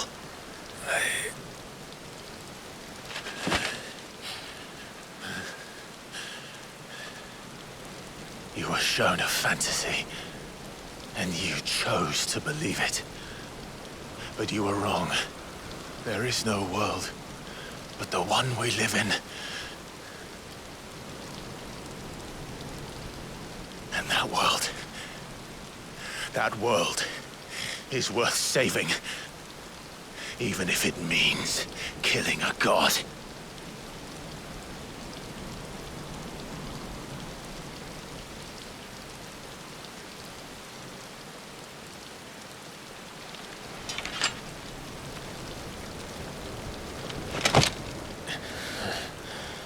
Bold words from one who has served the Lord so well. This is pointless.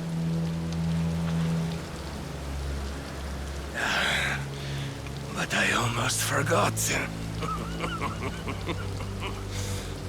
I promised that I would make you presentable. Did I not?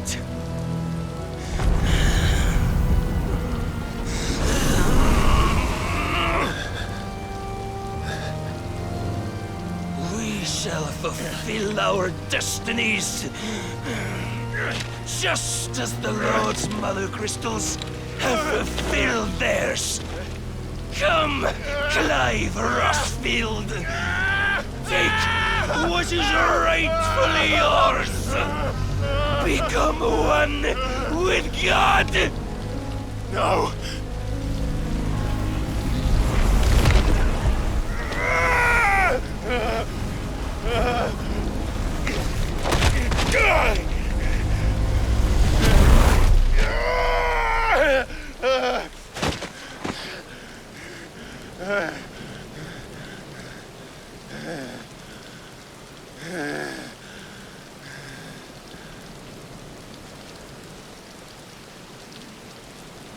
At long last, salvation. I'm coming home. Mother.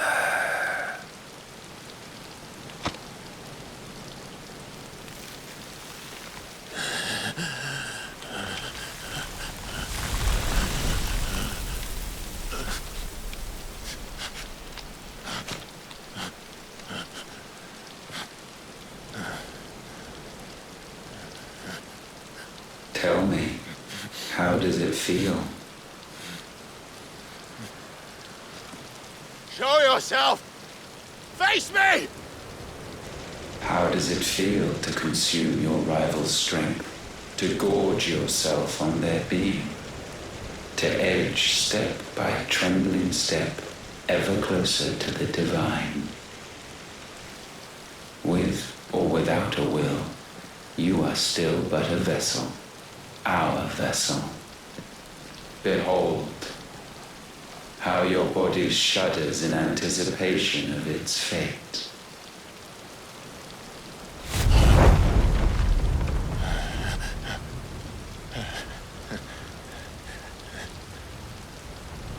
Oh, it's not yours yet. No. Come then, O wayward child. We shall await you upon the back of the first worm. There, all shall end and begin again.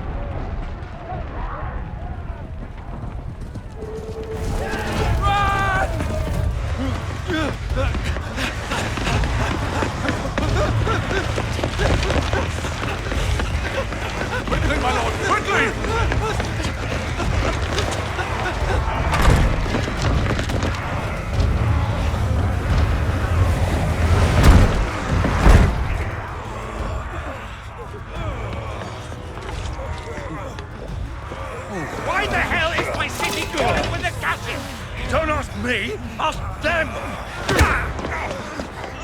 Since when was Eugen Hamel one to hide when there was a fight to be had? Since they stripped me of my rank and banished me from the battlefield. Now I'm stuck fighting the backsides of this one while the city burns and my wife tells off with a man half my age! And then you turn up! What the hell are you doing here anyway?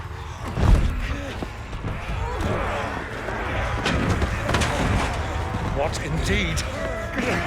The enemy numbers 200,000 or more, counting the Yorks. There are simply not enough soldiers garrisoning the capital to repel an army of that size. And then one of the central keep, held by a contingent of soldiers and bearers from the surrounding boroughs. They are the sole reason it still stands. And all it took was an army on their doorstep to bring them together. The prospect of death does put things into perspective. Perspective?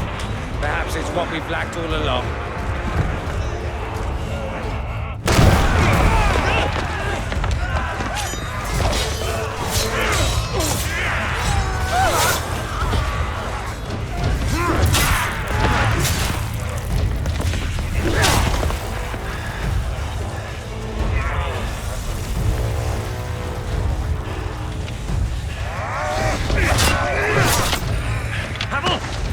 Lend me some of your best men, preferably all of them. My best men? Does it look like I'm able? I admit this might not be the most convenient time, but my nephew's in trouble, and I may have already promised him your help. Your nephew, the outlaw? My soldiers have better things to do than die for nothing. Then you and he are of the same mind. I fight for the opposite! He fights for a world in which we shouldn't have to live and die for nothing! And he fights today to give us all a chance of a better tomorrow! Be that as it may, a handful of men cannot stand against the kingdom!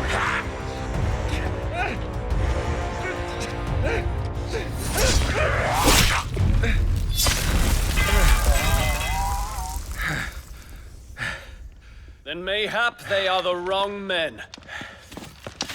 Well, I'll be damned. Our numbers are few, but I shall rally as many of my dragoons as I'm able. You, apprise the Lord Strategist of the state of the city's defenses. Yes, Your Radiance. And you would fight alongside us?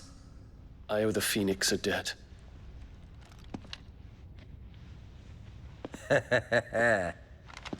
Does this vouch for my nephews? Aye, but I still have my doubts about you. Which we can discuss later. Indeed. You said you had men garrisoned in the keep. Captain, do you know how many yet remain? Allow me to confirm. Commander? Whatever their number, Randalar will be needing Gather the them bodies all. and build a pyre in the courtyard. Quickly. Terence. My lord.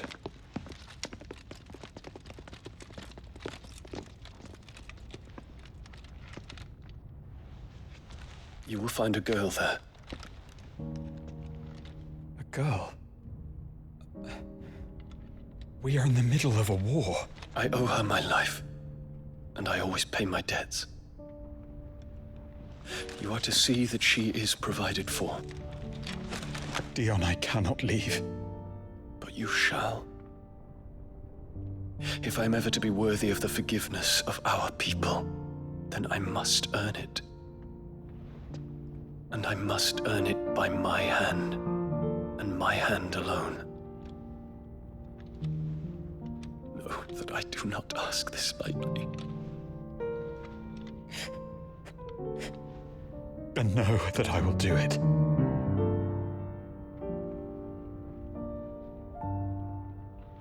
Farewell, Terence.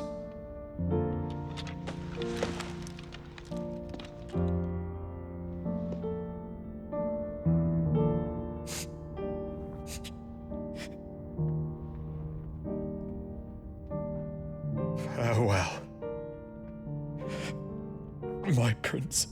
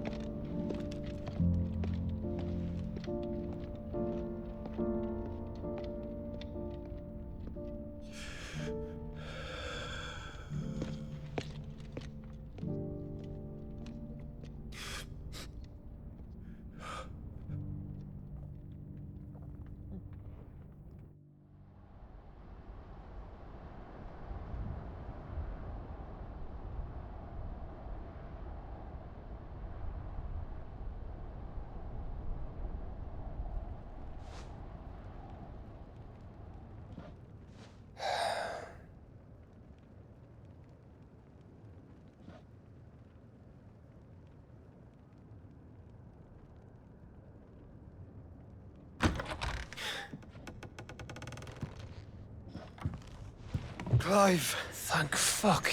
You alright? I am. But I'm a damn sight better for seeing you, Joshua. And Barnabas. The king is dead.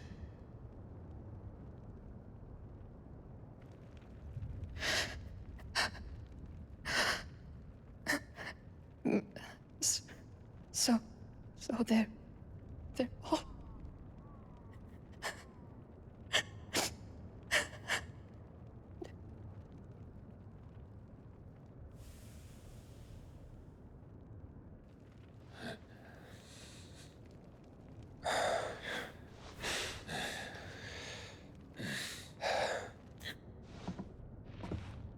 They are, but so is their killer.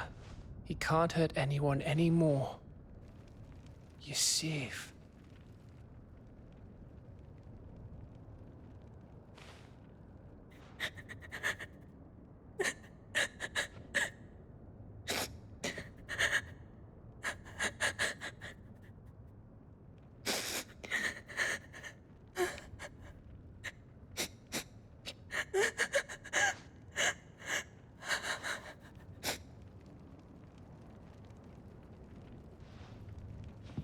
Gav, we need to talk.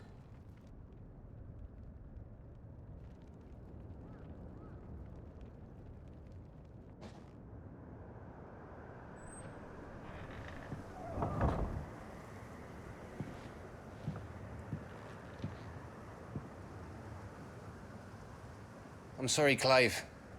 You know I want nothing more than to go with you. I do. But I'm glad you're heading back to the Enterprise nonetheless. And not just for Edda's sake. Our people need to know what happened here. You can count on me. As can she, I hope. Thank you, my lords.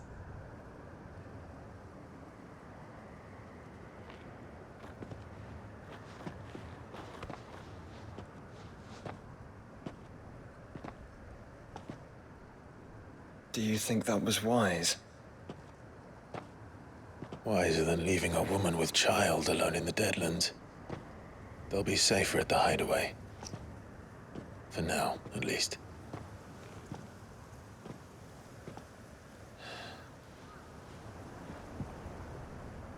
This land is overrun with Akashic. The king himself was long turned, albeit by choice. All to serve Ultima, in his damnable quest to forge the perfect vessel. The chaos Barnabas wreaked upon nation after nation. How many were killed for this? He didn't consider it killing. Or a mercy of sorts. A way to end their suffering. He truly wanted to save mankind, and ultimately use that. As he uses us.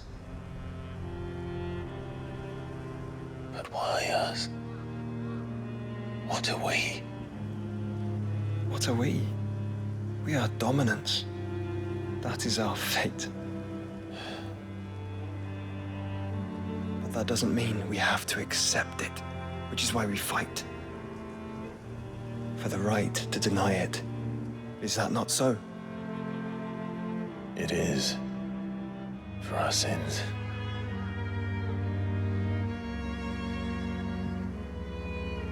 Barnabas said something else.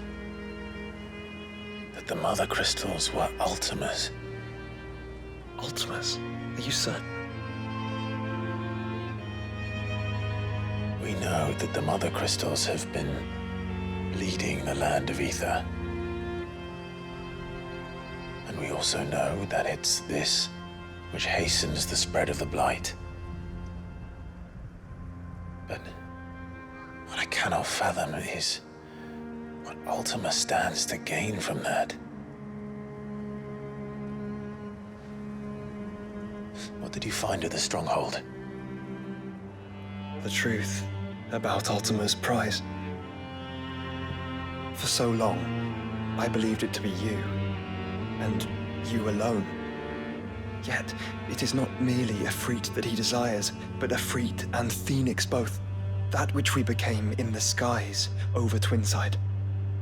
Only when the twin flames are joined shall his vessel be complete.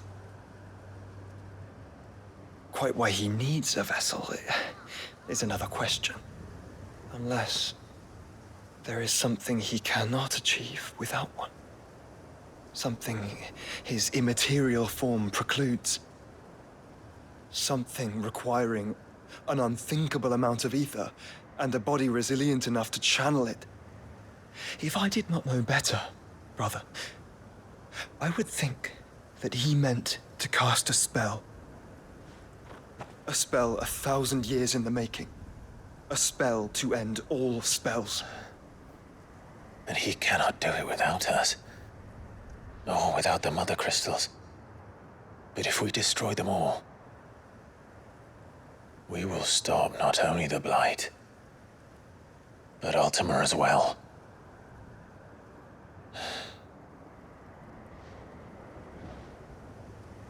We stick to the plan then. Only this time, we face him together. Well, it's a long walk to Stone here.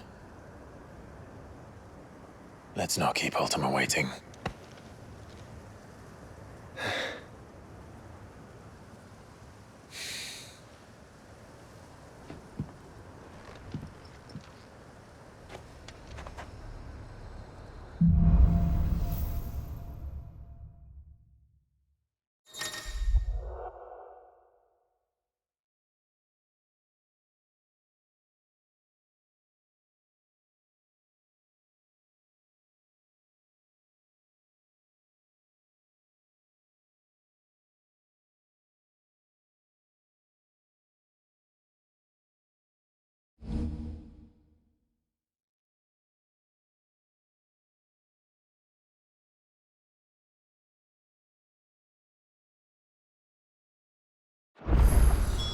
When Barnabás fell, his magic died with him.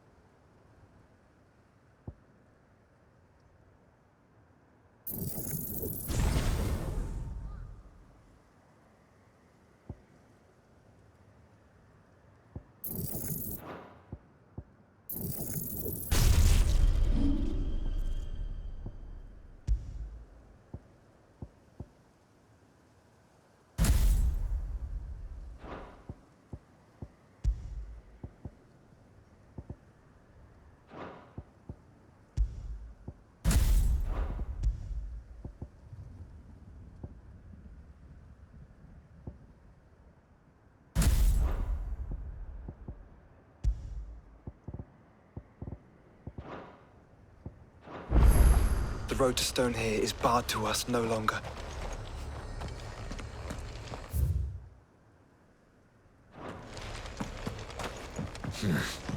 Not here.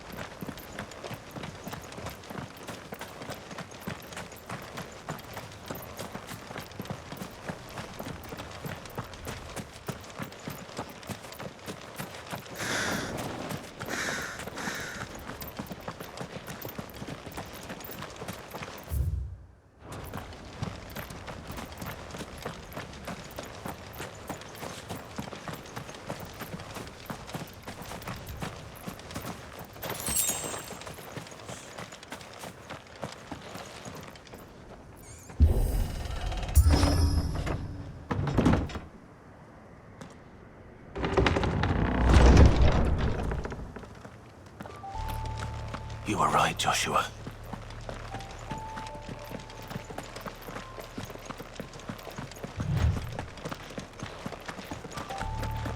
Bodies up ahead.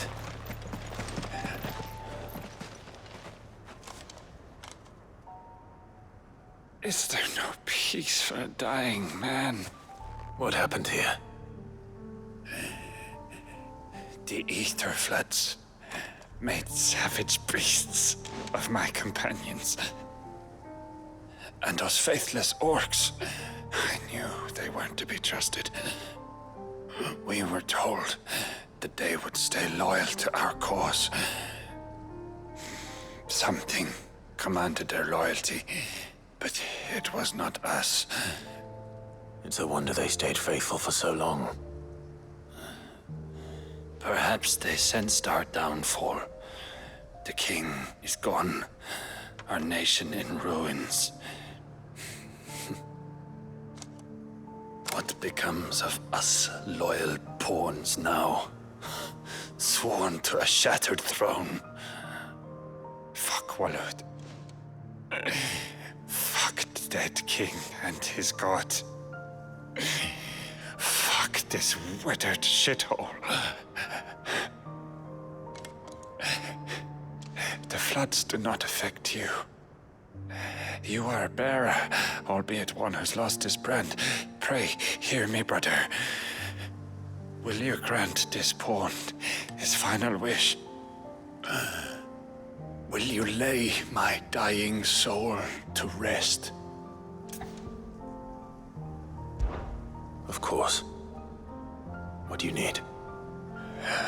Finally, some luck.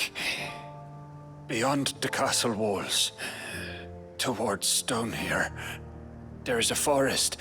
Never turn. My parents are buried upon a bluff, nestled amongst the trees. Theirs was the only love I ever knew. I was torn from them in life, but perhaps I can return to them in death. Take my ring. See that it rests beside their bones.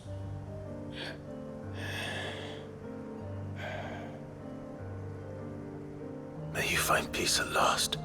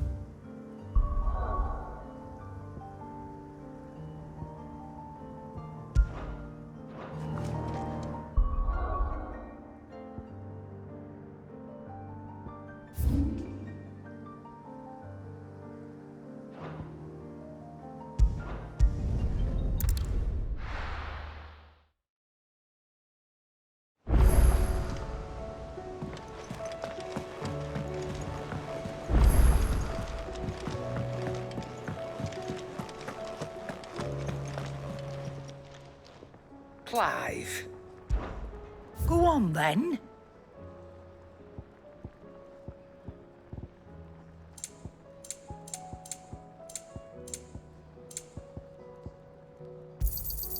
It'd better all be here. Finished, are you? The stew's awfully thin these days. So, what'll it be?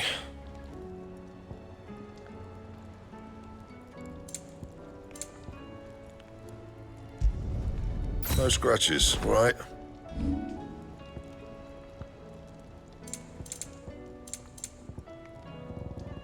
And?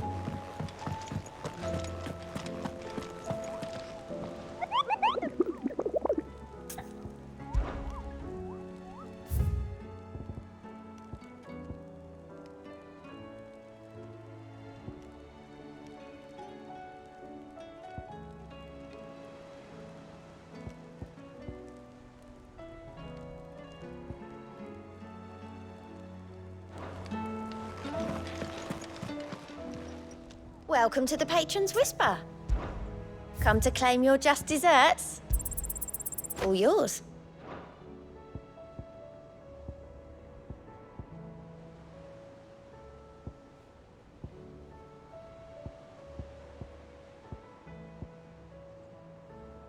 All done?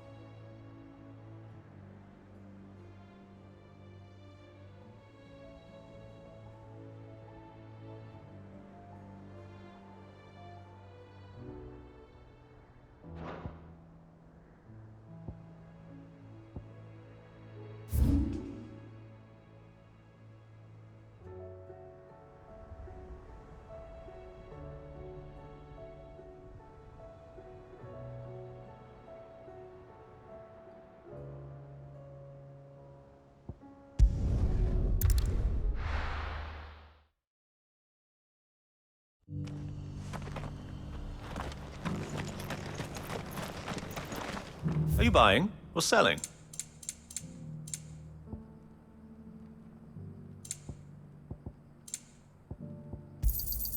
Anything else?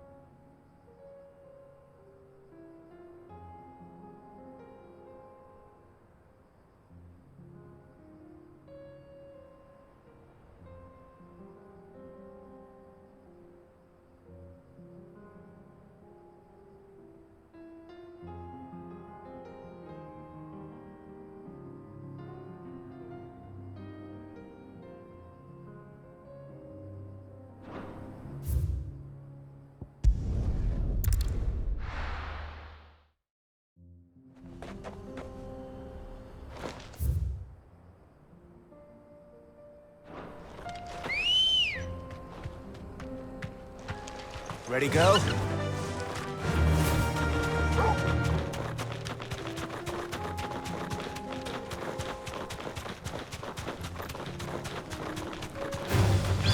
right.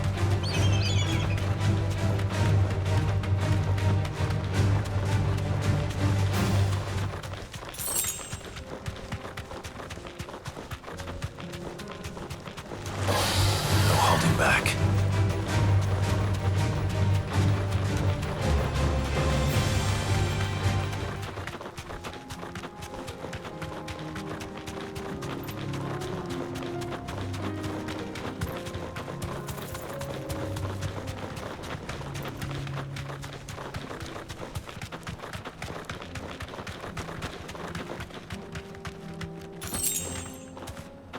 Be safe.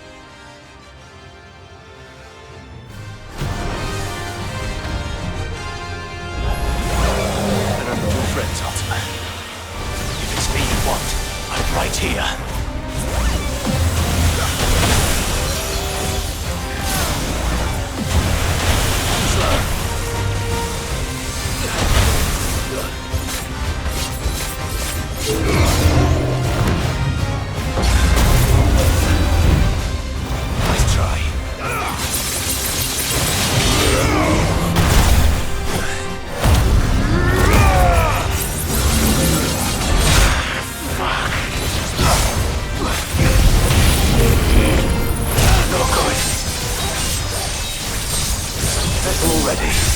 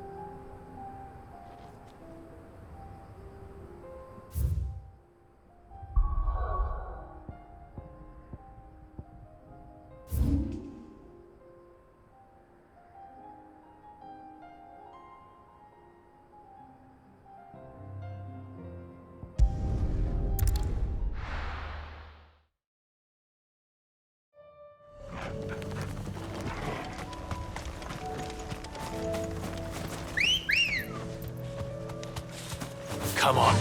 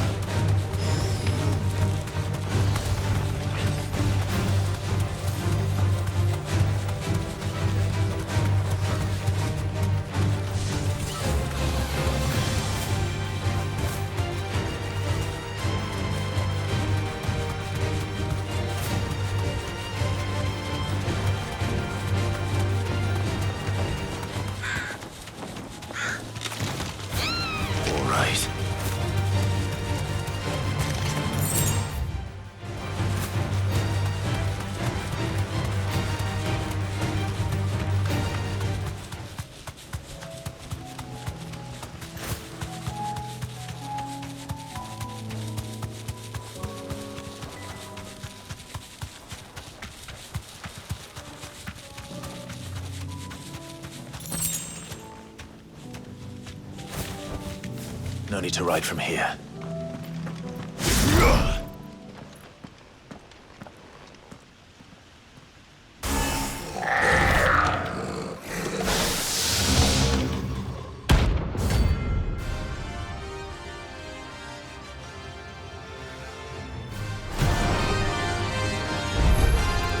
Looks like we're working something up. Only one thing for it.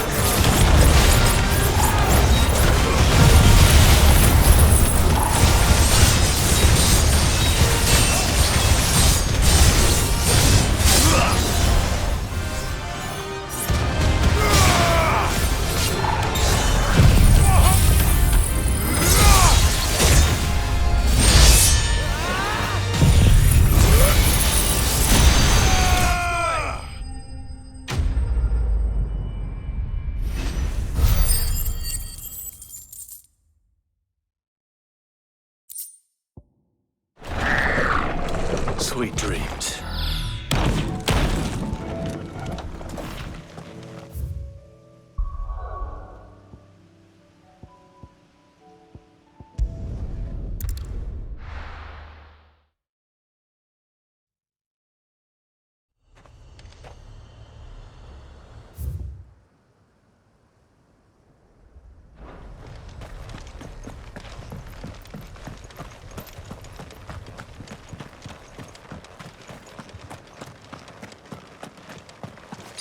Guess we're all ready.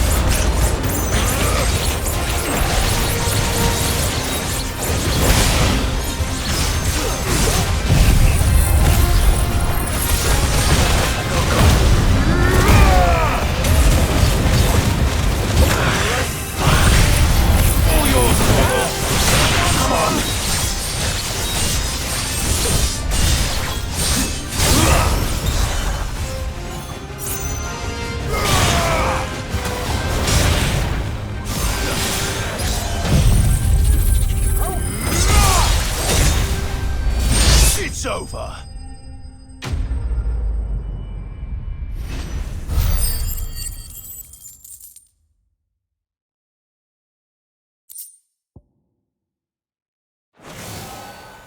Your journey ends here.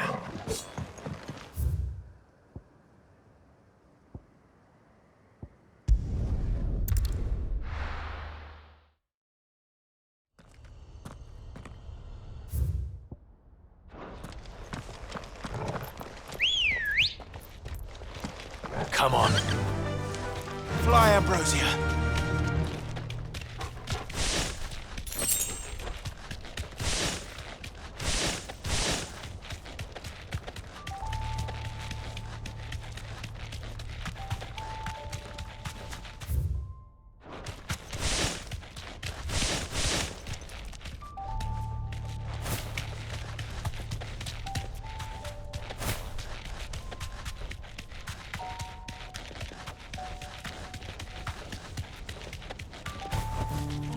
Straight home now.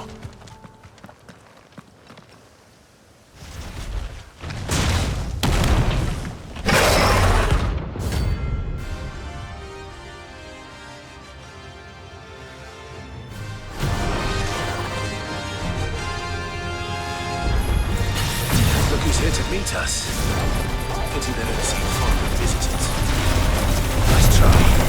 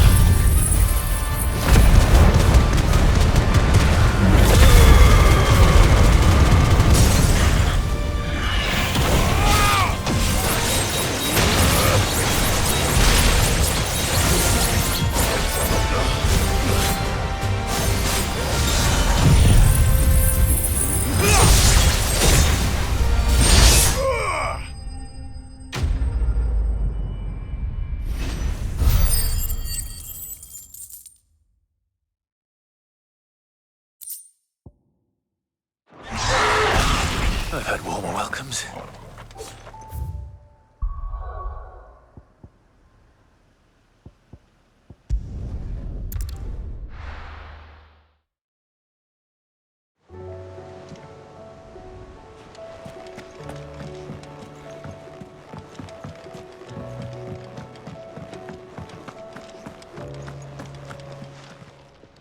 Clive.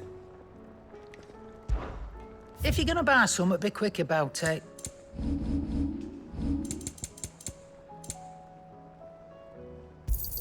It'd better all be here. You'll not find a better price than that. The stew's awfully thin these days. Trouble with your gear, or... What do you want?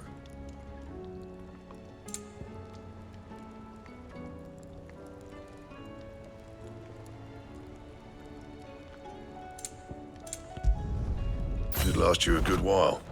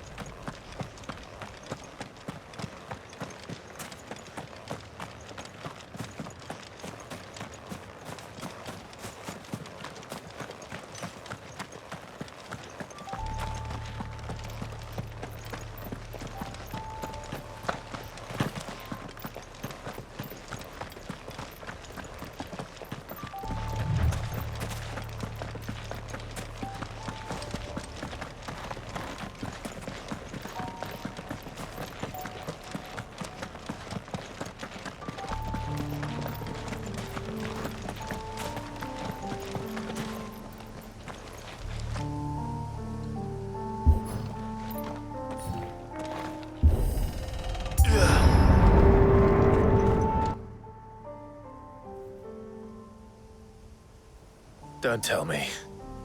The only way to the capital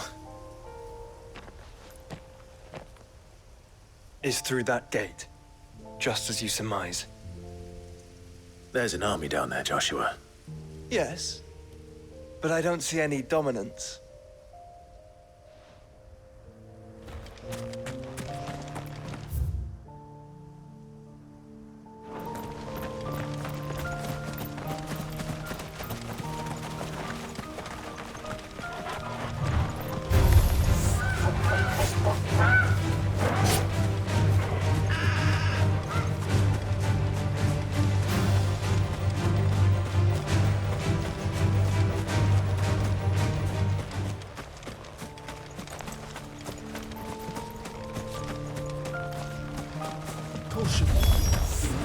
Not an unturned soldier in sight.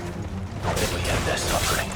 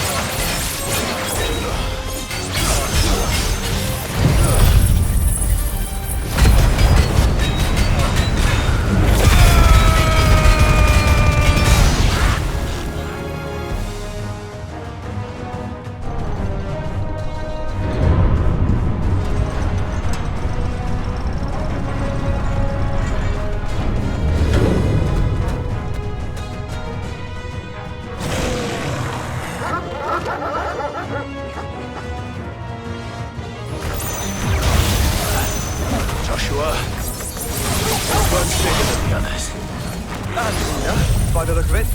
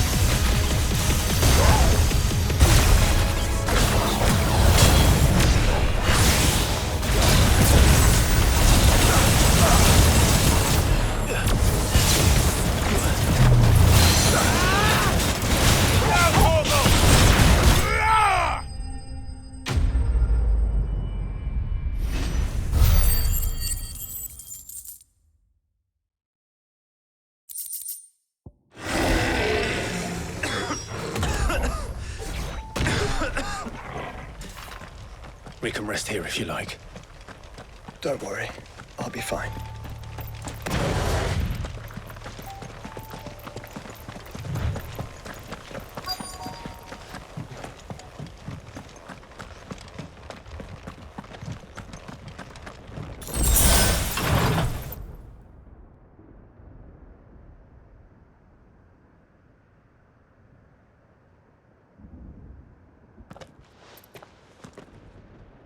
Look, Clive.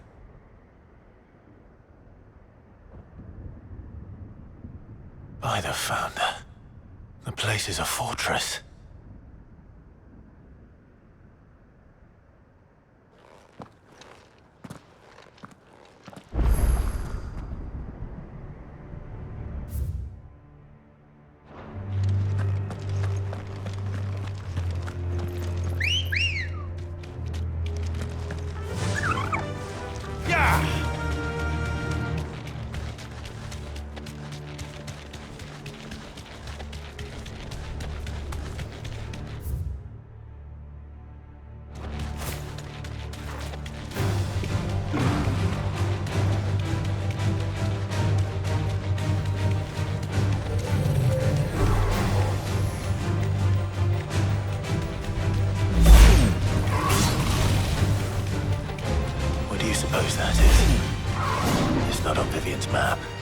Probably for a good reason.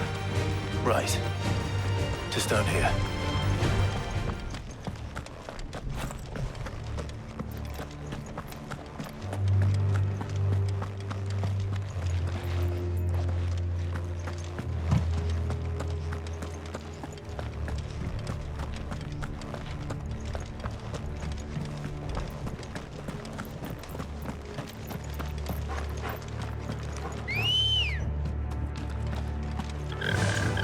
Fly, Ambrosia.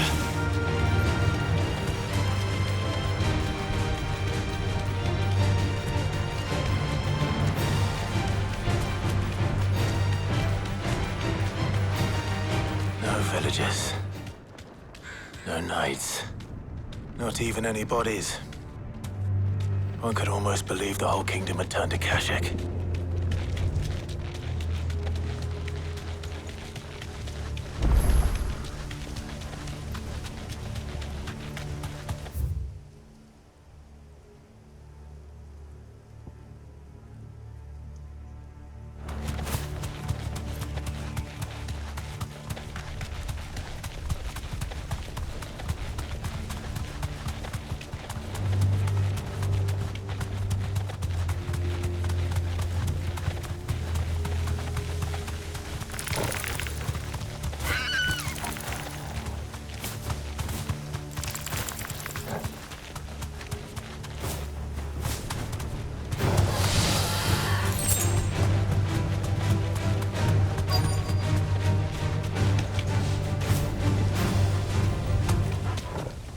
Safe.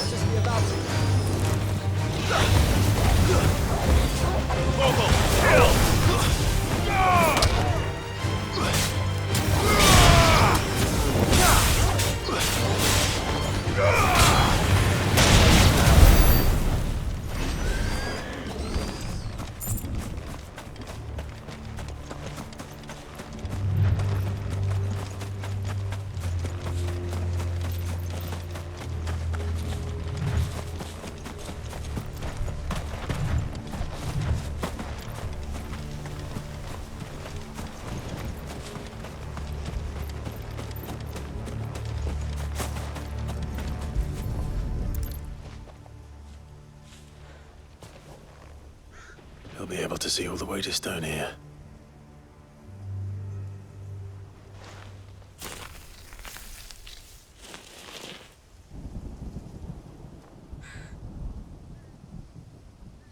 As fine a resting place as any man could hope for. Reunited with those he loves at last.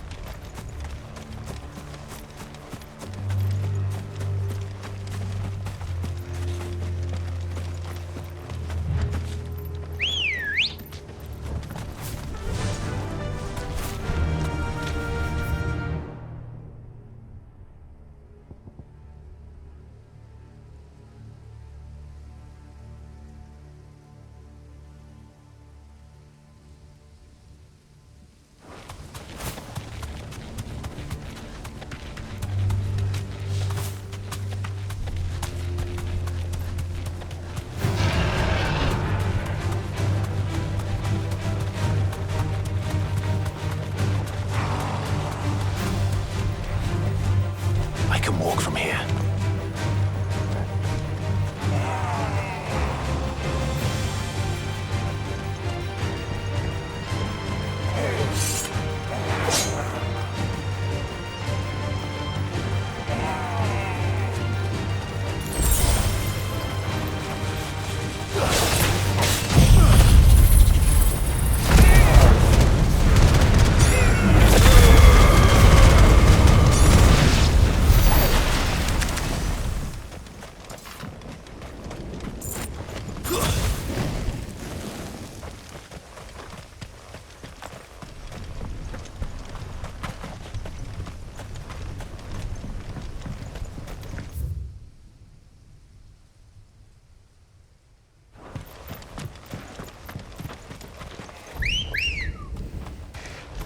Ready, go? Does it bother you that we haven't heard a single human sound? Everything about this place bothers me.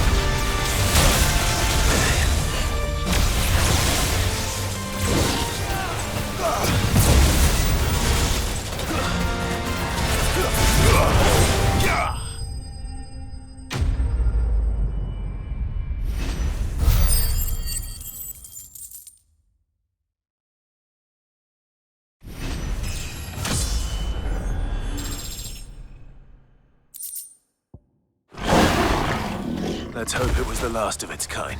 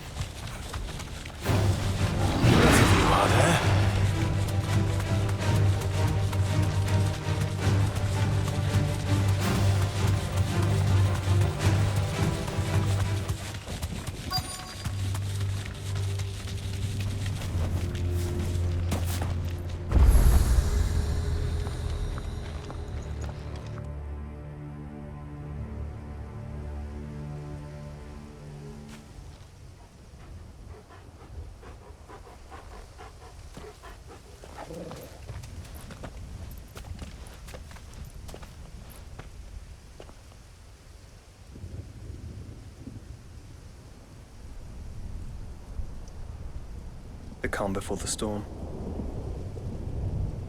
There's only one way into that city. Across the bridge. Through the main gate.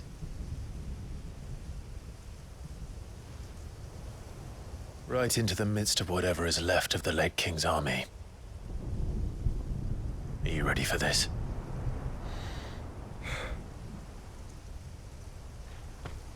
As ready as I'll ever be.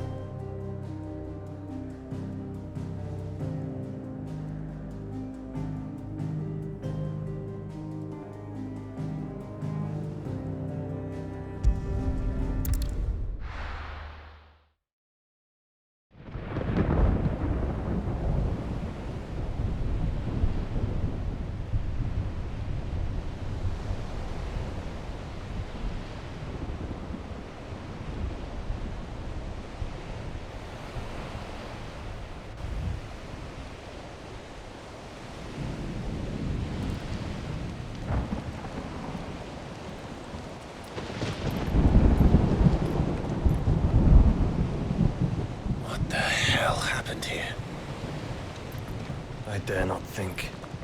A stroke of good fortune, perhaps?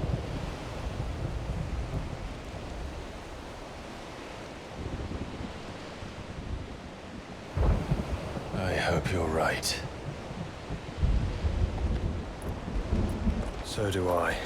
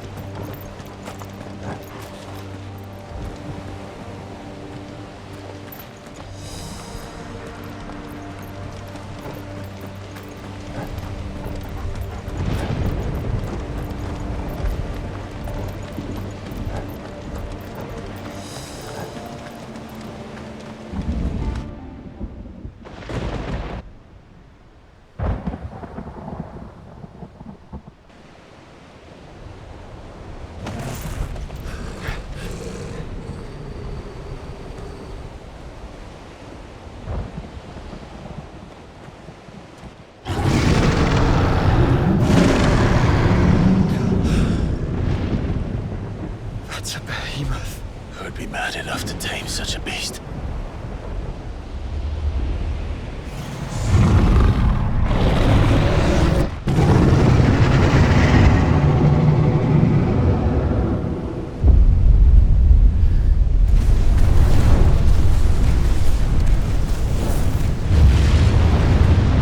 Stand back.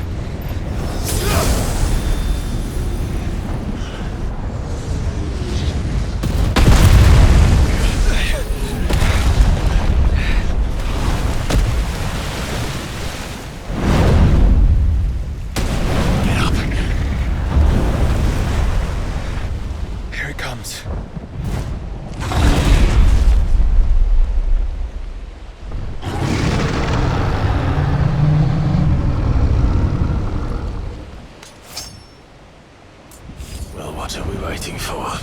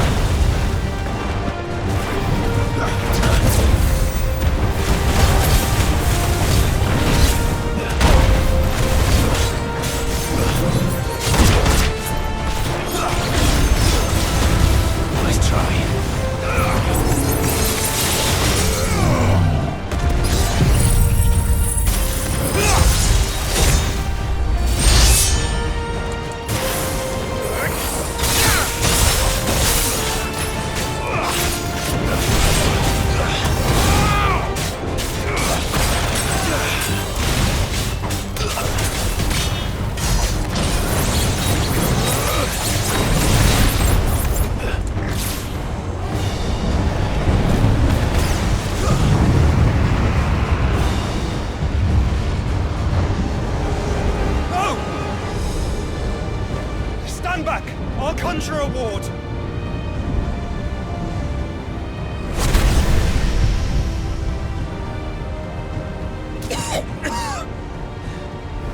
Joshua!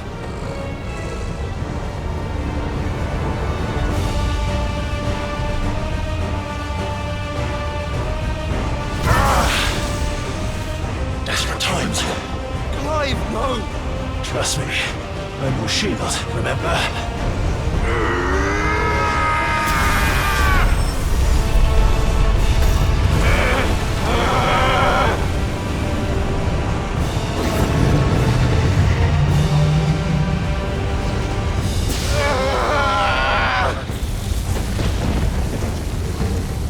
I think this might be a job for Ifrit! And why would you turn to him, brother?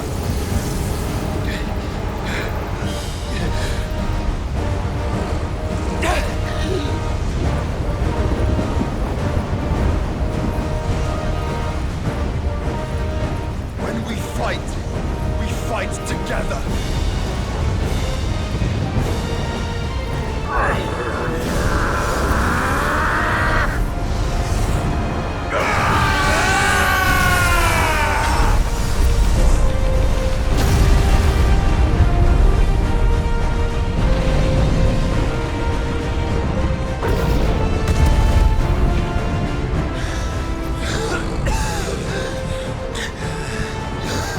That wasn't too bad. That was just the beginning.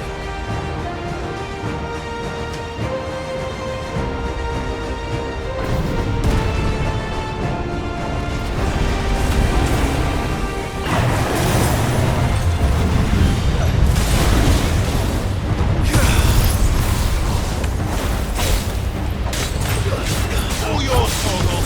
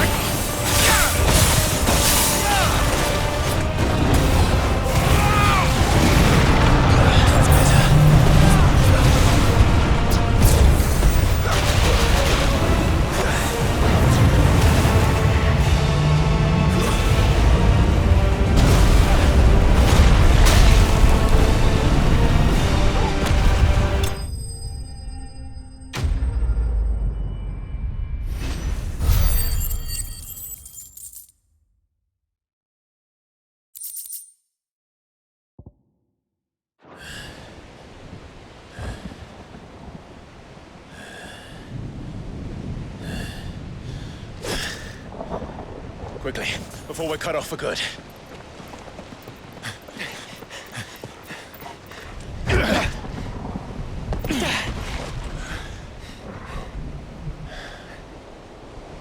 If it is like the others, the entrance to the inner sanctum will be at the foot of the crystal. We're almost there.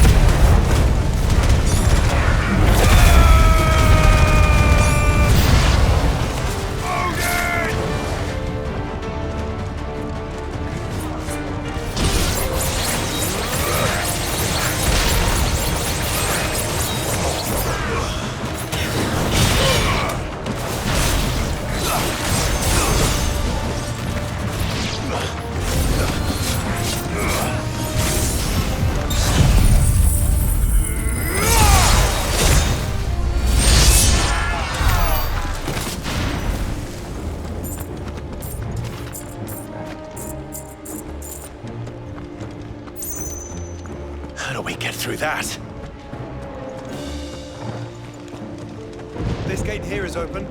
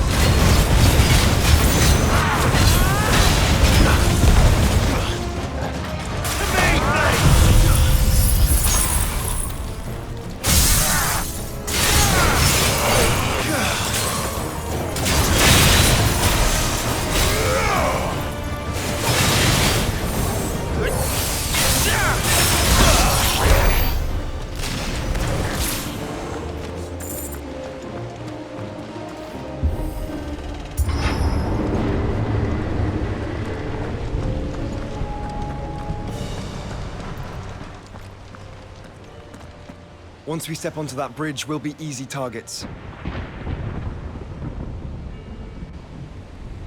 Then we better move quickly.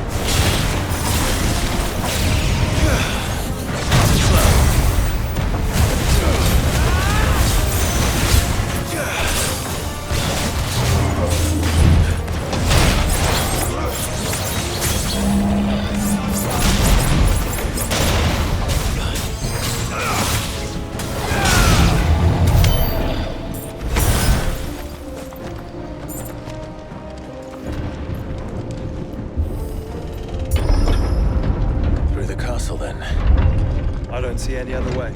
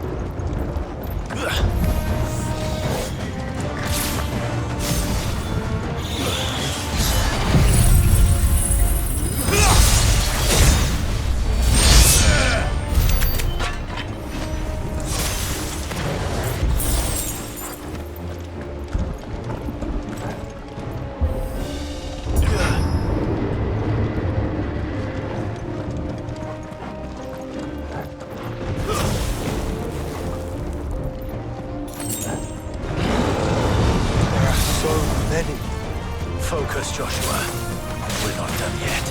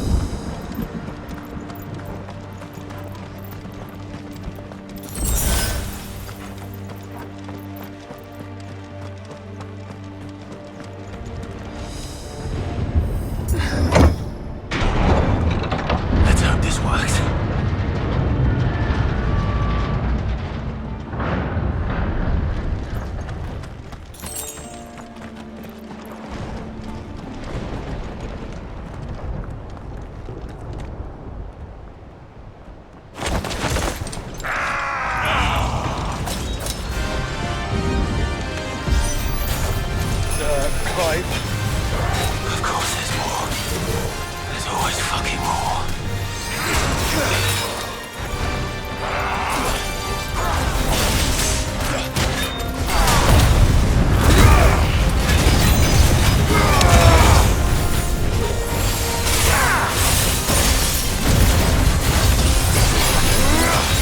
Too slow.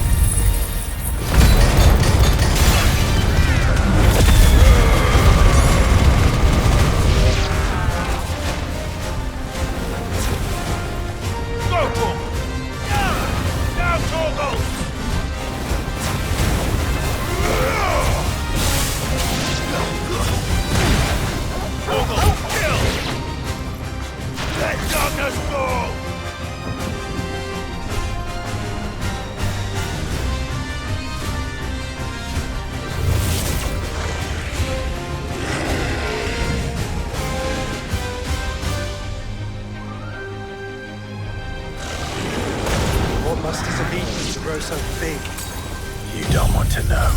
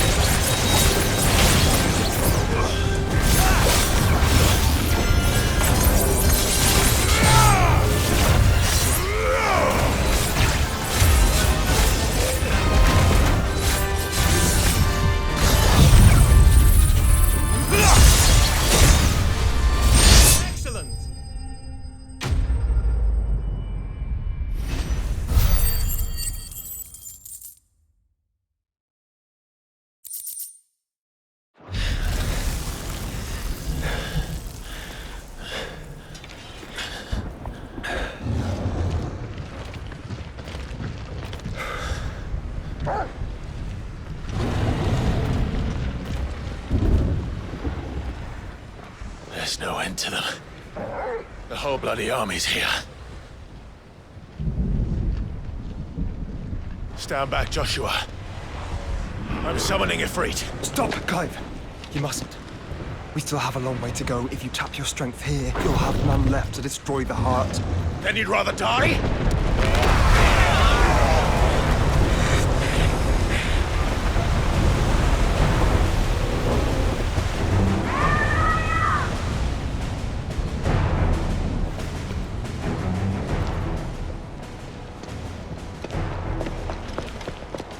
Kill!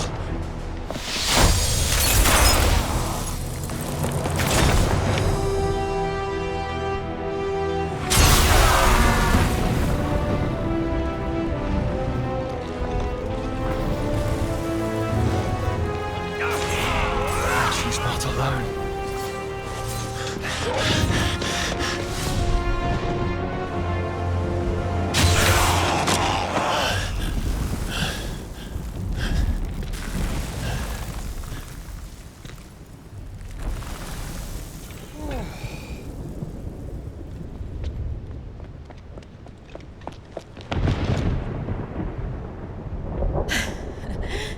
Surprised to see us. How did you? Gav. He told us exactly where you'd be. Even sniffed out a crack in the castle wall. And when we saw the heavens come crashing down, we had no choice but to believe him. It's been quite a day. To what do we owe this honor? A debt I would see repaid. Prince Dion. It's good to see you well. So, this must be Ifrit. Your uncle bade me give you a message. Listen to your heart. And guide your steel true. Your father would expect no less. That is all. Thank you. For everything, Your Highness. Dion, please. You do realize the only thing we've freed so far is this wall from its foundations, right? Now, if your lord and ladyship's quite finished... Well said, Gav. We have work to do.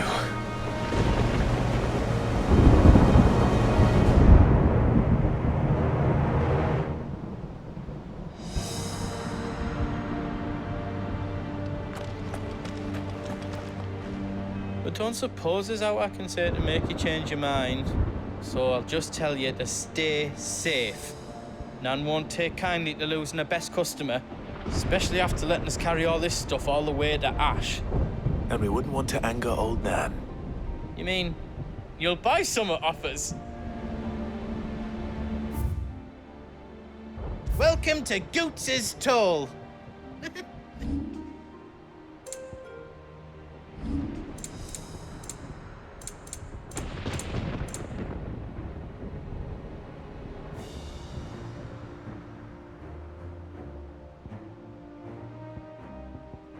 How else I can do for you?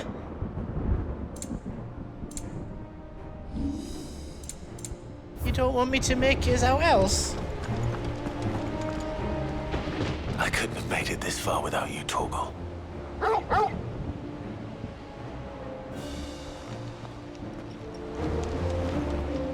Each parting brings the hope of reunion. I missed you, Clive. I missed you too.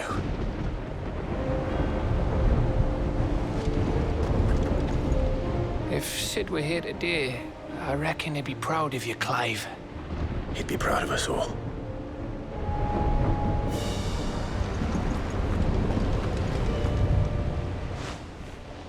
There is still much I would learn of your tale, once this day is done.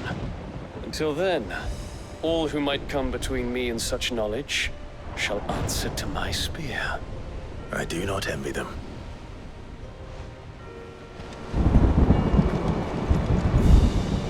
You see, Clive, we're not alone. If we are to win the day, we must all play our part.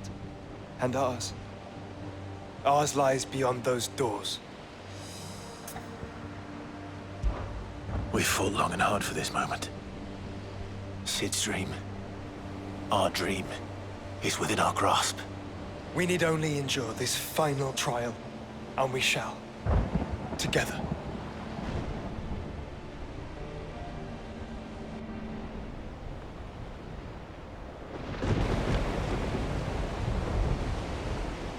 You all know what it is that awaits us beyond this gate.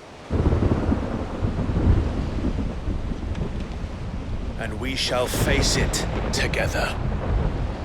Aye.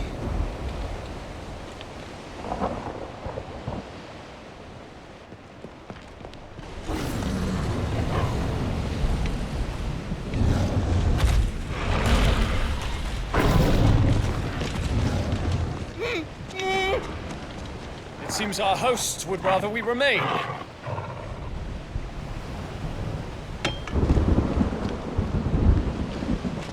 I will stay them. We will stay them. Go! Just don't keep us waiting. Thank you.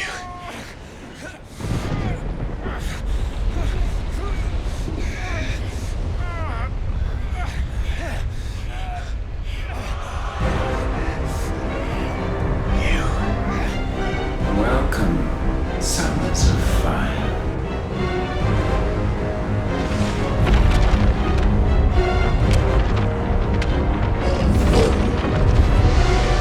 No! No!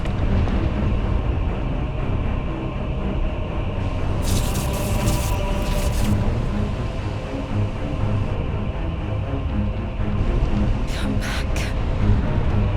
What?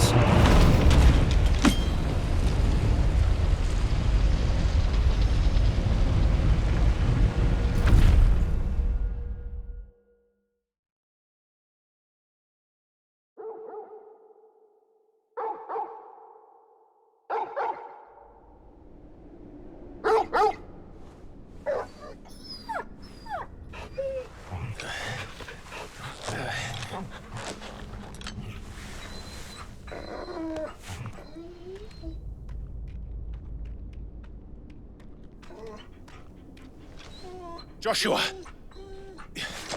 Joshua! Wake up! Clive, is that you?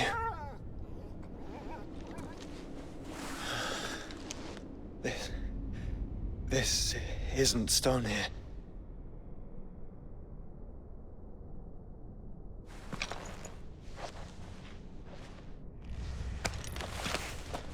Welcome to our darkness.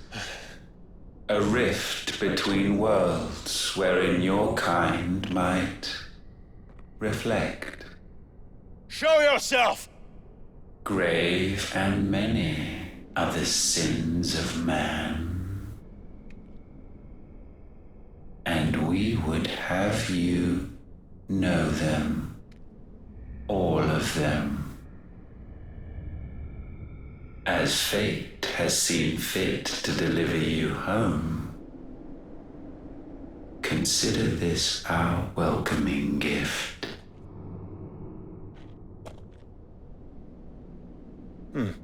It would seem we are trapped. And the only way out is through Ultima.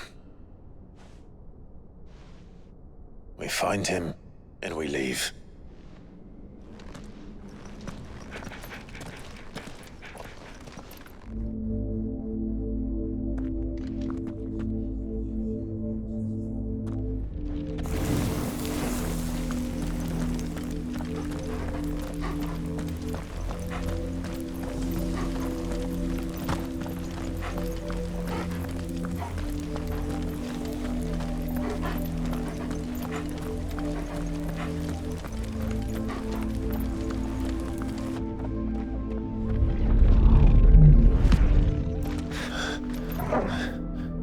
If you are to comprehend the full extent of your transgressions, we must go back to the beginning.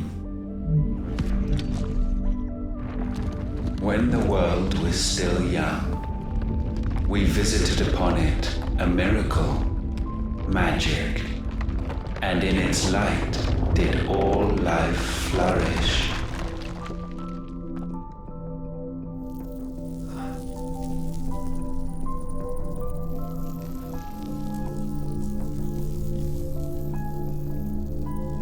Yet the price for this boon would prove heavy. A pall descended upon the land, painting the horizon black as night. Though we labored to forestall its spread, in this one endeavor we stood powerless. And so we fled, that we might endure, that we might discover a means of salvation.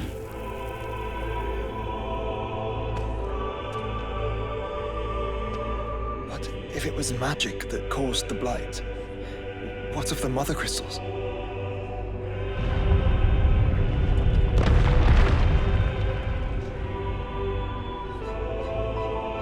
I expect he'll tell us soon enough.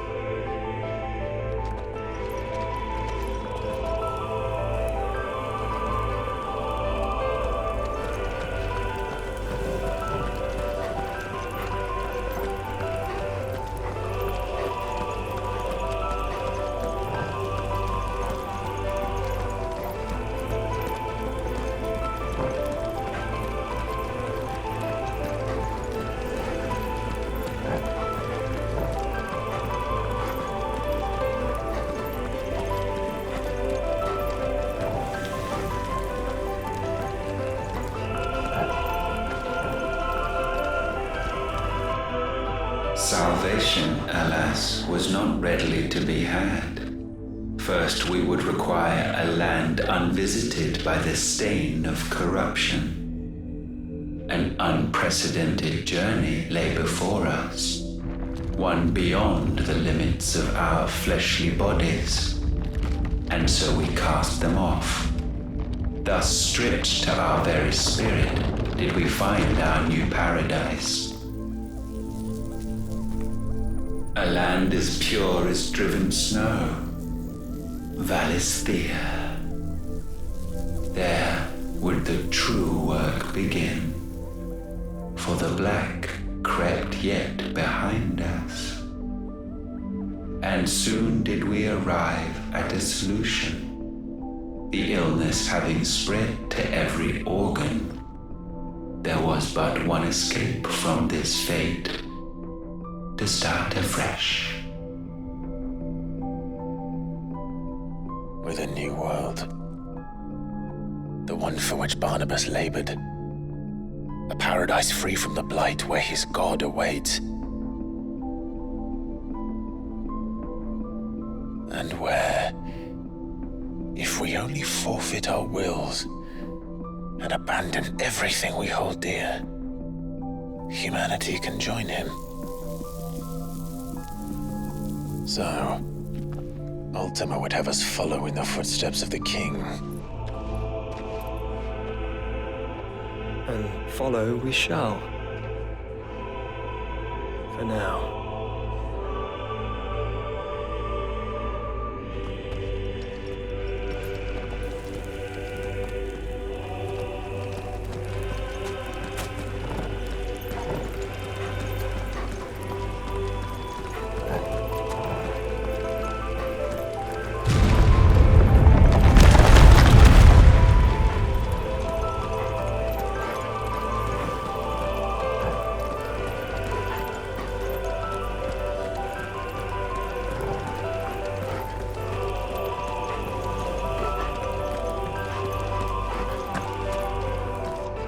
To forge a new world would require not only power, but a constitution strong enough to wield it. Acquiring the first would be simple.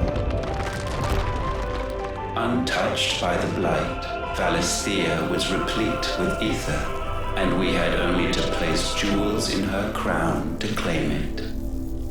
Acquiring the second, however, demanded creativity. And so I cast forth the seeds of humanity. You created us. Is that not what gods do? We sowed the seeds for you, Muthos, all that you might one day blossom. And our future thus secured, we thought to slumber, though that would prove a grave mistake. For it was as we slept that man committed his greatest sin. He awoke. Alone in a world bereft of his god's radiance, he stumbled blindly, desperate for guidance. Finding no light, he sought to kindle his own. And from that single errant impulse was his will born. Having discovered himself at last, man turned his eyes inward and found he desired evermore that which only magic might afford. So wars were waged and brothers slain for custody over that dwindling resource, and the land, she wept tears of black.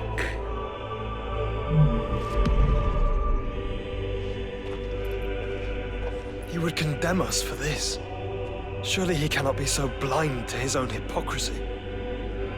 Not blind, just unwilling to admit the truth. Though we're one and the same.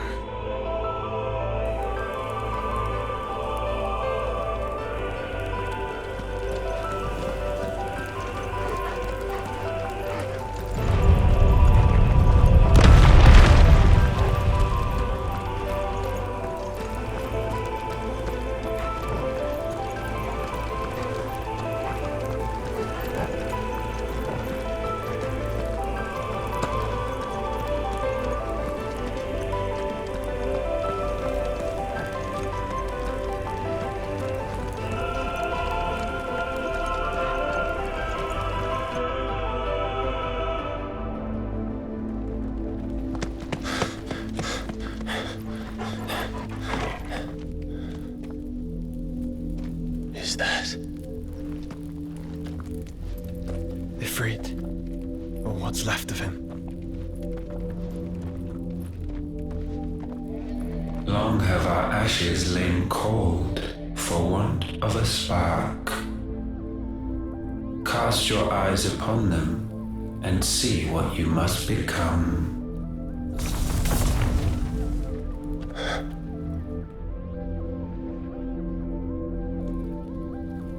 Valisthea cannot endure a second claim upon her being. The avarice of man drives her ever closer to destruction. But she may yet be saved by you. It is what you were born to do, why we nursed you and fed you, as your own mother should have.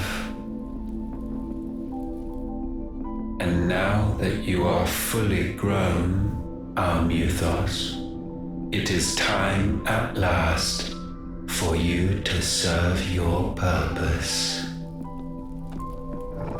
To right your wrongs. If our sin is wanting to survive, then you are as marked by it as we are. The fault is yours. Our wills were born because you abandoned us. And now, you would have us forfeit them. All for a place in your new paradise. Do you imagine yourselves worthy of one? Mankind has no place in our world. Is this truly so difficult to comprehend? We only ever require you, Muthos, when the time comes to bid this wretched realm farewell. None shall follow, none shall remain. What do you mean, none? This is our world, Once the land's rebirth is complete, humanity will have served its purpose. Why would we continue to suffer that which has caused us so much vexation? Because the land doesn't belong to you. It belongs to us all!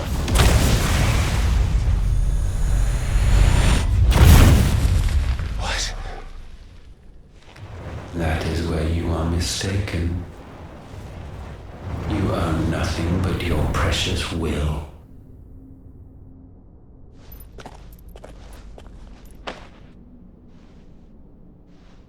Brother.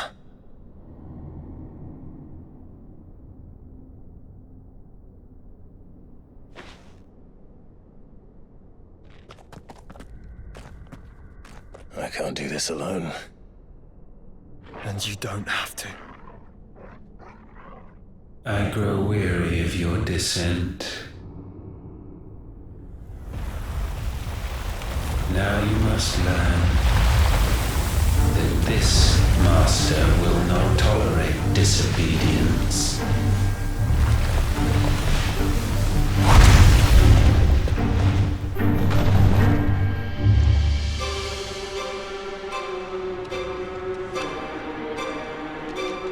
My friends, my family. We have all suffered, all fought to survive. This world may be flawed. It may be broken. But it's all we have. And if we can't share it, I see only one other choice. You have to go. You may have created us, Ultima. But it's time we lived on our own terms. This isn't your world anymore.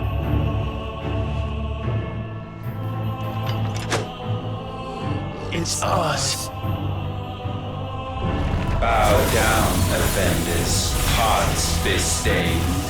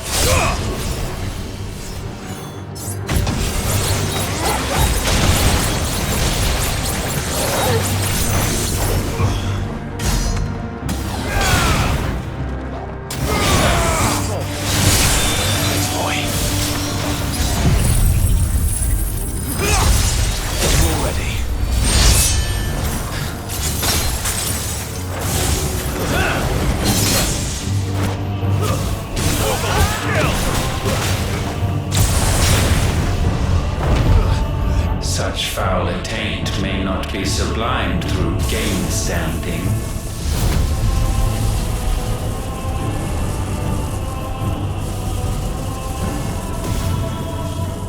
Only with heads hung low is penance paid.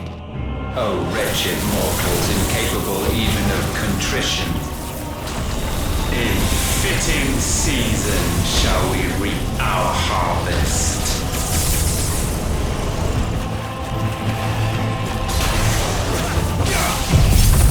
Now, Torgal!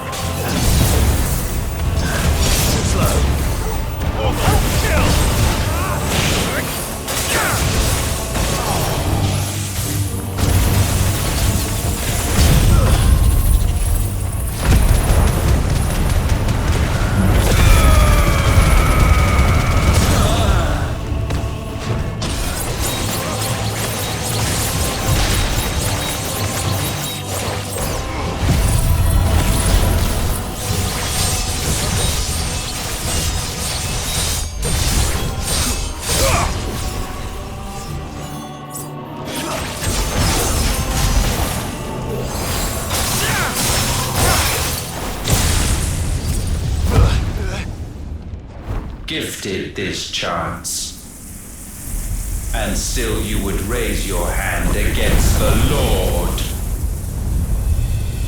What now? The darkness, Ben?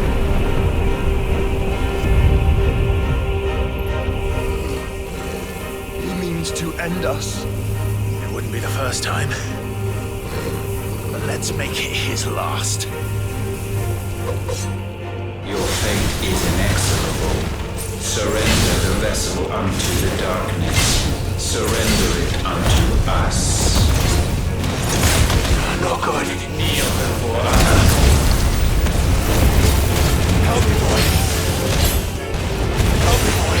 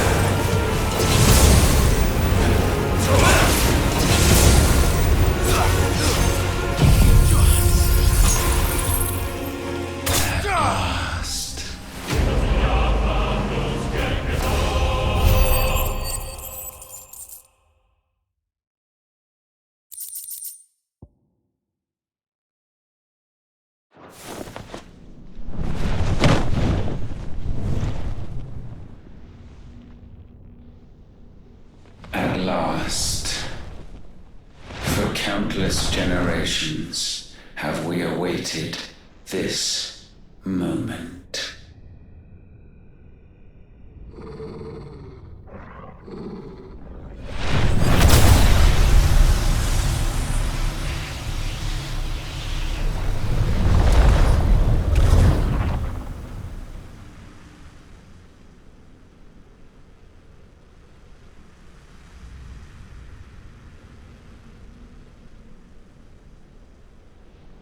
Your struggles have made you strong, yet your soul remains heavy with sin.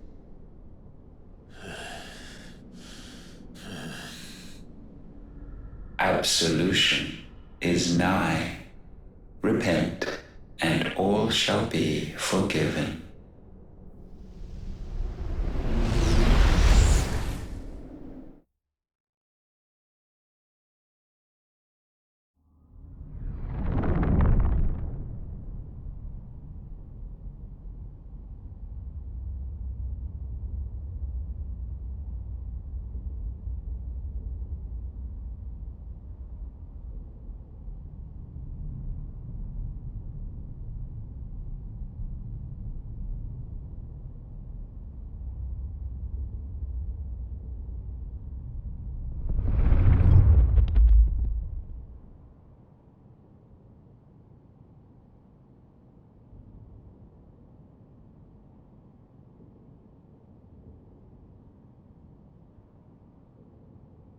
Tell me, Clive, how many lives have you saved since taking my name?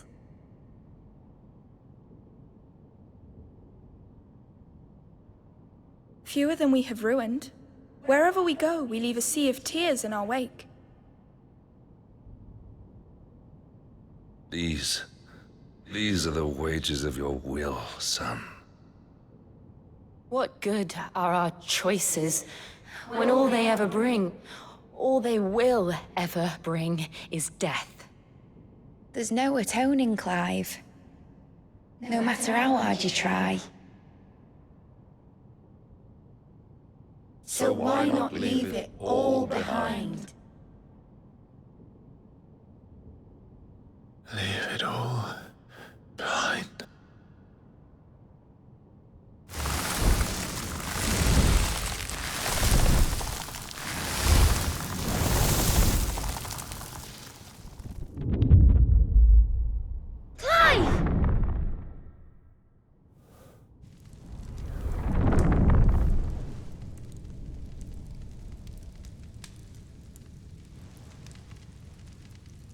Please, won't somebody save me?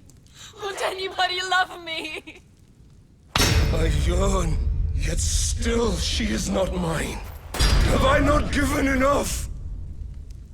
From will is born desire, and it is this which consumes you, rendering you incomplete. Do you not see how the world bends and warps under the weight of your hungering hearts?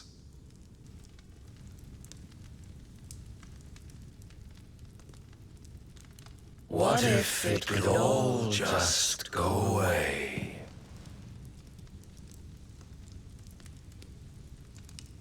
Just go away.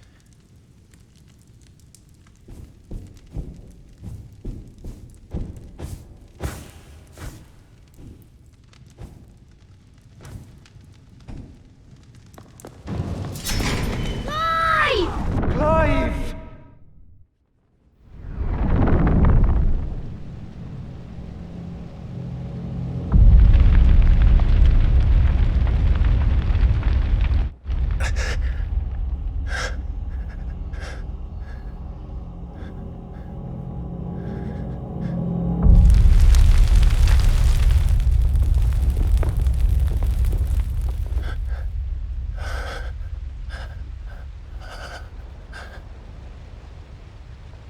None of this is real. Wake up. It's time to go home, Clive.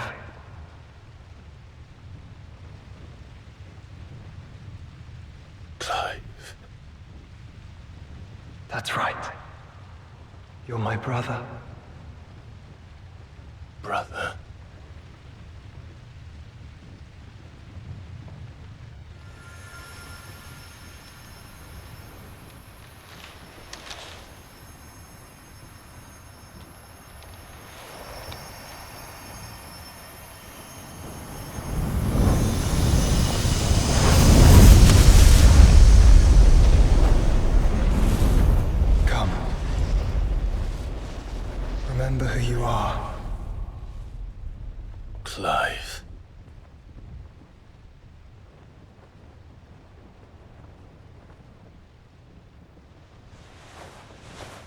once more, lest you forget.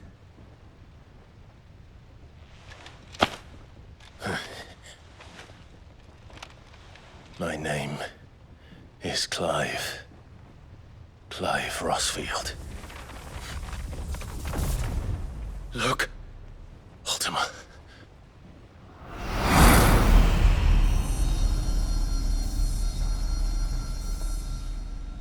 Even here, the light of the vessel's will cannot be quenched. And the Phoenix, his trespass should not have been possible.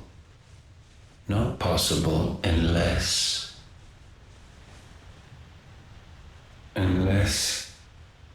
he has been with Mythos all along. The mark of the Phoenix, emblazoned upon his heart, made manifest by the power of will alone. The power of creation. Can it be? Are their wills truly so potent? Are you still talking?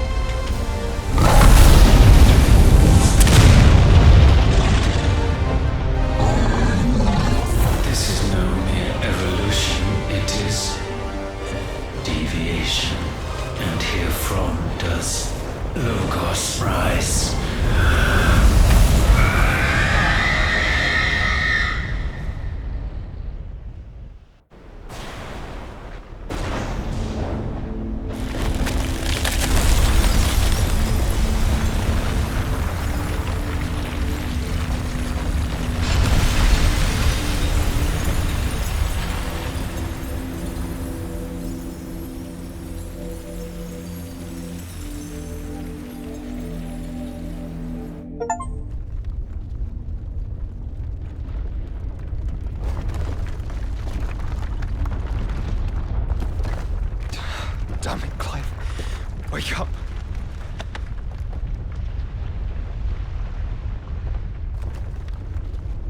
That hurt. Sorry to wake you, but I think it may be time to leave. This place.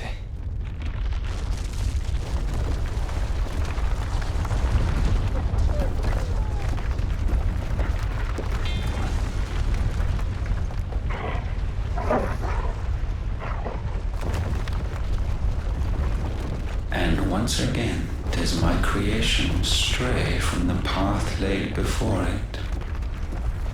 Steeped in conceit, you fancy yourself a god. You embrace Logos. But we will put an end to this hubris. What are you talking about? In the halls of origin, does our true power quicken. And there shall you be made complete. Soon, Mythos, soon you will discover how little you know of suffering.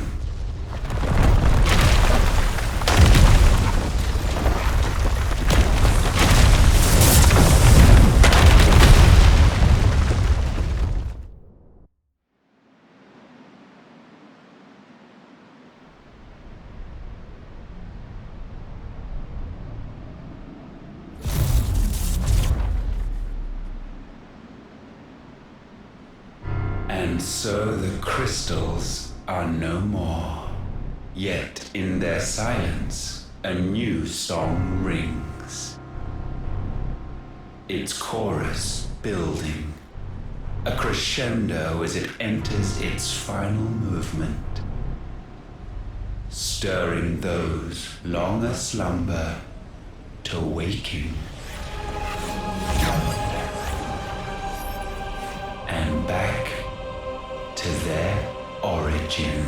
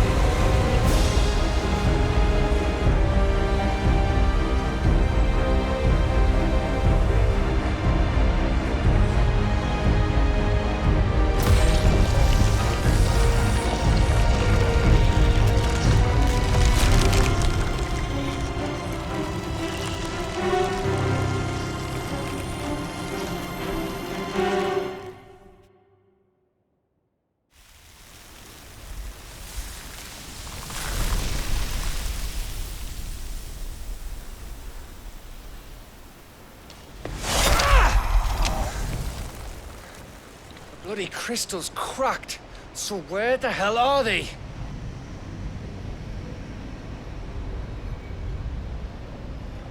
Oh, fuck me.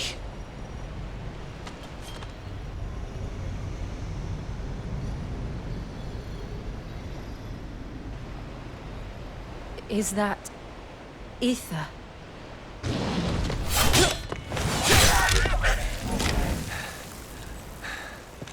What in good Grieger's name is going on? This is wrong.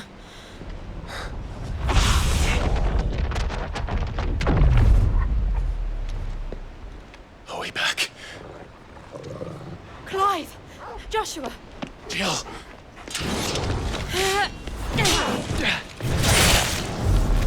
Is everyone all right? We're fine. What happened? Too much to explain here. Mate! We're leaving! Now! Everyone, fall back to the ship!